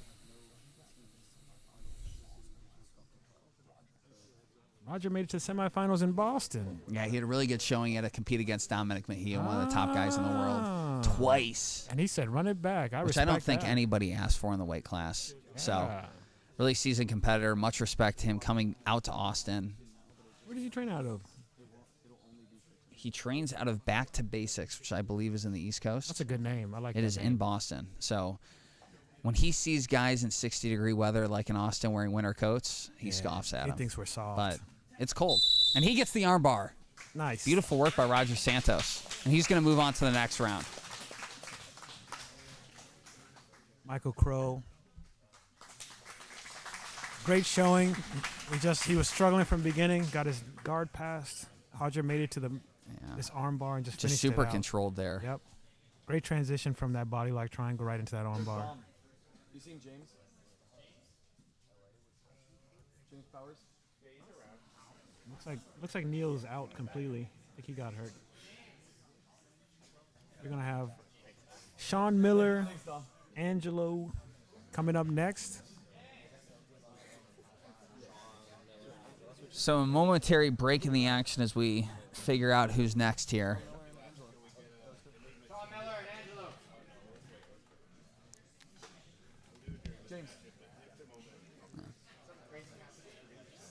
So we got Sean Miller against Angelo Giostra.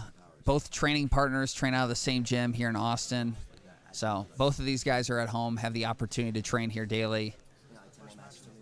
But I don't know how much these guys train together. So this is the first match of the losers bracket. Yeah, which sucks if you have to eliminate your boy. But hey, them bragging rights. That's what it's all about. No love lost here. Really heavy collar ties to start things off. And you know, Sean had some really cool jiu-jitsu with Juan, so I'm excited to see him again. And Angelo's been gritty. This is a good gritty versus flow. Yeah. It is fun to watch Angelo just leading with the head, not giving up any position. Yeah, he's clear. These two are clearly not 155ers, but respect to these two for coming out here. Sean uses it to get to a nice little guard pull. Very nice. Let's see if he has something for it, though. You know, some people just pull guard to pull guard. Looks like he's trying to work this sweep real quick, but then now he's switches into right the to legs. the legs. Nice work. Multi-level threat right there from Sean. And now Angelo's working for a leg attack of his own, but Sean's now switching to the outside heel hook. That looks tight. Nah, no knee line. No knee line there. And that's when that's the beauty of training, competing against people you train with. It's like you know what their weaknesses are. You don't got to waste time. They're already talking smack. I like it. I love it. Now Sean's into an inside heel hook. Angelo just kind of heel slips there. Yeah. I love the back and forth. Both men are not afraid to play a little footsies. Ooh, Sean needs to be careful, though.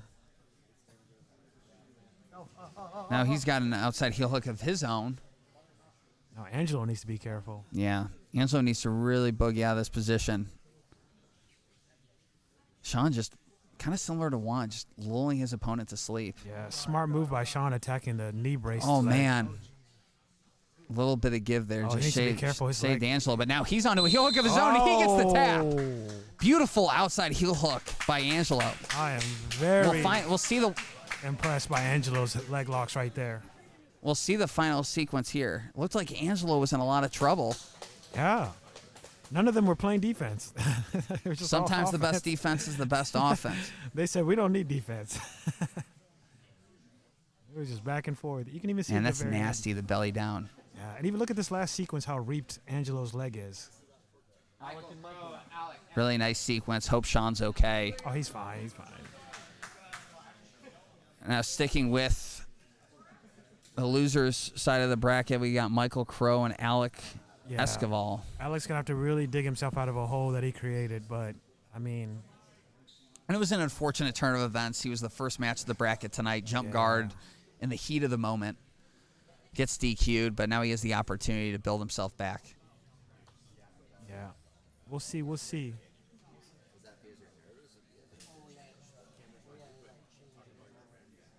Yeah, so one of the sponsors of tonight's event is Dar Brand Candy Company, Austin's only Iranian candy maker, bringing you all-natural Lava Shock, perfect for sour candy lovers. Made from real fruit, this traditional person's snack is packed with vitamins, electrolytes, and clean energy to fuel your workout. If you love sour, healthy snacks, Dar Brand's Lava Shock is your new go-to.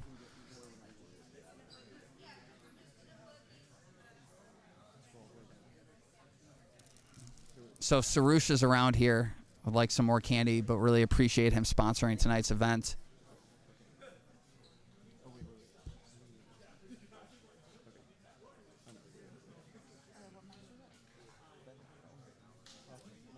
You know, Brandon made a good point in the chat. Like, just because you lose one qualifier doesn't mean it's over. We got qualifiers all around the country.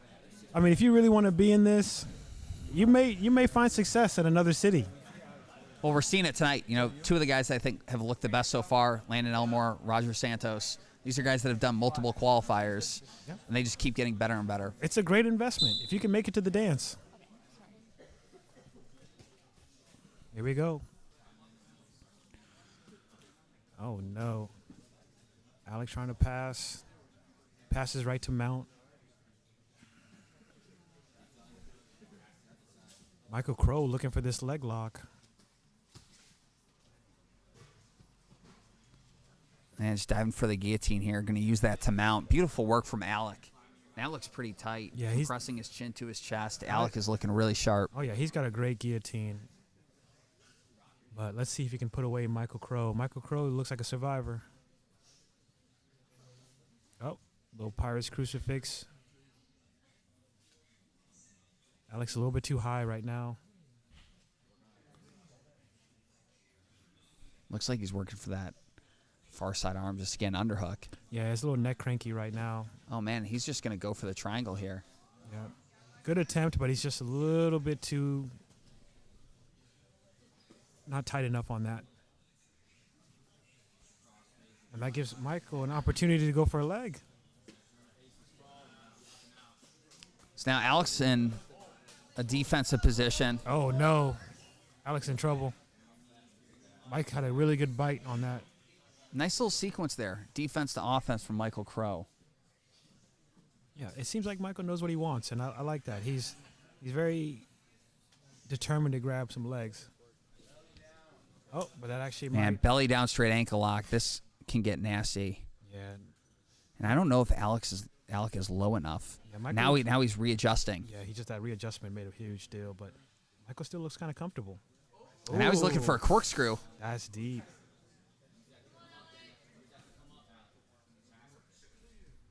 Alex Corner calling for the pass. You got to remember when you're doing these qualifiers, like you don't have to get into shootouts. You're giving your opponent opportunities to look good. Especially if you're in a night where you've got a lot of matches. Yeah, just You don't want to take pops early on. pass guard and look like the only one working. Yeah. Man. Kids these days don't want to pass guard. There we go. Effortless work by Alec to get to the back. Now he's in prime position for the choke.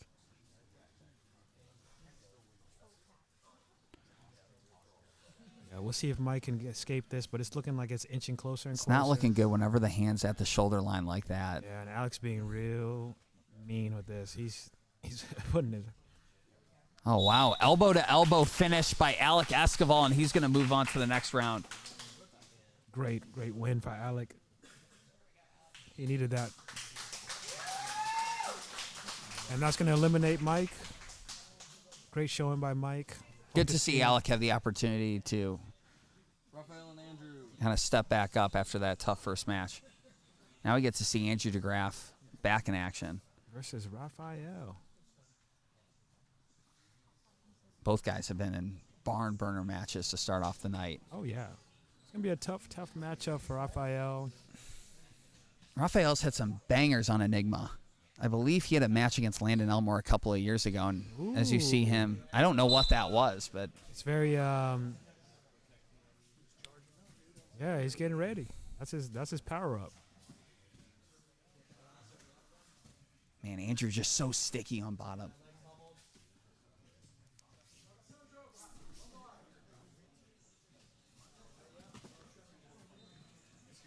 See, you're talking about knee and elbow responsibility here. Yeah. Andrew, man, it's looking really sharp. Slick armbar entry by Andrew DeGraff. Like the pummeling in this bracket is just top tier. Yeah. Oh man, just foot to the face. Little high kick. That's not going to feel good tomorrow morning. But Andrew just so disciplined. Knees to elbows, super close together. Moves around effortlessly from bottom. But really good at side-to-side work here from Raphael. Raphael's not phased, though. I loved how aggressive he is. A lot of this, like, Rotolo brother type of passing style, stepping on the legs. Yeah, it's fun to watch. But the question is, can you maintain this pace for 6 minutes? Oh, yeah, he can. He charged up. He's ready to go. Uh-oh. Raphael's in trouble. There's that Woj lock right there. Yeah, that crossbody ankle lock, but he's able to get out of it. Wow. Just does a little front flip. Looking like a gymnast out there. Almost passes with it too. I am. This is how you get the judges on your side. Even though it looks like DeGraff has attacks, Rafael is winning the crowd. This is also what promoters want to see. Just constantly moving side to side. Yeah, this is a talent. Actually trying to submit your opponent. I mean, he's looking really sharp on top. And I love how his head is just in the chest of Andrew DeGraff. Exactly. Like, I wouldn't be surprised if Andrew gets Oh, penalized. nice triangle sequence. Andrew's super tough on bottom. He's going for an ankle of his own. Great job by Andrew. Oh, man, right into an outside heel hook. Oh, that back step might have been a bad idea. That is deep. Andrew's got a great bite. That's a great bite. That looks nasty. Yeah, that's a great bite. Wow, Rafael is the champion right there. He's going to use that to try to get to the back, but he goes for an ankle of his own. Yeah, outside heel hooks are tough. If the person doesn't care about their ankle and their foot. Well, you have a path to the back. You also have a path to a broken foot. Beautiful work. Wow.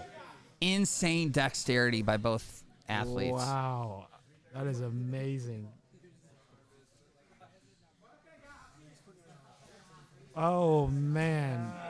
Insane match. Little Rotolo team So, from Rafael. That was crazy. Rafael ends up on top side control. Only 3 minutes have gone by, which is crazy. Crazy pace. This is what we want to see. This is PGF material right here.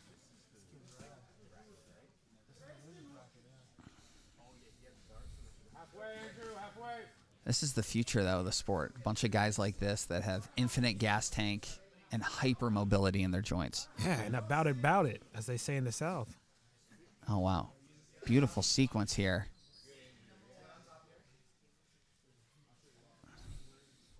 You can tell Andrew's getting frustrated. I mean, he has some great looks, but this kid is just... Well, it's really tough when you have some clean looks at a submission. You don't get them. It's tough to maintain that confidence. Yeah. So, 2:30 to left. 2:30 left. Womp, womp, womp. Super chat Keith Limes says, go dingo, go loco flow jiu-jitsu. Rafael looking for the back here. Yeah, I mean, this is a full-on sprint. This is what I like to see. I mean, when you're in these situations, you cannot let off the gas. Otherwise... Beautiful knee cut there, but Andrew's, once again, staying very disciplined. Even as the match goes on, it's staying tight. And then Rafael's lucky that there's no points in this because he's just giving up top position left and right. He doesn't care where he's at. His only thought in his mind is forward. This is a big reset right here. Yeah. Because you can never, no matter how good the referee is or the athletes, perfectly recreate the position. The tension that both athletes have, so it's a tough spot. We'll see how Andrew does on top. Yeah. The main difference being the head position. A little more sense of urgency from Andrew. You can tell he doesn't want another judge's decision. Wow, look at that entry. Beautiful entry from Rafael. Not as deep, but he's selling the attacks. Nice body lock here by Andrew. Steps over the Great legs. pass. Beautiful. Oh, he didn't But secure look at it. how flexible He didn't secure Rafael is. Where did that leg come from? We need to teach this boy rubber guard. He is the one. It's always scary when guys just place their foot like that. Yeah, his all that force is going right into his LCL. But he'll be all right. He'll be okay. We'll watch him. He's got time. Yeah. Send him to our gym. He'll be all right. That's a very painful looking position. Yeah. I hope he doesn't hurt his knee. Yeah. Yeah, that's the wrong way to push it. You gotta hug that knee. Otherwise, you can really hurt yourself. Looks like he's looking for a go-go here. Yeah. And if you're Andrew, it makes it really tough to even approach passing the guard when you have a guy that flexible. Yeah, that was amazing how he used that go-go just as a defensive measure. Well, it's just kind of taunting him. Like, there's no way you get past both my legs. Yeah. And then he's back on top. Oh, wow. This might be another upset, honestly. Insane pace with 30 seconds to go. I can't even remember what Andrew was doing because Rafael is a wild man. He's just wild. What did this guy eat before the event? My goodness. And he passed Andrew's guard. No But one the even best- noticed that. He's still going for the submission. He's got the arm fully extended. Oh, wow.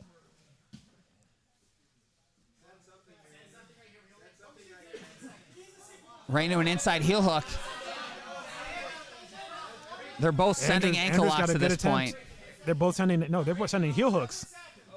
That's a heel hook that Rafael had. Andrew had an ankle lock. Good attempt. Wow. Insane match. Wow. That's how you steal the show right there. That's how you steal the show. That was impressive. So we're going to see a replay here as the judges decide what to do. I know who I'm picking. I hate to say it. Man, but look at Rafael's head position, though. Keeping Yeah. it below Andrew's knee. he wasn't making just things wild, really but he difficult. was technical too. Like he Yeah. was. Beautiful Wow. work. Rafael's going to get the win and move on to the next round. Wow. And that's another huge upset for Andrew. Like I thought Andrew would look really good, but it's just he's dealing with wild people. Alexander Ramiro. You got to control them when they're wild. Yeah, and this is where it looked like Andrew had a bite at the leg, and Rafael just diving for a leg of his own, man. Yeah, and Andrew's a little bit too hungry for that leg. He showed his back a little bit on that. Allowed for some more highlights. Really good Man, sequences. that was tough. So now Ramiro's back against Alexander Ustamenko.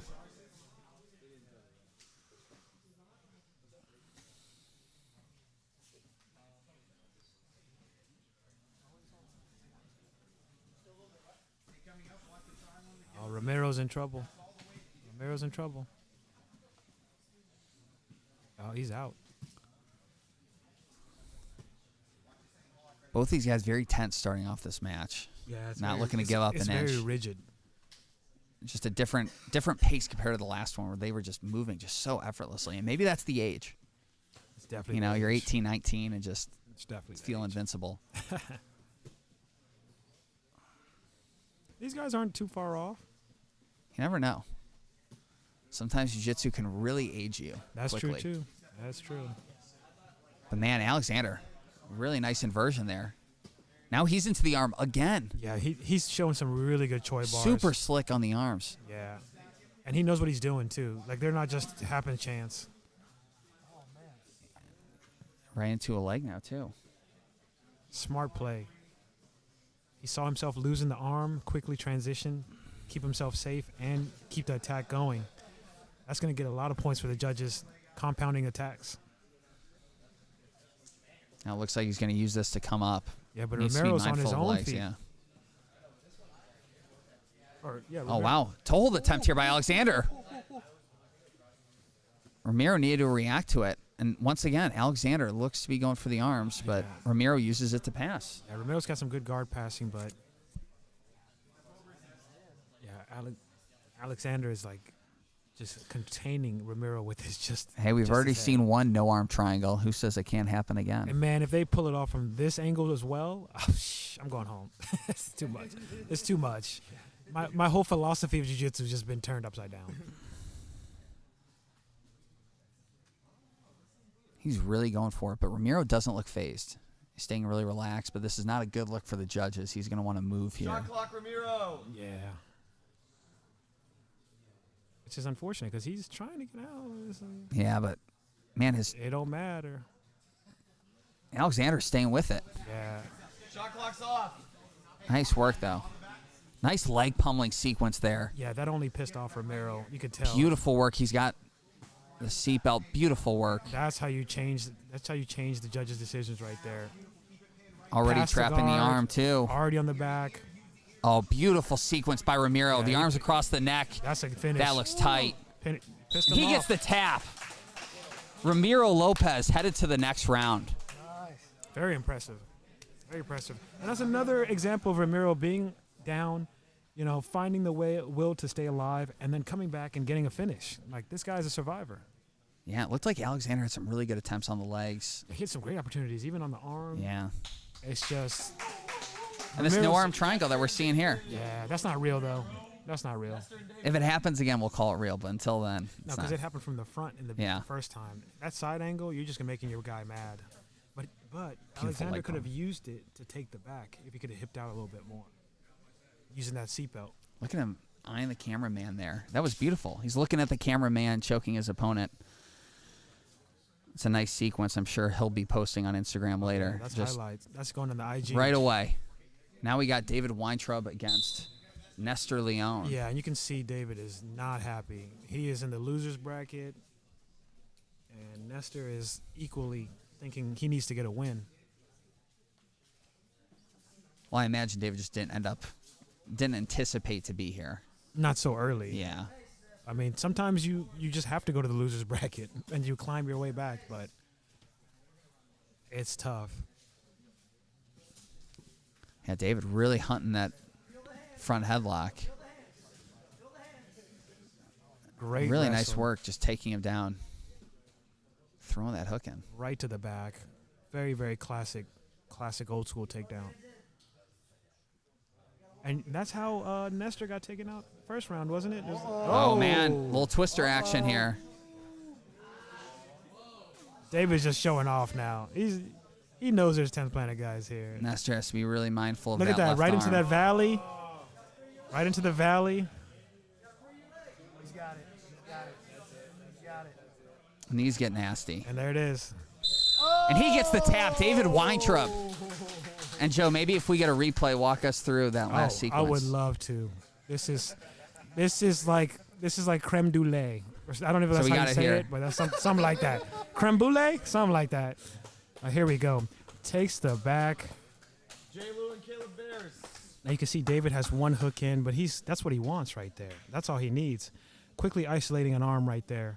Now, traditionally people try to throw that over the head, but you see that? But people limp arm there. So David does a new form we've been doing called the Valley, where he tucks it into his opponent's back, just like that.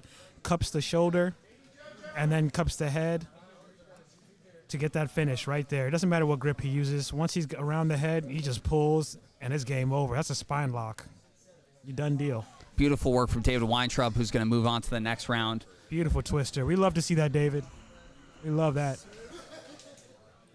And obviously we hope Nestor's okay, but that's going to lead us into Caleb Bears against Joe Lewis. So Joe was disqualified from his first match against Joe Carroll for jumping guard. Oh, yeah. And that twister counts as a kill within the season. So just remember that if you're going to be doing twisters. As it should. We had some controversy about that a few years back. Also, that means that I'll have full data for Man, I'm excited for this. Joseph Lewis, Caleb Bears. Caleb has been real impressive. I'm excited to see this run it back. It's only like $45.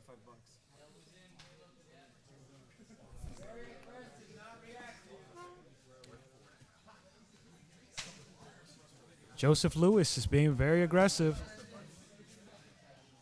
But that height advantage is just it's too much.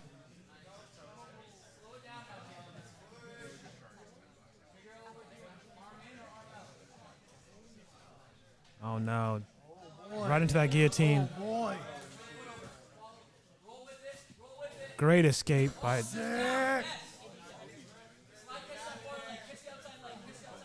Caleb's still on that neck.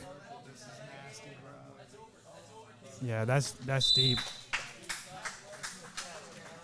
Beautiful finish by Caleb.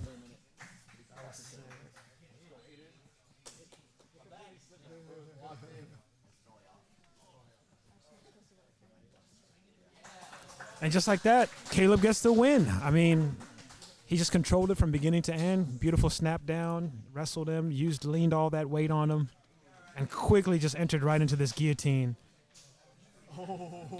Joseph tried to spin out of it. Good idea, but Caleb just followed him. Crazy matchup. Oh, man, look at this. We got Logan versus Landon. I'm excited about this. Two wild boys.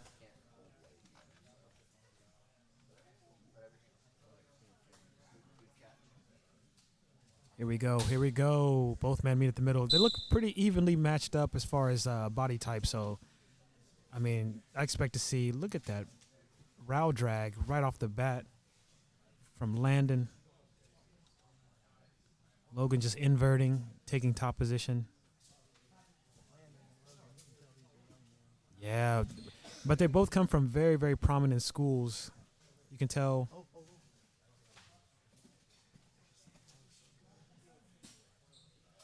Yeah, the way they flow is as if they've been training with each other for so long.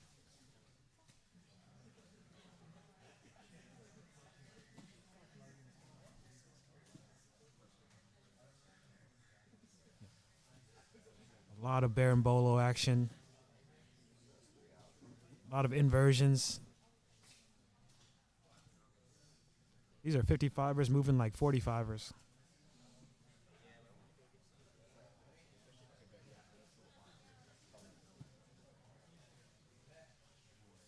Logan looks like he's looking for that ankle lock, transitioning to a heel hook. Landon just staying composed.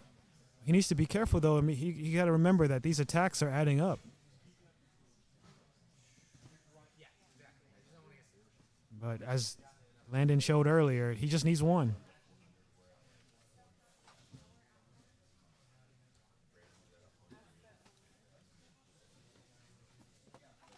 Man, there it is. There it is. Right into that knee bar. Beautiful control from Landon. Logan's trying his hardest to rotate, and he can't. He gets the finish. Told you. All he needed was one attack. Really nice sequence there from Landon. That rear naked choke grip to finish. Landon is very impressive. Very impressive. Hey guys, the bodega is closing up, so if you guys want last call for any drinks or snacks before they go. That was impressive. Landon was just staying composed. Logan's just shooting left and right. He was able to enter into that knee bar.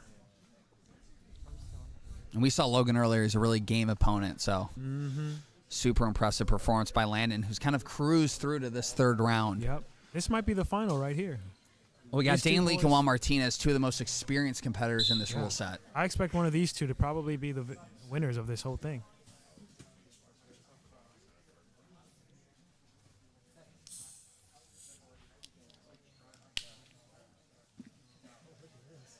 Beautiful inversion from Juan. Almost sees Dane's back, but was able to take side control right into Juan's north smooth, south. man. So smooth.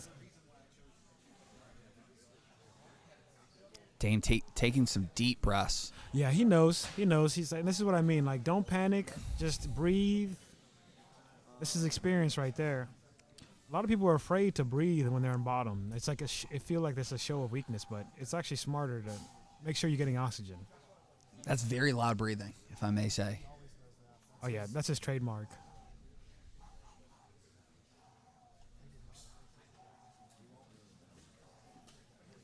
Yeah, Juan is just super smooth. Like you said at the early part of the night, it's almost like he's lulling his opponents to sleep. Oh yeah. And as soon as they just relax a little bit, he goes in for the kill. Nice leg pummeling, too, to pin the left arm Oh yeah, Juan's of Dane. super technical. He's got and he's gotten way better just with all the experience that he's gained over the years. I mean, he's now a seasoned black belt. And that's sometimes what it takes, right? It's And not just... he's still very young too. I think he's like what, 20 something? That's what's scary about this next generation, too. You have so many young guys, 18 to 20 years old, with so much competition experience already. Yep. Once again, great shin pin work from Juan on top. Yeah, I mean Juan, he uses a lot of old school techniques that are still effective till today, and that's what I love about it is he emphasizes control. That's what I feel like the newer generation early on struggles with. Oh, hey Christos, there's only 28 minutes left on this sim. On this SD card. I don't know. Nice work there from Dane. Yeah. Needs to keep his knees in front of Juan here, though. Yep, it's still pretty even. No man has really gotten any attacks off, but I mean Juan did get that guard pass. That if we were to stop it right here, that would probably edge it to Juan. Looking for the backstop there. Yeah, and Dane does a good job of blocking that with his foot. A little kung fu action. And there goes Juan right back into this inversion. Oh, So- beautiful sequence here. Has a clear path to the back. Uses it to mount. Now, that was just seamless. The way he transitioned from that crab right into mount. Really nice work, though, by Dane Beautiful. to elbow escape out of there. Yeah. Now he ends up on top. Dane looking for underhooks, double unders. Oh, wow. And right back into that inversion. Probably Juan, looking to man. mount again. Super slick on these inversions. Oh my God, What DVD is he selling? Yeah, this is great. Juan's really having a night tonight. Super slick to get to the back here. Yep. Yeah, just at him. winking at the at camera, him. Look enjoying at the moment. You're doing too much, Juan. Doing too much. I love it. They can only be Juan.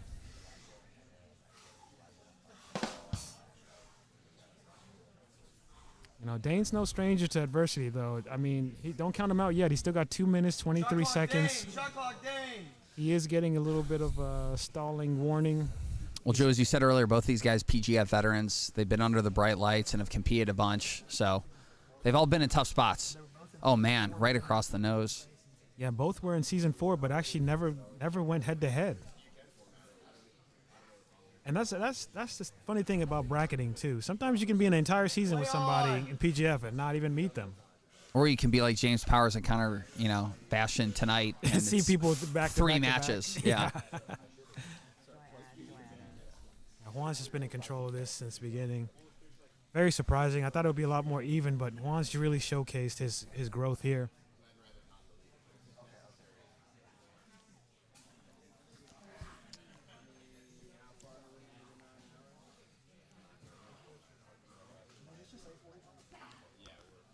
Oh man, nice work by Dane. Getting his shoulders to the mat. Now he's in mount. Yeah, Dane's just got great escapes, real patient, but he had to shave a lot of time. That was a minute gone.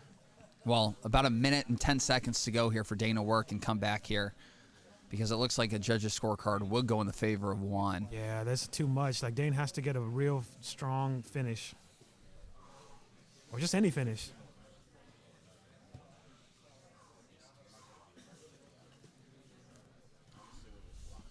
And Juan's somebody it's a struggle to pass that guard. Like, he's got that Andrew DeGraff guard retention, but it's way more lanky too. Well, he's super long for this weight class. Yeah. He's got long legs. Bro, I faced him at 145. That boy is lanky. Was he doing some of the Raphael stuff, just He's putting doing- his leg in front of your chest? This was like 2 years ago. Yeah. He's the same person. Just I mean, he's got way more. He's way better now, but Well, he's super comfortable. Similar. That's what I would say tonight. He's about as comfortable as any of the competitors that we've seen tonight. Yeah, beautiful row drag attempt by. Slick hip. Wow. Nice little hip shift. Wow, he's showing off now.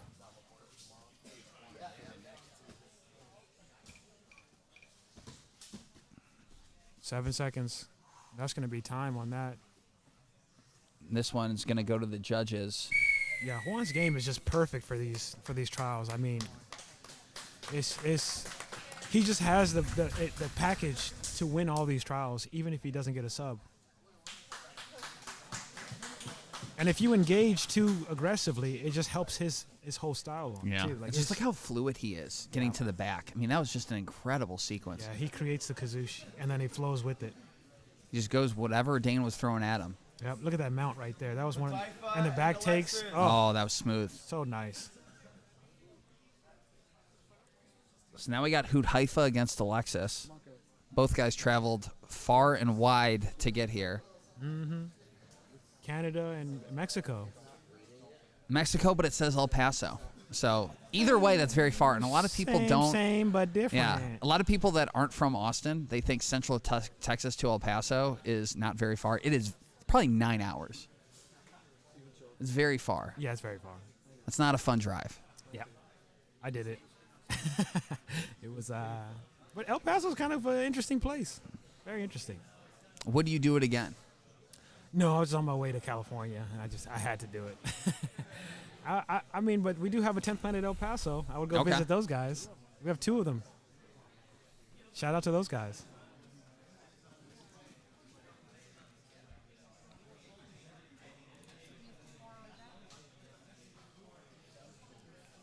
All right, here we go. Yeah, so Hoot Haifa and Alexis on the winner side of the bracket. Yeah. Hoot Haifa was probably our biggest upset of the night against. He might make it to the finals. Andrew DeGraff. He might be in the finals. Because Andrew DeGraff was probably his toughest match. I mean, he might have to face Dane Leak, though. Well, that's got to be a huge confidence booster, right? You go against a guy that's probably heavily favored to get that win early on. Mm-hmm. I'm sure he's feeling really good right now, and he looks very composed as he battles the guard of Alexis Ortiz. Yeah, he looks very much in control. But Alexis looking for a Kimura. Alexis is another one of these guys. He just seems to flow through techniques. Yeah, like that never was- fully exerting himself. Yeah, but that might have backfired right there. Sometimes he might be too flowy. And it looks like Hoot Haifa's already around the neck. Yeah, he flowed right into a rear naked choke. And man, that right arm of his is he already just- at the shoulder. That's He tough. just tucked his chin in there too. Ugh. We've seen a couple of those finishes tonight across the chin. Yep. This is tough.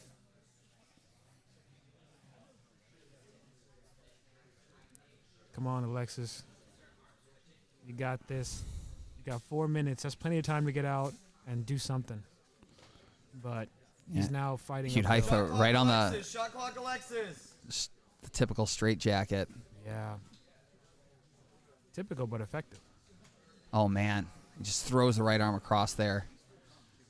Alexis, though, some really good late-stage defense.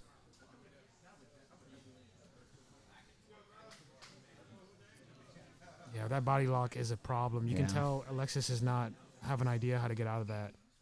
He's not like one of these young guys that just kind of rolls through it. Nah. He needs a spine.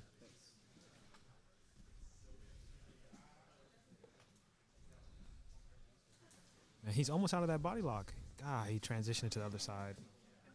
Yeah, you guys got to learn how to get out of body locks if you're going to be in no-gi. That's because even if you do know how to get out of it, it's still the worst. Well, what's crazy is seeing all these big guys now that are using it, even on the wrong side and not bothering them. Yep. You know, Brandon George, he's still in the stands there, 230 pounds. He can still do a body triangle. Shot clock, Looks like a Alexis. flyweight doing it. So Oh, there we go. Great job, Alexis. That is exactly what you got to do. I think, he's on the clock, though. yeah, Haifa kind of let that go a little bit, but Shot clock's Alexis off. was aware of that. Good job, Alexis. Or Alex, sorry. What can I say?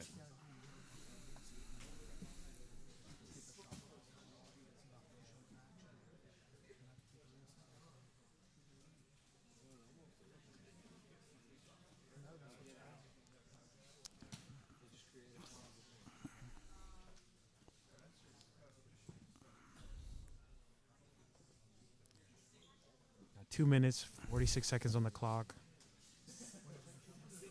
Yeah, and Alexis is both legs inside looking to sit down Hoot Haifa with some sort of leg entanglement. Yeah, he's trying that X guard, but I mean Andrew tried that too, and it was not working. So Alexis needs to be very careful. And as you can see, Haifa is just very aware of his Oh, position man. there. Uses the calf crusher, the threat of it to come up on top is Alexis. Yeah. Oh, Hoot Haifa rolls through to an armbar. Might have the triangle here. Jump Beautiful flying sequence. triangle. That was sick. Needs to cut the angle, but man, Yeah, that's game over. moving like a gymnast out there. Hoot Haifa. Yeah, it's just the pacing of Haifa is just too much. Alexis is struggling. His arm's almost across too. He needs to be careful. Well, he needs to cut an angle here. Trying to maybe scoop under the arm. Yeah, he's trying to frame against the hip, but it's actually backfiring. He gets the tap. Beautiful work from Hoot Haifa, who's going to move forward to the next round. That was tough. Yeah, I'm a Haifa fan. Anybody that does flying triangles, I like that. I like that.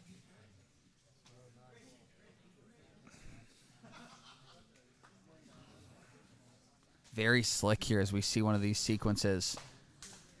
Canadians are not playing today. Yeah.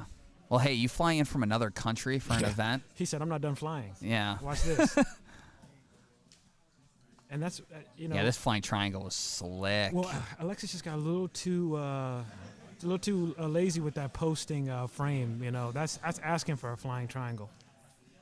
You gotta post just quick enough to get out and just back that hand out. Brady and Roger. Sorry, Brady and Hodger. Are we changing his name? He is Hodger now. Hodger is Joe, I now think you were the Hodger. first one I to said it right? actually say that. I said it right. Yeah. So everyone's just kind of following your lead at this point. Hey. So we got Brady Hilton, and it may be Brady Hilton, but we don't know. So Brady Brady Hilton. against Roger, Hodger.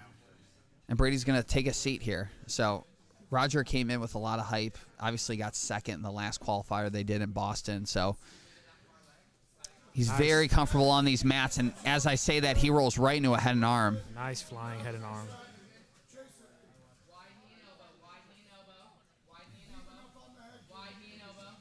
Rolls right into. Man, that looks tight. Brady's really fighting the hands, though. Yep. Good recovery. Good recovery by Brady.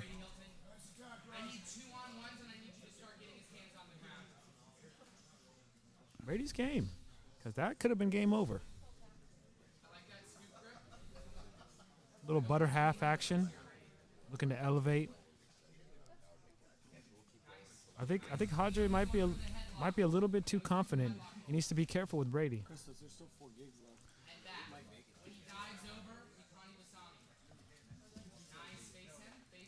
I like that. Now Roger's on his feet. You can tell Brady moves really well from bottom position. Yep. But you can see Hodger picking up the pace now. Yeah, he was Mr. Smooth in the beginning, but now he's like, okay, I got to win. And you only have 6 minutes to work in these matches, so you don't have a lot of time Yeah, to you- wear your opponent down. Yeah. You got to get after You it gotta right go. from the start. You got to make it ugly. If you're not smooth like Juan, you got to make it ugly. Exactly.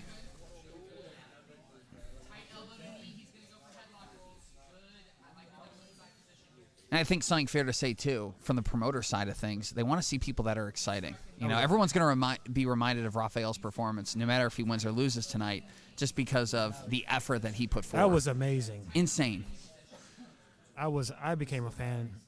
And those are the guys that I think become alternates in future seasons, is the guys that put on a show. Oh, yeah. Or you might be called up to the big dance. You never know. Everybody gets hurt. You never know. You might get a call. 5-day tournament, there's a lot that can Never happen. know.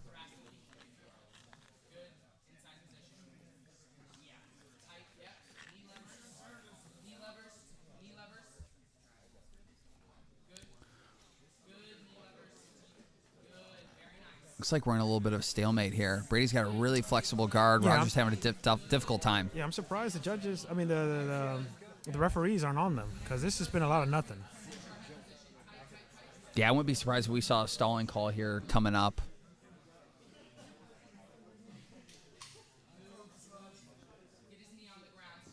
I mean, but who do we give it to? They're both not That's doing the tough part. Yeah, who's doing what? That knee shield is keeping Hodger from really doing anything. But also, Hodger's staying in that knee shield. He's camping out. Yeah. Common theme of tonight, we need to see these guys get on their feet and do what Roger's doing now, get in an angle There we and go. moving side to side. There you go.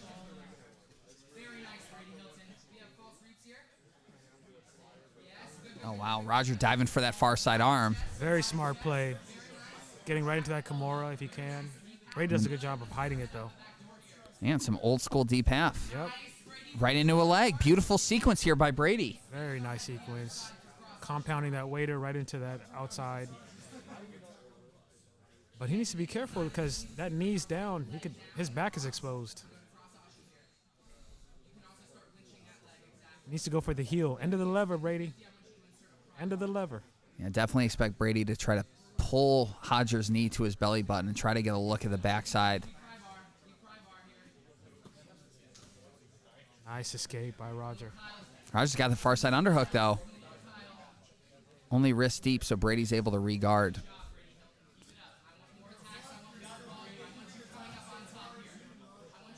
So now Brady, it looks like he's trying to wrestle up.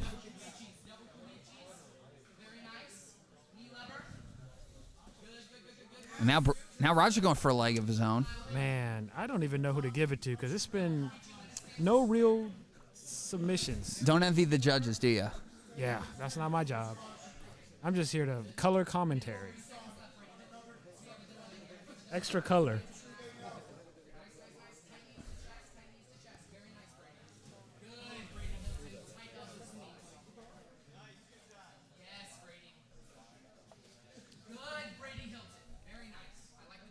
I love when coaches say the entire name. Yeah. Campbell's done a good job in the corner. He's been very active tonight in the corner. Yeah, I hear him from here. My favorite person, and Joe, I'm not sure if you were here when this guy initially was just going nuts. There was a fan. I've never seen a fan at 4:15 p.m. for a jiu-jitsu event. as energized as this guy. I mean, he was so excited to be here. I don't know if he just got let out of county jail, if his brother's competing on the card, but I don't even know if this guy trains jiu-jitsu. But he was so animated and so into it. It was fun to see. So I think he's left. Kyle! Give him the Kyle! Show it to him. Let's go. Yes, yes, yes, yes. Give him the Kyle. And for anybody that's at home, there's a call for a Kyle. No one knows what that is. What is the Kyle? Oh. Oh, Kyle. Oh, I thought he said. Yeah. Oh, okay. That makes sense. I thought he just had some dude named So 10 Kyle. seconds to go, unless something crazy happens. Looks like this one's going to the judges. Yeah. Yeah. Yes, yes, Brady. Good. Yes, Brady. Very nice. And I don't know, Joe, does the enthusiasm from his corner I fell asleep, bro. help Brady? I was falling asleep. I have no idea. I'm actually disappointed in both of them. Both of them got to go. So if it's up to Joe, they're both gone. Yeah. As we see here, a little bit of a replay. Yeah. And it's not always the competitor's fault. Sometimes just styles just, become this, immovable rock versus whatever. But Well, Roger's going to move on to the next round. yeah, he looked the part. But both of them were boring. Alec and Joseph. Brady had Actually, some nice sequences yeah, here. like right that there. deep half That butterfly to outside Ashi. deep half, Yeah. That was beautiful. Yeah, their jiu-jitsu was fine. It was just action-wise, I was falling asleep. Well, now we've got Joe Carroll, who I believe this is his third outfit In tonight. the Ricky Bobby. I love it. So he's going up against the kid, Alex you're not- Escoval. If you're not first, you're last. He had a warm-up?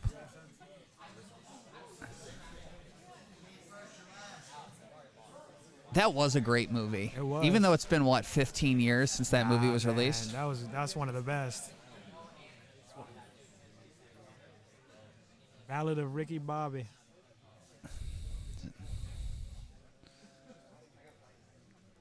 Hey, Jacob. Hey, Jacob. Let's wait on Brandon. The commissioner is MIA. So Brandon's working the room here. We're moving through this bracket pretty quickly, but yeah, Alex Escoval against Joe Carroll. Both of these guys have they've rolled together. Like Joseph comes to Tempe, Austin a lot, and so does Alec. They're no strangers to rolling with each other at least a few times. I'm interested to see who's going to win, youth or enthusiasm.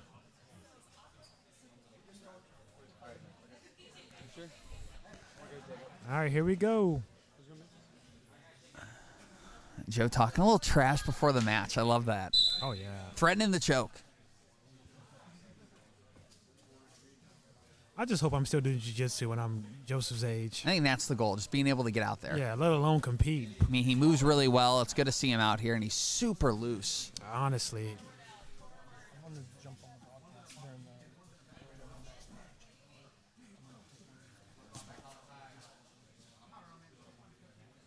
Alec being aggressive, as he should be. Right into a Beautiful takedown. work, but right into an arm and guillotine, but he's on the wrong hip as Joe Carroll. Yeah. Alec does a good job popping his head out. Alec is just aggressive. I love it. The beauty of this is Joseph's got a weight advantage here, so he doesn't have to worry about carrying too much weight, but Alec's like a little spider monkey. Joe Carroll's loving every second, man. Looking at the crowd. Yeah, that's a showman right there. He's gonna need an Epsom salt bath after this, though. Let's be honest. Yeah, he's smiling now. The adrenaline can only take you so far. The recovery. Yeah, Alec will be fine Yeah. tomorrow. He'll probably train twice. Yeah. And he sits guard here. What is impressive about Alec is he's just maintained a pretty consistent pace. Well, I mean, he didn't really have a first match, so Yeah. he should have the energy for it. That was a crazy first minute. Yeah, I'm gonna talk to him about that later. I'm teach him how to read the rules.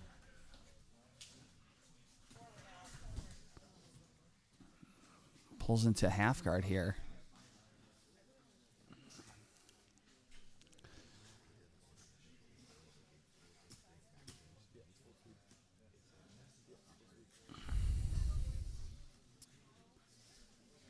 Joseph Carroll Yeah. getting gritty. That's what I mean. Like a stray cat, just moving his head back and forth. It's Really not nice pretty, work. It's gritty.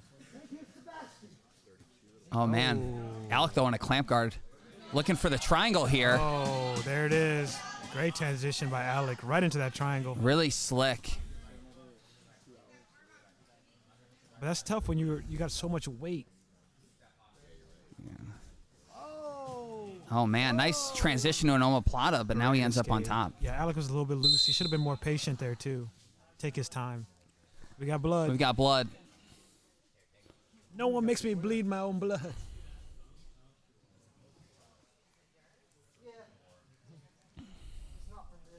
Help me, baby Jesus.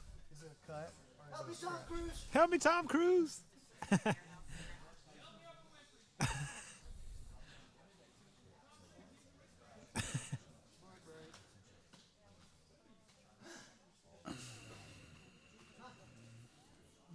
Look at that. He can't lose too much blood now. We got to be aware of that. Not phased at all. They dap hands, and we're back at it. 3:30 to go here in this one. Some more hand fighting here. Head to head, both of these athletes. Ew. Neither of these guys afraid of any blood. Joe, nice little cartwheel pass, but finds himself now in the closed guard of Alec. Yep, and Alex right back into that rubber guard. Right, beautiful transition right into. Uses that beautifully to get that sweep. Joseph does a good job of getting to close guard. Yeah, Joseph's no stranger to 10th Planet. Like, he knows, he can feel these rubber guards coming, but Alec doing a good job of getting back to that every time. Joe's just super loose, man. He's loving every second of this. One of the things he talked about is just how excited he was, the preparation.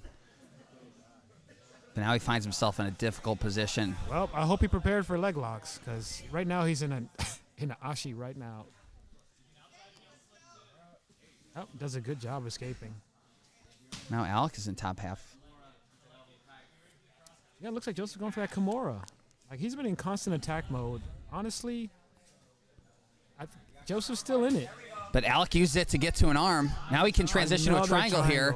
Another escape by Joseph. Now an omoplata. Right into his own triangle attempt. Great sequence, upper body to lower body from Alec Esquivel.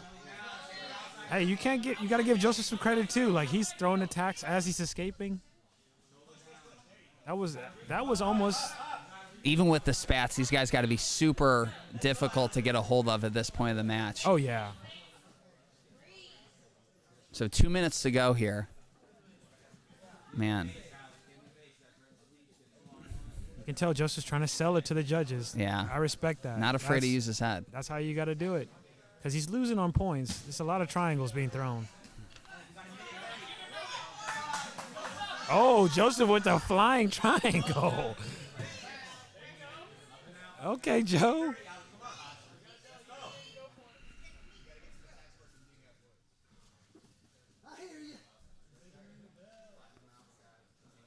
Nice sequence here from Alex. Yeah. He uses his forehead to base and transitions into an anaconda choke. Yeah, Joseph's in trouble. That was slick. He's out. Oh, man, right into a Beautiful crucifix, escape. but Joe wiggles his way out Yeah, again. He was able to use his weight. But that's what you got to do. That's what you got to do. 1 minute left. It looks like Alec has really secured this win, but Joseph's got to pull a Hail Mary. There it is. Looks like he's trying to jump into that knee bar. Alec does a good job of blocking with his knee. And Alec's done a good job staying composed, not letting the theatrics get to him. Well, he's just been in attack mode the entire time. I don't think he even sees Joseph Carroll. Nice little double Koichi attempt. Hey! Oh, man. If Joseph Carroll gets a flying triangle, he wins the entire tournament. Oh, he's got an arm. That was close for him.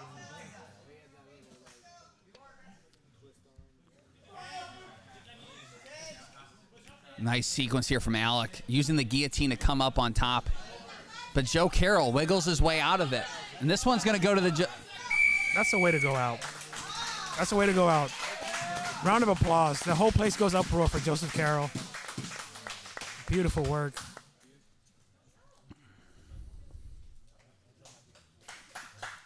I mean, as you can see, there's just so many triangles being thrown. And the winner is crowned Alec Escobar, moving into the next round. Beautiful sequence. As we see Alec's handiwork here. Had a couple looks at the triangle. Looked really sharp.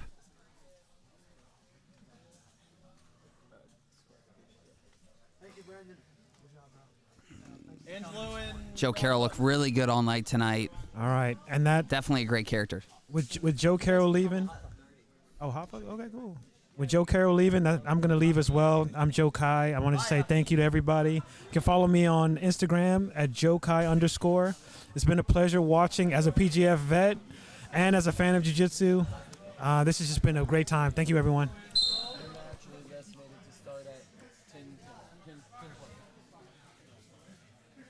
Mike Switch, what's going on, everybody? Thanks for joining us. I'm Brandon McCatherine, jumping on the mic with you guys here for the end of the PGF qualifier. Hey, you're killing it, dude. No, I appreciate it, Brandon. You're fun. I'm pumped for the opportunity, and man, Hoffa's just been so fun to watch. What are your thoughts on him as a promoter? I mean, he's one of the most fun guys for sure. He's on the attack all the time.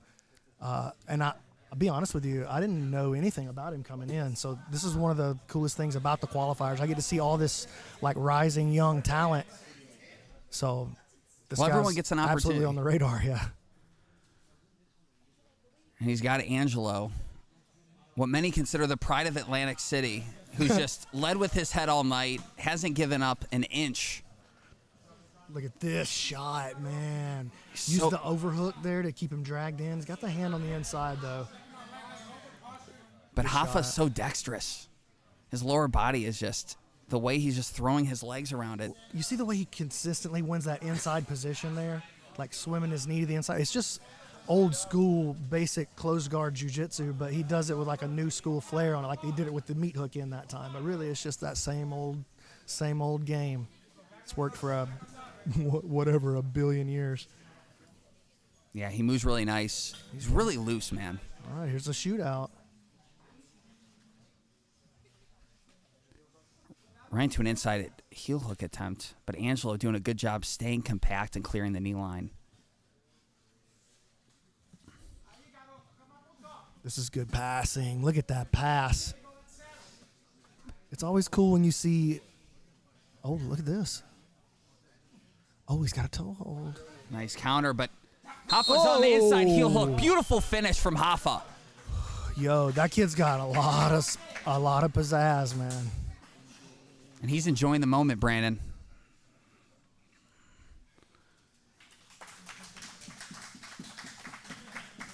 Ramiro and David.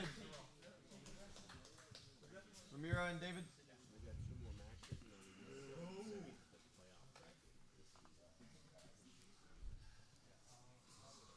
No, we got, you said 2? So we're getting a look at the replay here. So he goes for the toe hold, but he leaves his own leg behind in the counter. And because that inside leg was already laced through, easy money.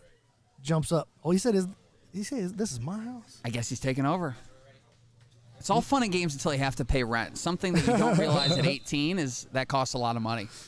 Now we've got David Weintraub against Ramiro Lopez. I'll pay the rent to keep him from doing that to my leg. I'll take care of it. Just don't hurt me.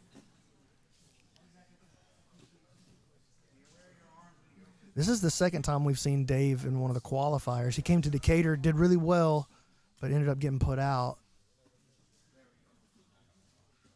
He had a tough first go against Juan. I don't think anybody wants to run into tonight. Yeah, I mean, I think you're right, man. Juan's looking like a front runner right now. Raphael looking sharp. Landon Elmore, of course, is looking sharp. These guys are so smooth. They move so effortlessly. What about how do we pronounce my man's name? Haifa is what I've been going with. I don't know if that's accurate. Haifa. I like that name. Haifa. I'm going to be saying that one.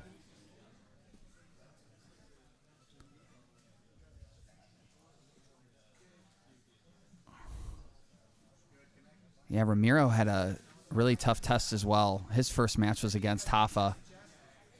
He's in a prime position to pass here. Nice look at knee cut.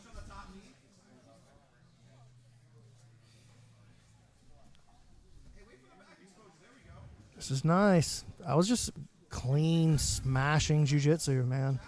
Just cutting through the defenses of Dave Weintraub. Dave's a Shaolin black belt. You know, he's no stranger. He's been on the big stage, right? EBI. Yeah, I've seen him at EBI, Combat Jiu-Jitsu, ADCC trials. He's a player. Yeah, like we were saying, Ramiro, it's fun for these events, the clash of styles, the young, super flexible kids against the old school, Dave's ground in and trouble, pound type man. dudes. That arm's trapped. That's it. He's out of there.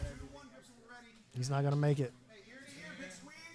Oh, man. Beautiful. Big win. That's a big win over a really good opponent. Ramiro Lopez going to the next round. Beautiful handiwork from him.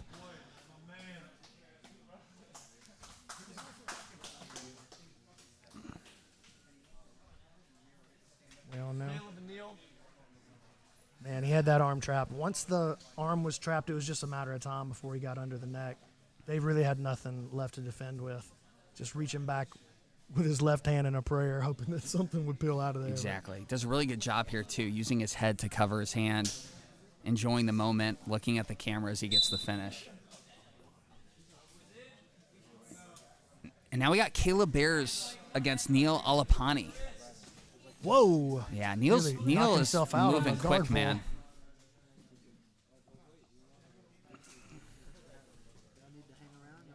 Neil came here to get into a scrap.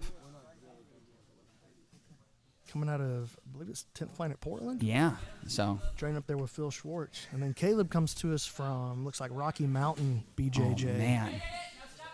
Looked like a drop Seonagi there. Looked really nice. Yeah, Caleb, another guy, it says from Canada, but he has B-team on his shorts, so I imagine he's another transplant that's now in Austin. I could hear the ire in your voice as you said that. Another transplant. That's what, go around Austin, you will find very few people that were here before 3 years, and I'm not one of them. So I'm with all these guys. I've only been here the last 3 years, but so few people are actually from Austin or even Texas that are down here now. So it's been fascinating to see the sport grow and the city grow around it these last couple of years. Yeah, I guess I started coming to Austin regularly for jiu-jitsu stuff in maybe like 2018, 2017 maybe. It's when it seemed like the Austin trips really started. And the whole city is just completely different than it Totally was different. at that time. The city's changed a lot. The sport has changed a lot. Yeah. The amount of events for athletes to really grow their brand. I mean, it's night and day from what it was back then, I imagine. Yeah, and I'm trying to do something that really leads the way in that regard for everybody. You know, we don't have a $1 million purse, but I do have 153 different times this year. I did it twice last year. Insane. You know what I'm saying? And things are only growing and getting bigger and getting better. Building a sustainable business model is a really important part of what we're trying to do so that we can continue to do this. I want to leave some legacy for the sport. You know what I'm saying? In a lot of ways, I feel like I'm planting trees that I'm not going to actually get to sit in the shade of myself. But it's important to me that the next generation of grapplers, by the time they get around, they'll have the option to be professionals if that's what they want. So that's what we're building. And we're building it faster than we used to be. So it's growing incredible. fast, man. I mean, watching these last couple of seasons, the level of competition, the coaches that are there supporting these athletes, and the way that it's helped elevate the brands of these athletes. Oh, what a great pass. Yeah, beautiful hip switch there from Caleb. But no, PGF's definitely leading the way, and it's good to have you guys here in Austin crown Thanks, a qualifier. man. Look at this arm triangle here by Caleb. Love to see him sink his That's hips. good. Look how low he gets with his chest. That's a kill. He's going to get that. He's just going to wear him out. Maybe pull his right elbow down to the mat just a little tighter. Use that grip that he's got. There it is. Oh, he's going to try to transition here instead. I mean, I don't hate that, but Oh, okay, man. now I hate it. You know? Yeah. He didn't stay behind the elbows, allowing Neil to come up and scramble out of there. But he never stopped as the offensive player either. You know, so that is one good thing to see. Like, he's flowing into the next attack. There's no downtime, no dead TV right there at all. Now these guys are moving. Neil's another one Oh, of these check guys. it out. What? Anatomically, this position doesn't make much sense. Check out how he was controlling the wrist on the other side to stop him from bringing it into the defense. Oh, my man. God, dude. This is going to be one of the craziest highlights in PGF history. Oh, man. Oh, he's flashing the 10th Planet Gang sign. If he falls asleep, that's not good. All right, killing the brand out here. What a sequence there. That was, man, what a crazy finish, dude. Man, shout out. To, Caleb And- Bears. Caleb, and man, you need a great dance partner to have a match that good. You know what I mean? So Totally. shout out to both guys. Dude, you want to check out this replay. First of all, check that hip switch. He hit that a couple of times. Look at this. So he grabs the leg first. And, okay, now this is super interesting. Hey, Keelan, don't start this next match yet. Your boy's got the telestrator. It's time. All right, I want to rewind just a little bit and check this out. So he reaches up. Oh, I didn't go far enough. Sorry. This is what I want to see. This right here. So I want to erase that and use green. Here we go. This right here. So he's grabbing the foot to stop the rotation. By doing that, he stops his rotation. Now watch. That allows him to step up on this other side. Boom, just in time. That was a crazy setup. And I like this like Olympic pose that he's in right here. He's posing for the TV. Well, he's but once he hipping all got of his that, weight. once he got that figure 4 in, here's the flash of the 10, and then the lights go out. Yeah, 10. That's how many dollars short he was on his power bill because the lights just went out. All right, sorry. That's all I got. Get it up. Get It's the all camera fun off and me. games until it's not. All right, are we ready to run this thing?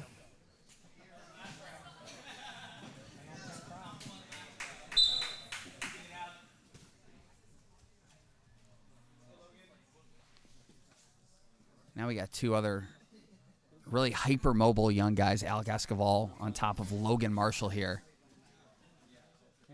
who's looked really slick on the legs tonight.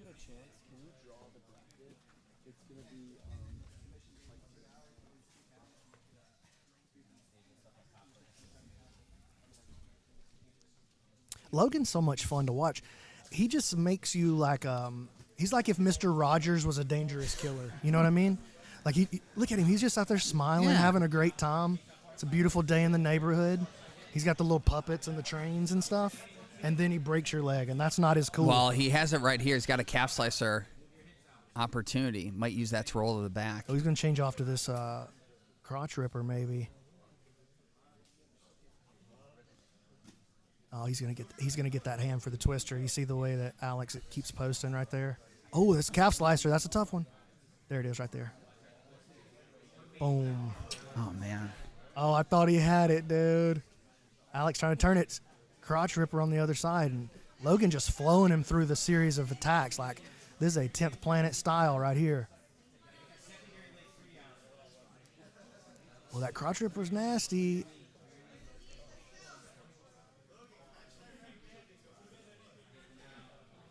There it is right there. Logan, yeah, somebody in the crowd was given the right advice. Catch that right hand and turn it into the twister.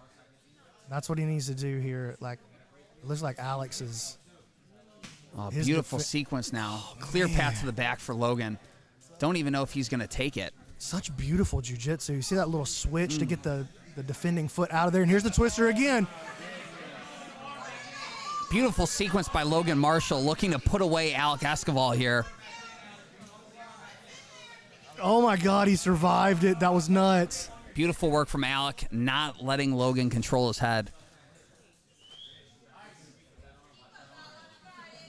Here's the banana split, maybe.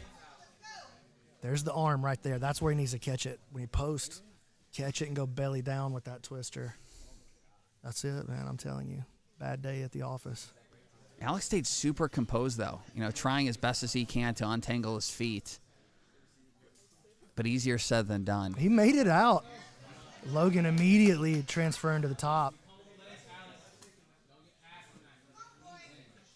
Logan in a prime position And look to at pass this. He's here. setting up the lockdown from the top.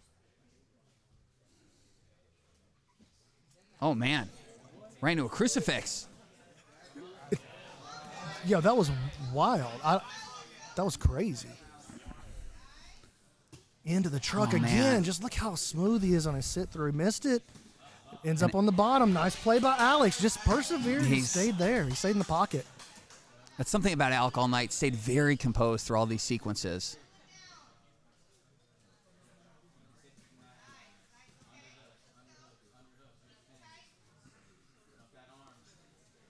Now Logan finds himself in bottom, but just super comfortable. And now this is interesting. He's going to try the truck position on Logan. And Logan was shutting down. See what I'm saying? Logan just smiling and laughing. It's a beautiful day in the neighborhood. A beautiful day for a neighbor. Yeah, where is Nunchuck? He needs to meme Logan into Mr. Rogers for me. Got all the way to his closed guard while he was bent in half. That's one of those moves that works until it doesn't. Both these guys super young, very mobile. About 2 minutes for these athletes to work.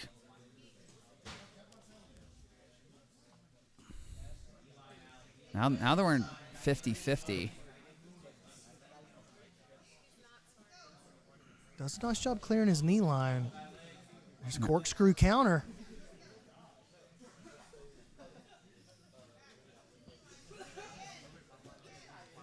You know, sometimes when you lose a sub, like a highlight reel, great position, it's almost down. That can make you feel a little like discouraged, and you see guys will fade after they get their shot and miss. But Logan doesn't seem affected at all. He's loving this more than anybody else here. He's just enjoying the moment, flowing through techniques. Well, he just floated himself into a front head choke here. Uh-oh. Trying to change to a Darce. Here's the man. back take to counter the Darce. Just forcing to super let it go. loose.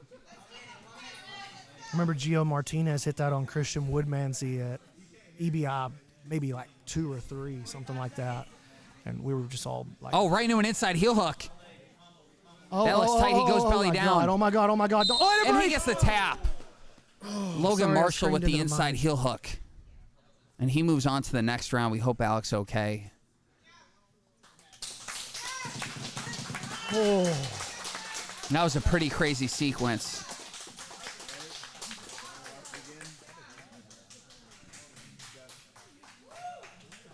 Rafa and Dane. Get a look back at a couple of the sequences here. Logan moving through that truck position, looking for the crotch ripper, hunted for the twister. Thought he had this twister. Thought he had him. Jacob, wait 1 second. There's the front headlock attempt right at the end. And then here's the inside heel hook. Oh, my gosh. Whenever it goes He across gets the all the body way line. belly down right here. Oh, my gosh. So much torque on it. I'm almost glad we didn't have a different angle than that because we've already had one incident with vomit on the mats today. We don't need it to happen again. Yeah, definitely hope Alec is okay. But Logan Marshall moves on to the next round, and he's looked really solid tonight. Now we have Oh, this is a killer match. this is a fun one. We got the PGF veteran Dane Leak against Hoffa. Hoffa Three-time Ferreira. veteran, man. And where is he from? Dane Leak. He's No, from, Dane's from Oklahoma. I know. So Hoffa's from United Brazilian Jiu-Jitsu. So I don't know where that is, but he's been on the Enigma stage a couple of times. Oh my God, dude! I thought Dane had him right there. But Hoffa's another one of these guys. He keeps such a high pace. Dane has such an insane, like, old school game though. Like, you know, we've seen him in bad positions a couple of times tonight, and then he just kind of like, barely slips around. But that's his MO, man. He always finds these slick little, just barely hits that knee elbow escape at the last second. He's never quite in the danger you think he is. Now, Juan had his back for quite a bit, and made that tough for him. But Dane's old school jiu-jitsu is really strong, man. Look at this great triangle choke too. And he prefers this reverse triangle. We saw him hit this in Season 3, Season 4. We've seen him hit it a lot in the PGF. Well, he actually switches the leg position to a more traditional triangle. Needs to get the angle here now. And he's got to cut that gap right there on his right leg between the hamstring and the artery. The way Hoffa just throws his legs in there, Oh, my man. God, he made it over. He's probably going to end up escaping this. Some of the craziest leg dexterity you'll ever see. Hoffa Ferreira. Oh, Dane saving it, though. Dane goes belly that's down, way underhooks the tighter leg. now, way tighter now. Switches to the arm. Oh, man, that looked fully extended there for a Holy second. cow, dude. Insane sequence by both athletes. And goes straight onto the offense, passes the guard. But Brandon, that's Hoffa. He doesn't stop moving the entire night, every single second. This kid is just incredible.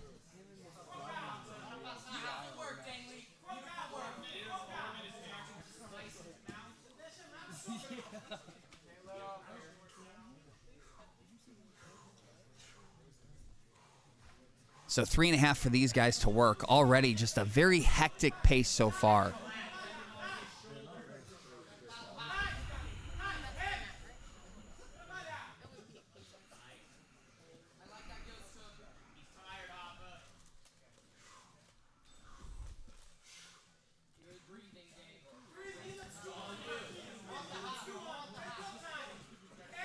I just love Hoffa's head position. He just makes it really tough for Dane or any of his opponents tonight to get a knee inside and regard. And he's super aware of his positioning with his knees and his pummeling with his feet, not allowing Dane to really get back into the spots that he wants. But there it is, though. Dane does do a simple little recovery to save himself, and there he's back into his close guard game. Oh, and sweeping with it all the way into the mount position. Dane Lee. Beautiful. Oh, turns the tides of the match out of nowhere with a simple guard recovery, too. Insane. And now you start considering that triangle, that arm lock attempt at the beginning, and now this reversal into the mount But position. Rafa, not accepting guard. He wrestles up. Beautiful sequence there. Man, these guys are after it. This is awesome.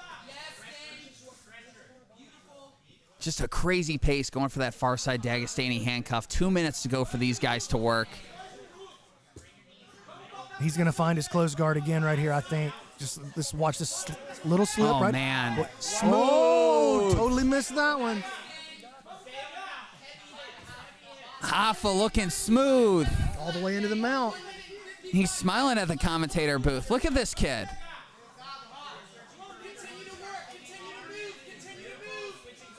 But this is dangerous. He's throwing his leg up there without control of both arms, without a seatbelt. That could give Dane some opportunity here to hip escape and get into a guard. And it did. It gave him the space that he needed to slip out Yep. with that 0-half style play. And he at least forced it into a side control position, but The nice little shin pin work there momentarily for Hoffa. Dane back into his quarter guard. A great knee position from Hoffa. Good, another good pass. Man, this one's back and forth, dude.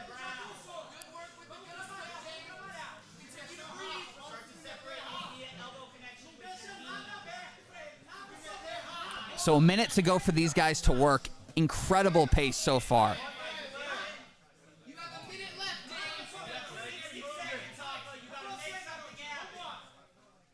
Elbows tight, elbows tight. We are not allowing her to slap around the elbows. Oh, Dane exposing the back. He's kept his elbows really tight, though, so it hasn't allowed Hoffa to get control and take the back from there. So, once again, Hoffa with that shin pin.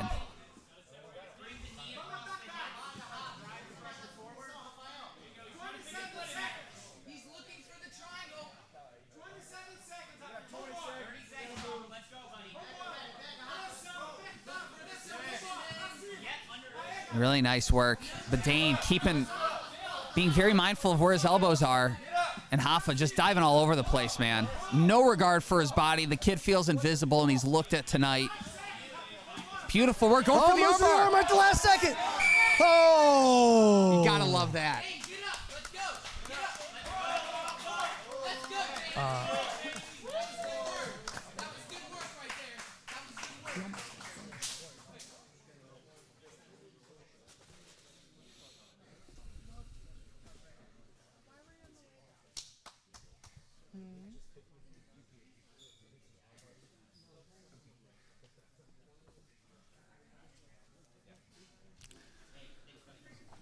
Just an insane pace, and I thought Dane had that triangle, cut the angle so beautifully. This was the worst. I don't want either of these guys to move on.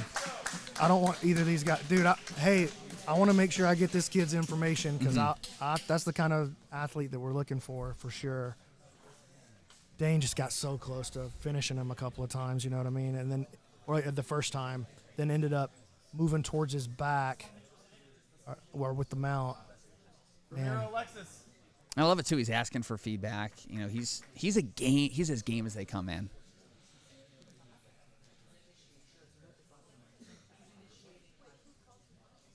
He's a fan favorite for sure. Would love to see him out there. Yeah, I would really like to see this kid again in Vegas. I hope he makes it out to that Vegas qualifier.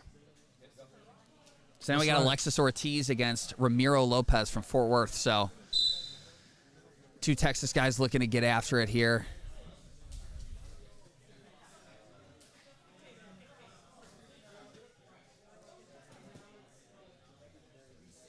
Oh, great butterfly sweep. This little Sumigashi.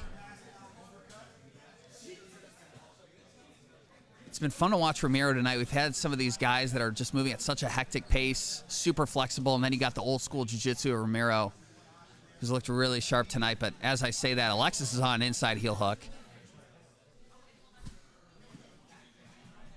He needs to be mindful of his foot placement here.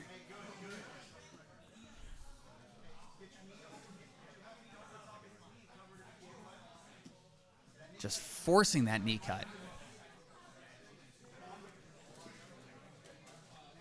Heavy pressure. Nice control.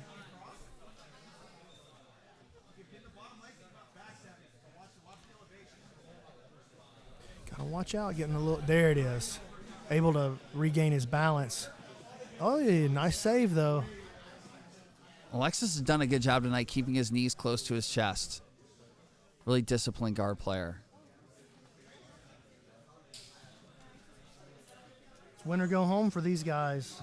Winner of this one gets the winner of the Caleb, is it Bears or Beers? I'm going to say Bears. Let's say Bears. Versus Brady Hilton match coming up next. Little rubber guard here. Got to make sure you win that inside knee position, though, if you're going to play that. It's time to bail. Yep. And now Ramiro ends up in top chest-to-chest half guard.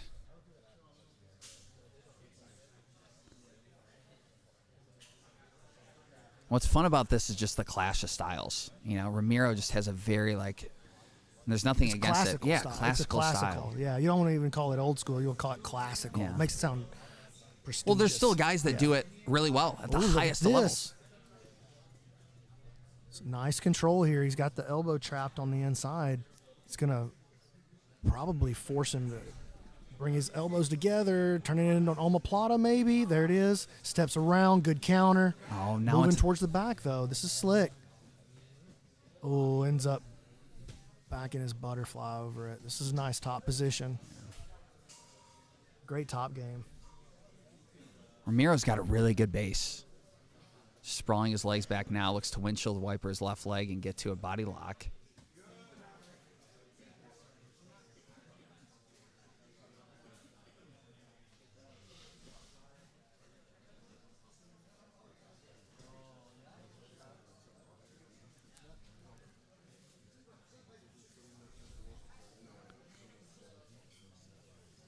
Ramiro, really nice work. Very disciplined with his knee position. Not allowing Alexis to get control of that upper leg, which allowed him to pass there. Nice work. And that body lock, keeping it very tight. Shot clock, Alexis. Or I shouldn't say body lock, but that tight waist. Got the forearm all the way up under the body. Really locking down the movement. Now sliding to the knee on belly. Creates a little space as he does, though. Nice work from Alexis. Hey.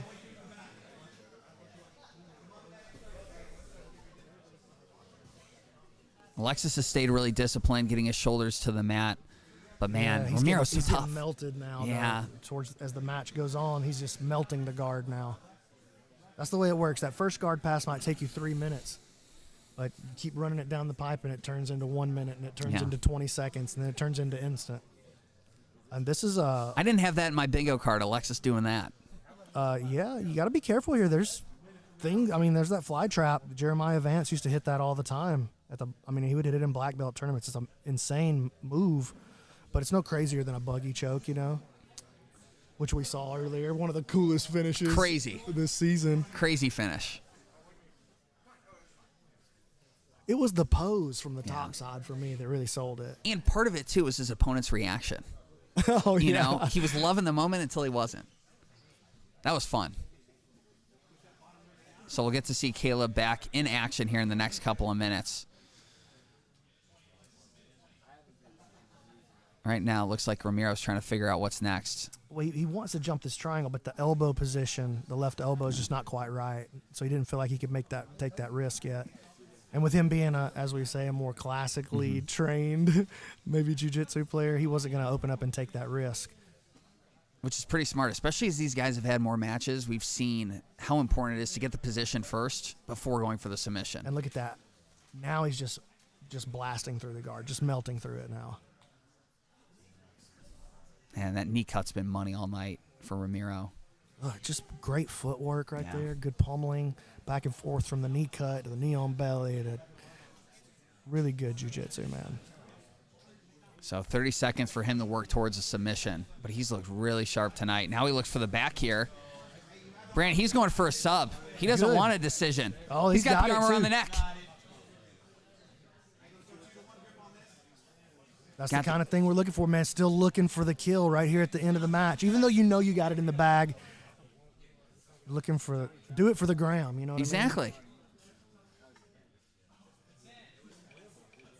This is going to be tough as Ramiro tries to send it. 5 seconds to go here, otherwise this goes to the judges. Man. Easy call on that decision. Yeah. Ramiro.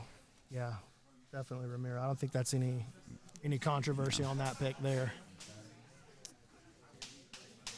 But Alexis threw up some interesting attacks here that I wouldn't have expected. But look how quickly just stepping over and countering. I thought he was going to try to move to the back right there, but he just ended up on the bottom of the scramble. Did end up recovering that single butterfly. And here's the arm trap here at the end. You see, once that arm is trapped, dude, there's just no hope. He has this hand just barely on the inside, keeping him alive. And it did keep him alive to the end of the timer, but that was a matter of time before everything faded to black. Yeah, really nice work from Ramiro. We're going to see him in the next round against the winner of this match. Got Caleb Bears back on the mats going against Brady Hilton. Will be interesting to see how Caleb follows up his last performance. One of the coolest finishes maybe of the qualifier. Is that fair to say, Brandon? Yeah, this was the buggy choke, right? Yeah, He's the guy that hit the buggy choke. Yeah, that was nuts. And the twister was crazy, but that was probably the craziest one. Yeah, we had some crazy submissions today. It's been fun, huh? It's been a lot of fun, all man. Submissions, too. So many matches. Crazy. With the submission rate with this 6-minute rule set and then pushing them.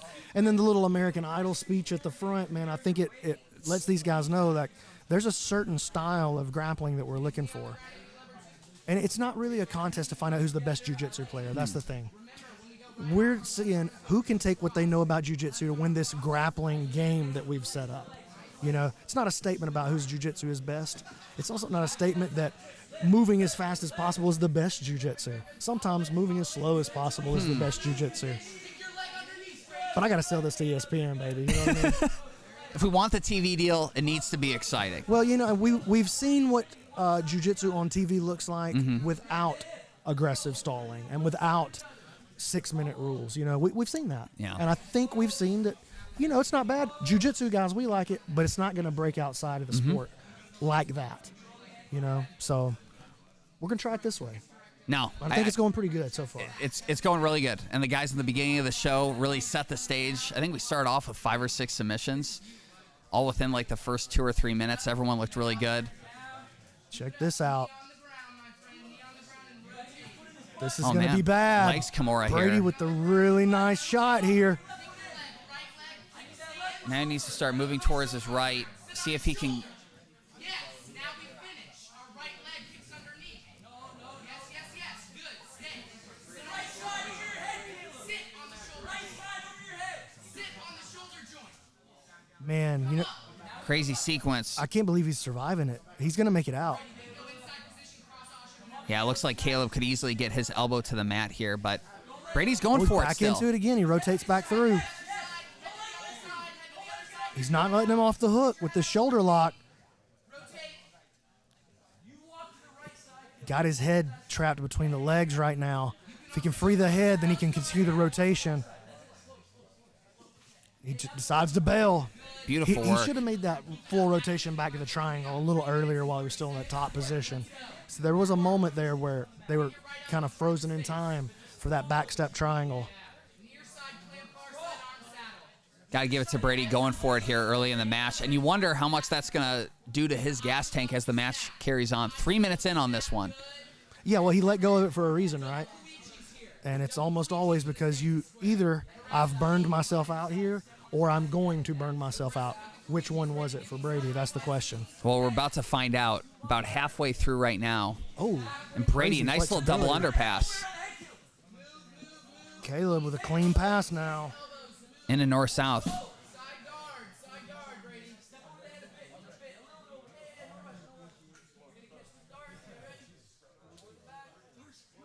Knees to chest, knees to chest. Oh, Nice man. transition Nice. to the back and a good hunt here. 2 underhooks. Slick. That was nice. Brady doing a great job. Or sorry, Caleb doing a great job keeping Brady between his knees. Chest to back connection. Beautiful, and we're out. Shake. But Caleb's getting a little too high. Needs to get under the neck here. I thought he was screaming expletives, yes.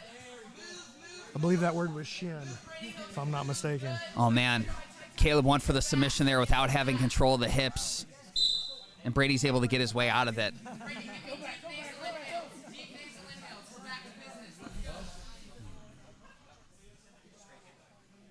Lots of very active cornering on this match. Love to see friends support friends.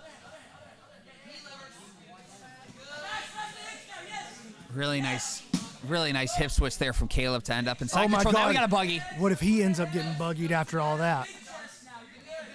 I don't think so. I mean, there's a long way to go before the buggy choke starts to set in right here. I think the placement of that left forearm, he could easily Yeah. place that across the neck. And But you could use it as sort of a placeholder to kind of build towards it, but that's a long way from.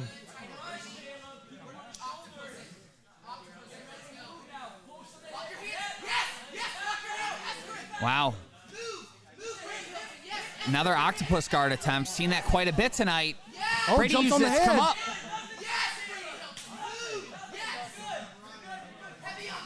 Caleb making sure the judges see it wasn't close. Scoop the left.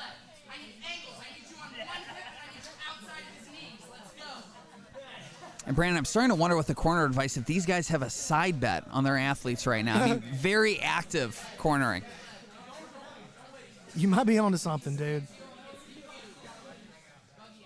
And this is interesting. Head and arm in close guard. Yeah, you might be walking into a buggy opportunity, though.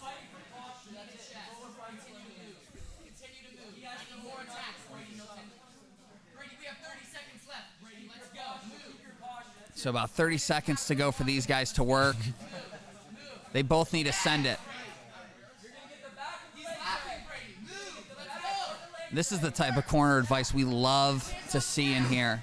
Knock him to a hip. Knock him to a hip. I need him on his hip. Buggy. Oh! Yes! Let's go! And we're in the close guard. Yes! Crazy sequence here to end things off, and this is going to go to a judge's decision. Caleb just chilling.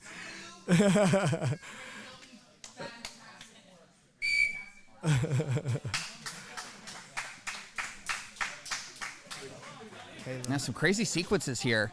Brady Hill was in a legs Kimura here to start things off. Oh, no, he was the one that had the Tarico Plata. Sorry, I said the wrong guy. And I've said it on the broadcast, too. Yeah, sorry. Sorry, guys, you're getting an inside inside listen here. Yeah, Caleb did a good job coming back, passing with that double under there to side control. Both of these guys really enjoying the match. Lots of banter back and forth. This was a huge opportunity for Caleb. You know that it's actually a tough call for me. Like as I watch and as I remember it, like it all felt like Caleb from the halfway point, like after that Tariqa Plata situation. And they were in that for a while. They were in it for a while. It was 30, like the whole 45 first half of the seconds. match. That's Yeah. And then he's just like chilling. All right, let's go with Brady. Tariqa Plata. That was definitely the closest submission of the night.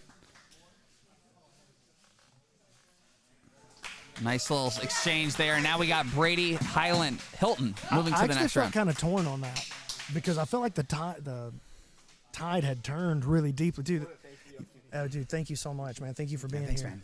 Congrats. Yeah, you're really good, man. Highlight of the night for sure. But yeah, I felt like the momentum had really shifted. It did. But Thanks, man. Well, you got to wonder how much that took out of Brady, you know, moving through that Legs Kimura sequence there in the first 2 minutes of the match. well, we'll find out. His next match is against Ramiro. You know, Ramiro plays that Smash Boy game. That's a fun stylistic matchup. And who are we moving who here? Now we got Also- Dane versus Logan. Oh, geez. This is a wild one, dude. It's win or go home. Dane having to go from Hoffa to Logan, two just hyper mobile, very aggressive young guys. And, you know, I bet a lot of people thought Rafael was going to win that last match. Like, he was looking, even during the match, he was looking pretty dang good, man. A couple of these guys are definitely PGF material, man. I wish I had more spots to give out, you know. But you never know what can happen. It's a long week. Some of these guys can. And it's a long time till Yeah. March 23rd A lot as can well. happen. So you got to think 20% of the roster is going to drop between now and then. It's just the nature of the beast, right? So you got to kind of overbook it like an airline flight. And if Hoffa's in, the fans win because that kid brings the heat.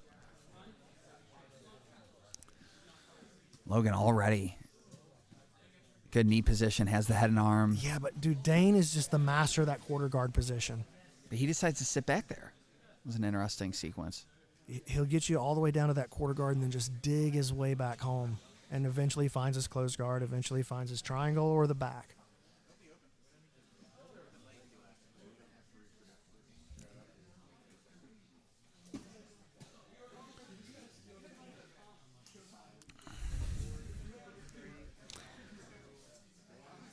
This event is sponsored by Heffery Productions, the home of high-quality jiu-jitsu-themed apparel from the Weird Al referee himself.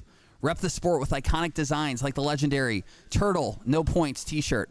Head to heffery.com now. And remember, all orders over $20 ship free.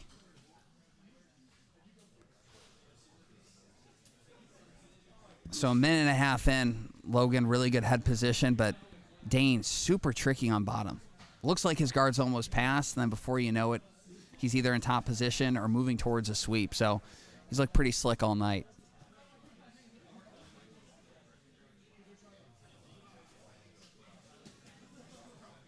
Man, Logan all the way into mount now.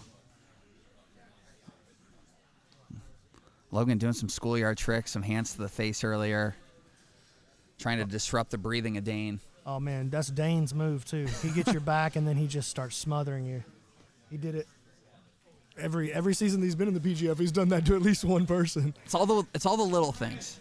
And he came in off the bench during Season 6. He was an alternate in Season 6. We made the move up to, you know, the big Vegas scene and the big payday, and there was a big step forward in competition.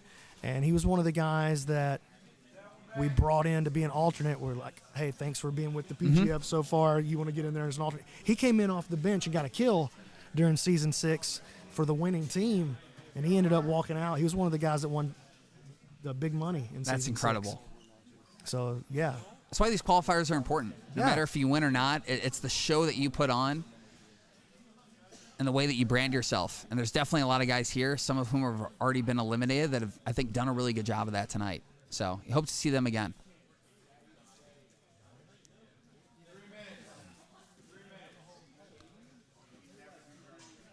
Great knee slice there. Logan Marshall on top side, but Dane has a really good hip escape. He just really needs this underhook on the left-hand side. Great little dog fight. He's just got a great quarter guard game, man. He puts so much torque on that hip to recover. Oh, wow. He gets the sweep because Logan was so concerned with keeping his balance. Some schoolyard stuff. That's No awesome. instructional on that technique, but doesn't matter. Now he ends up in the close guard of Logan Marshall. Logan got a dangerous rubber guard game. His legs will move into any position that he requests of them. Well, Dane's doing a really good job posturing up here, not allowing that.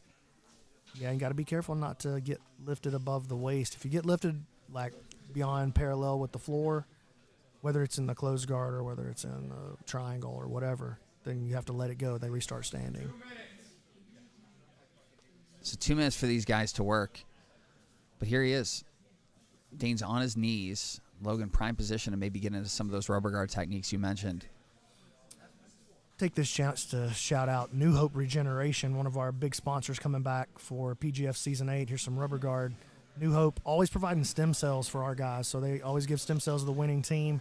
Last season, they hooked anybody that got hurt during PGF, not just the winners. They came through with like twice as much as they promised. So we really love those guys. They've been a big part of the PGF, and they'll be with the PGF. Oh, look at that flower sweep.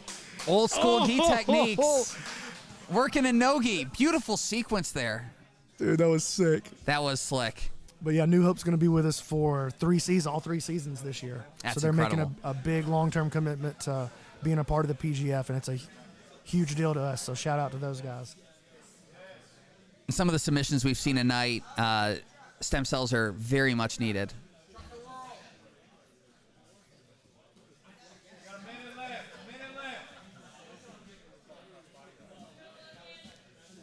Crazy sequence there. A minute to go here. Both of these athletes going to start from the feet. Logan on a Decides to shot. shoot. Uses it to drop in on the legs. Gets the takedown out of it, but Dane right back to his feet.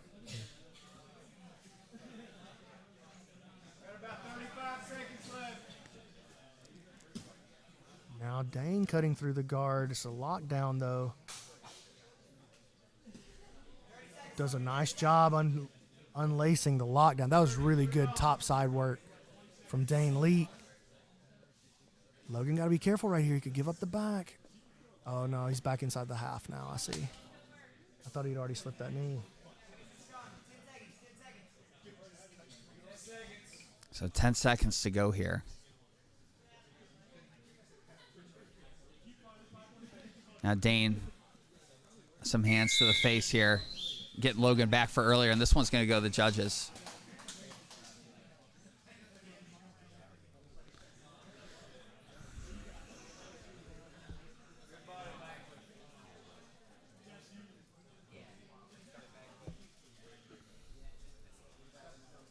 So we see some of the sequences from earlier. Crazy flower sweep. Dude, that was sick. Let me go backwards on that one. Let's take another look at that. That was gorgeous. I love it. Threads the hip bump right over Oh. via the flower sweep into mount. Oh, that was so nice. That was slick. Now he's going to move on to the next round. Great work from Logan Marshall. Now we got Brady Hilton against Ramiro Lopez. This should be interesting. This is a real style clash, too. Yeah. Ramiro, like you pointed out, just playing a smashy old school game, keeps the tempo low. He plays half court ball no matter if you want to play fast break, it doesn't matter to him. He's slowing it down and playing half court ball, and he's delivering wins with that strategy, and it's been fun to watch so far. Yeah, he's brought a really physical approach. Really good from top half guard. And it's going to be a fun clash with Brady's open guard game that we've seen tonight. Winner moves forward in the consolation bracket to face Logan Marshall. Still got 4 guys in this bracket that haven't lost yet. There's a lot of And jiu-jitsu they're still in killers. front of us. Brady threatening a triangle pretty early. Got to watch out here. Ramiro, Oh, I this love could how be he just it. takes that V grip.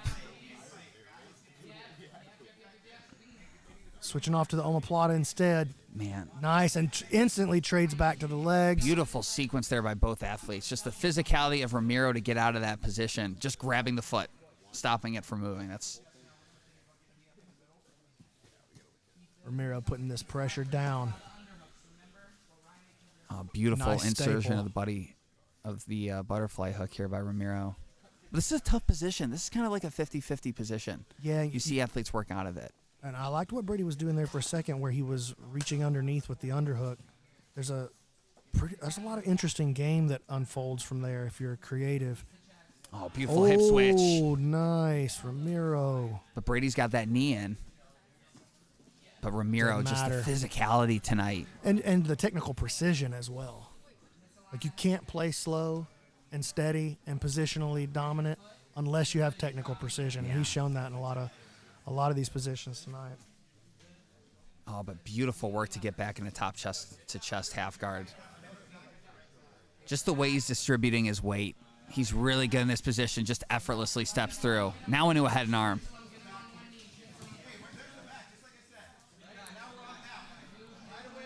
Slick work by Ramiro Lopez. 2 minutes in, he's in prime control. Oh, already got that arm trapped. Just like the last Same match with sequence Alexis. again.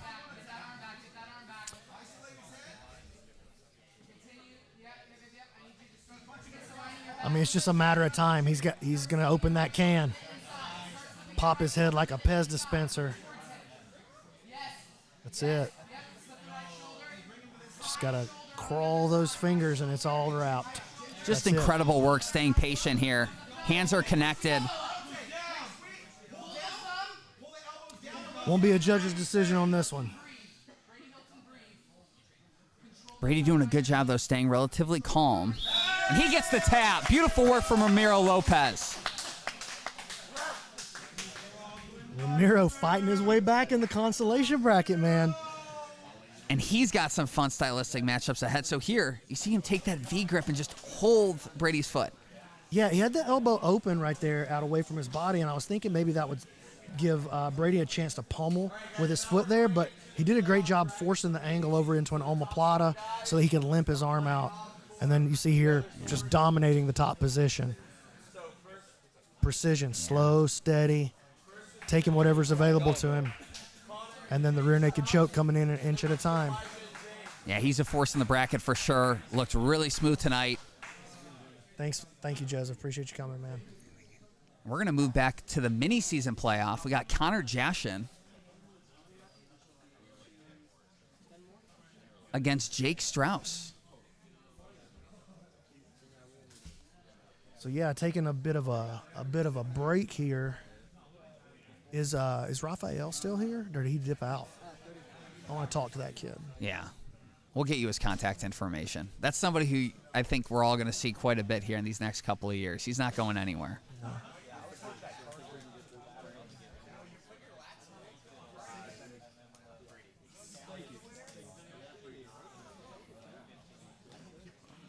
Good run, dude. Yeah, good run, man. I'll see you next 2 weeks, right? 2 weeks in Vegas. Yeah, Brady brings it up. Listen, one more qualifier left. We've done Decatur, Alabama. We did Boston. We've done Austin. Las Vegas, Nevada, November 8th. It's your last chance to qualify for PGF Season 8. $150,000. Why wouldn't you show up to that? I think it's $25 to enter the bracket. What are you doing? One of the biggest opportunities for somebody to grow their brand in the sport. As Heath shows up off the prize for winning the mini season. Somebody is going home with a ticket to Las Vegas, and somebody from this bracket is going to be knighted from Heath tonight and going to take home that sword. This one's not sharp, look.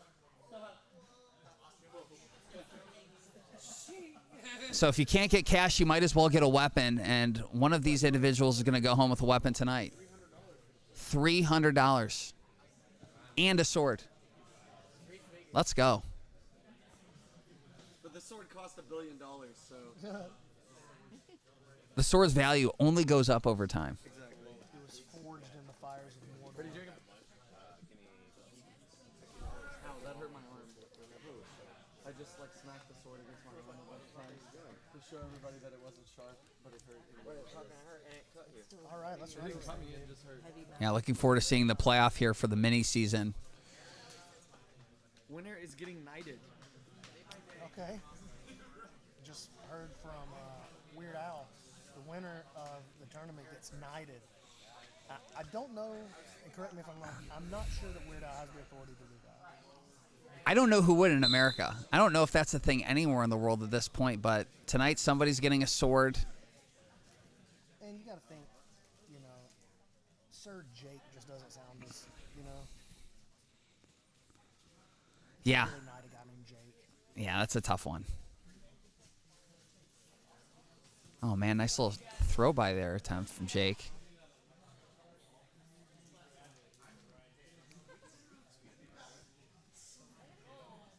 And Brandon, I wonder the impact for these guys. I mean, they've been on the sidelines for a while. You know, it's been a couple of hours since they last competed. What type of effect will that I have? think they're probably glad that they had that. I mean, all of these guys in that mini season, I mean, some of these guys had like 5 matches, right? Yeah. I mean, Connor Jashin and James had 3 matches against themselves. They're practically brothers at this point. And can they follow this bracket on Smooth Comp as well? This bracket is up on Smooth Comp if you guys want to check it out. It was seeded according to their results from the season, and so they sent the top 8 guys. Well, this is the semifinals. And you know what? These guys got to be careful. They're going to end up with a stalling call like this. Yeah, they're going to have to get moving here. And these matches, Brandon, 10 minutes. So a little bit longer than what we're used to tonight.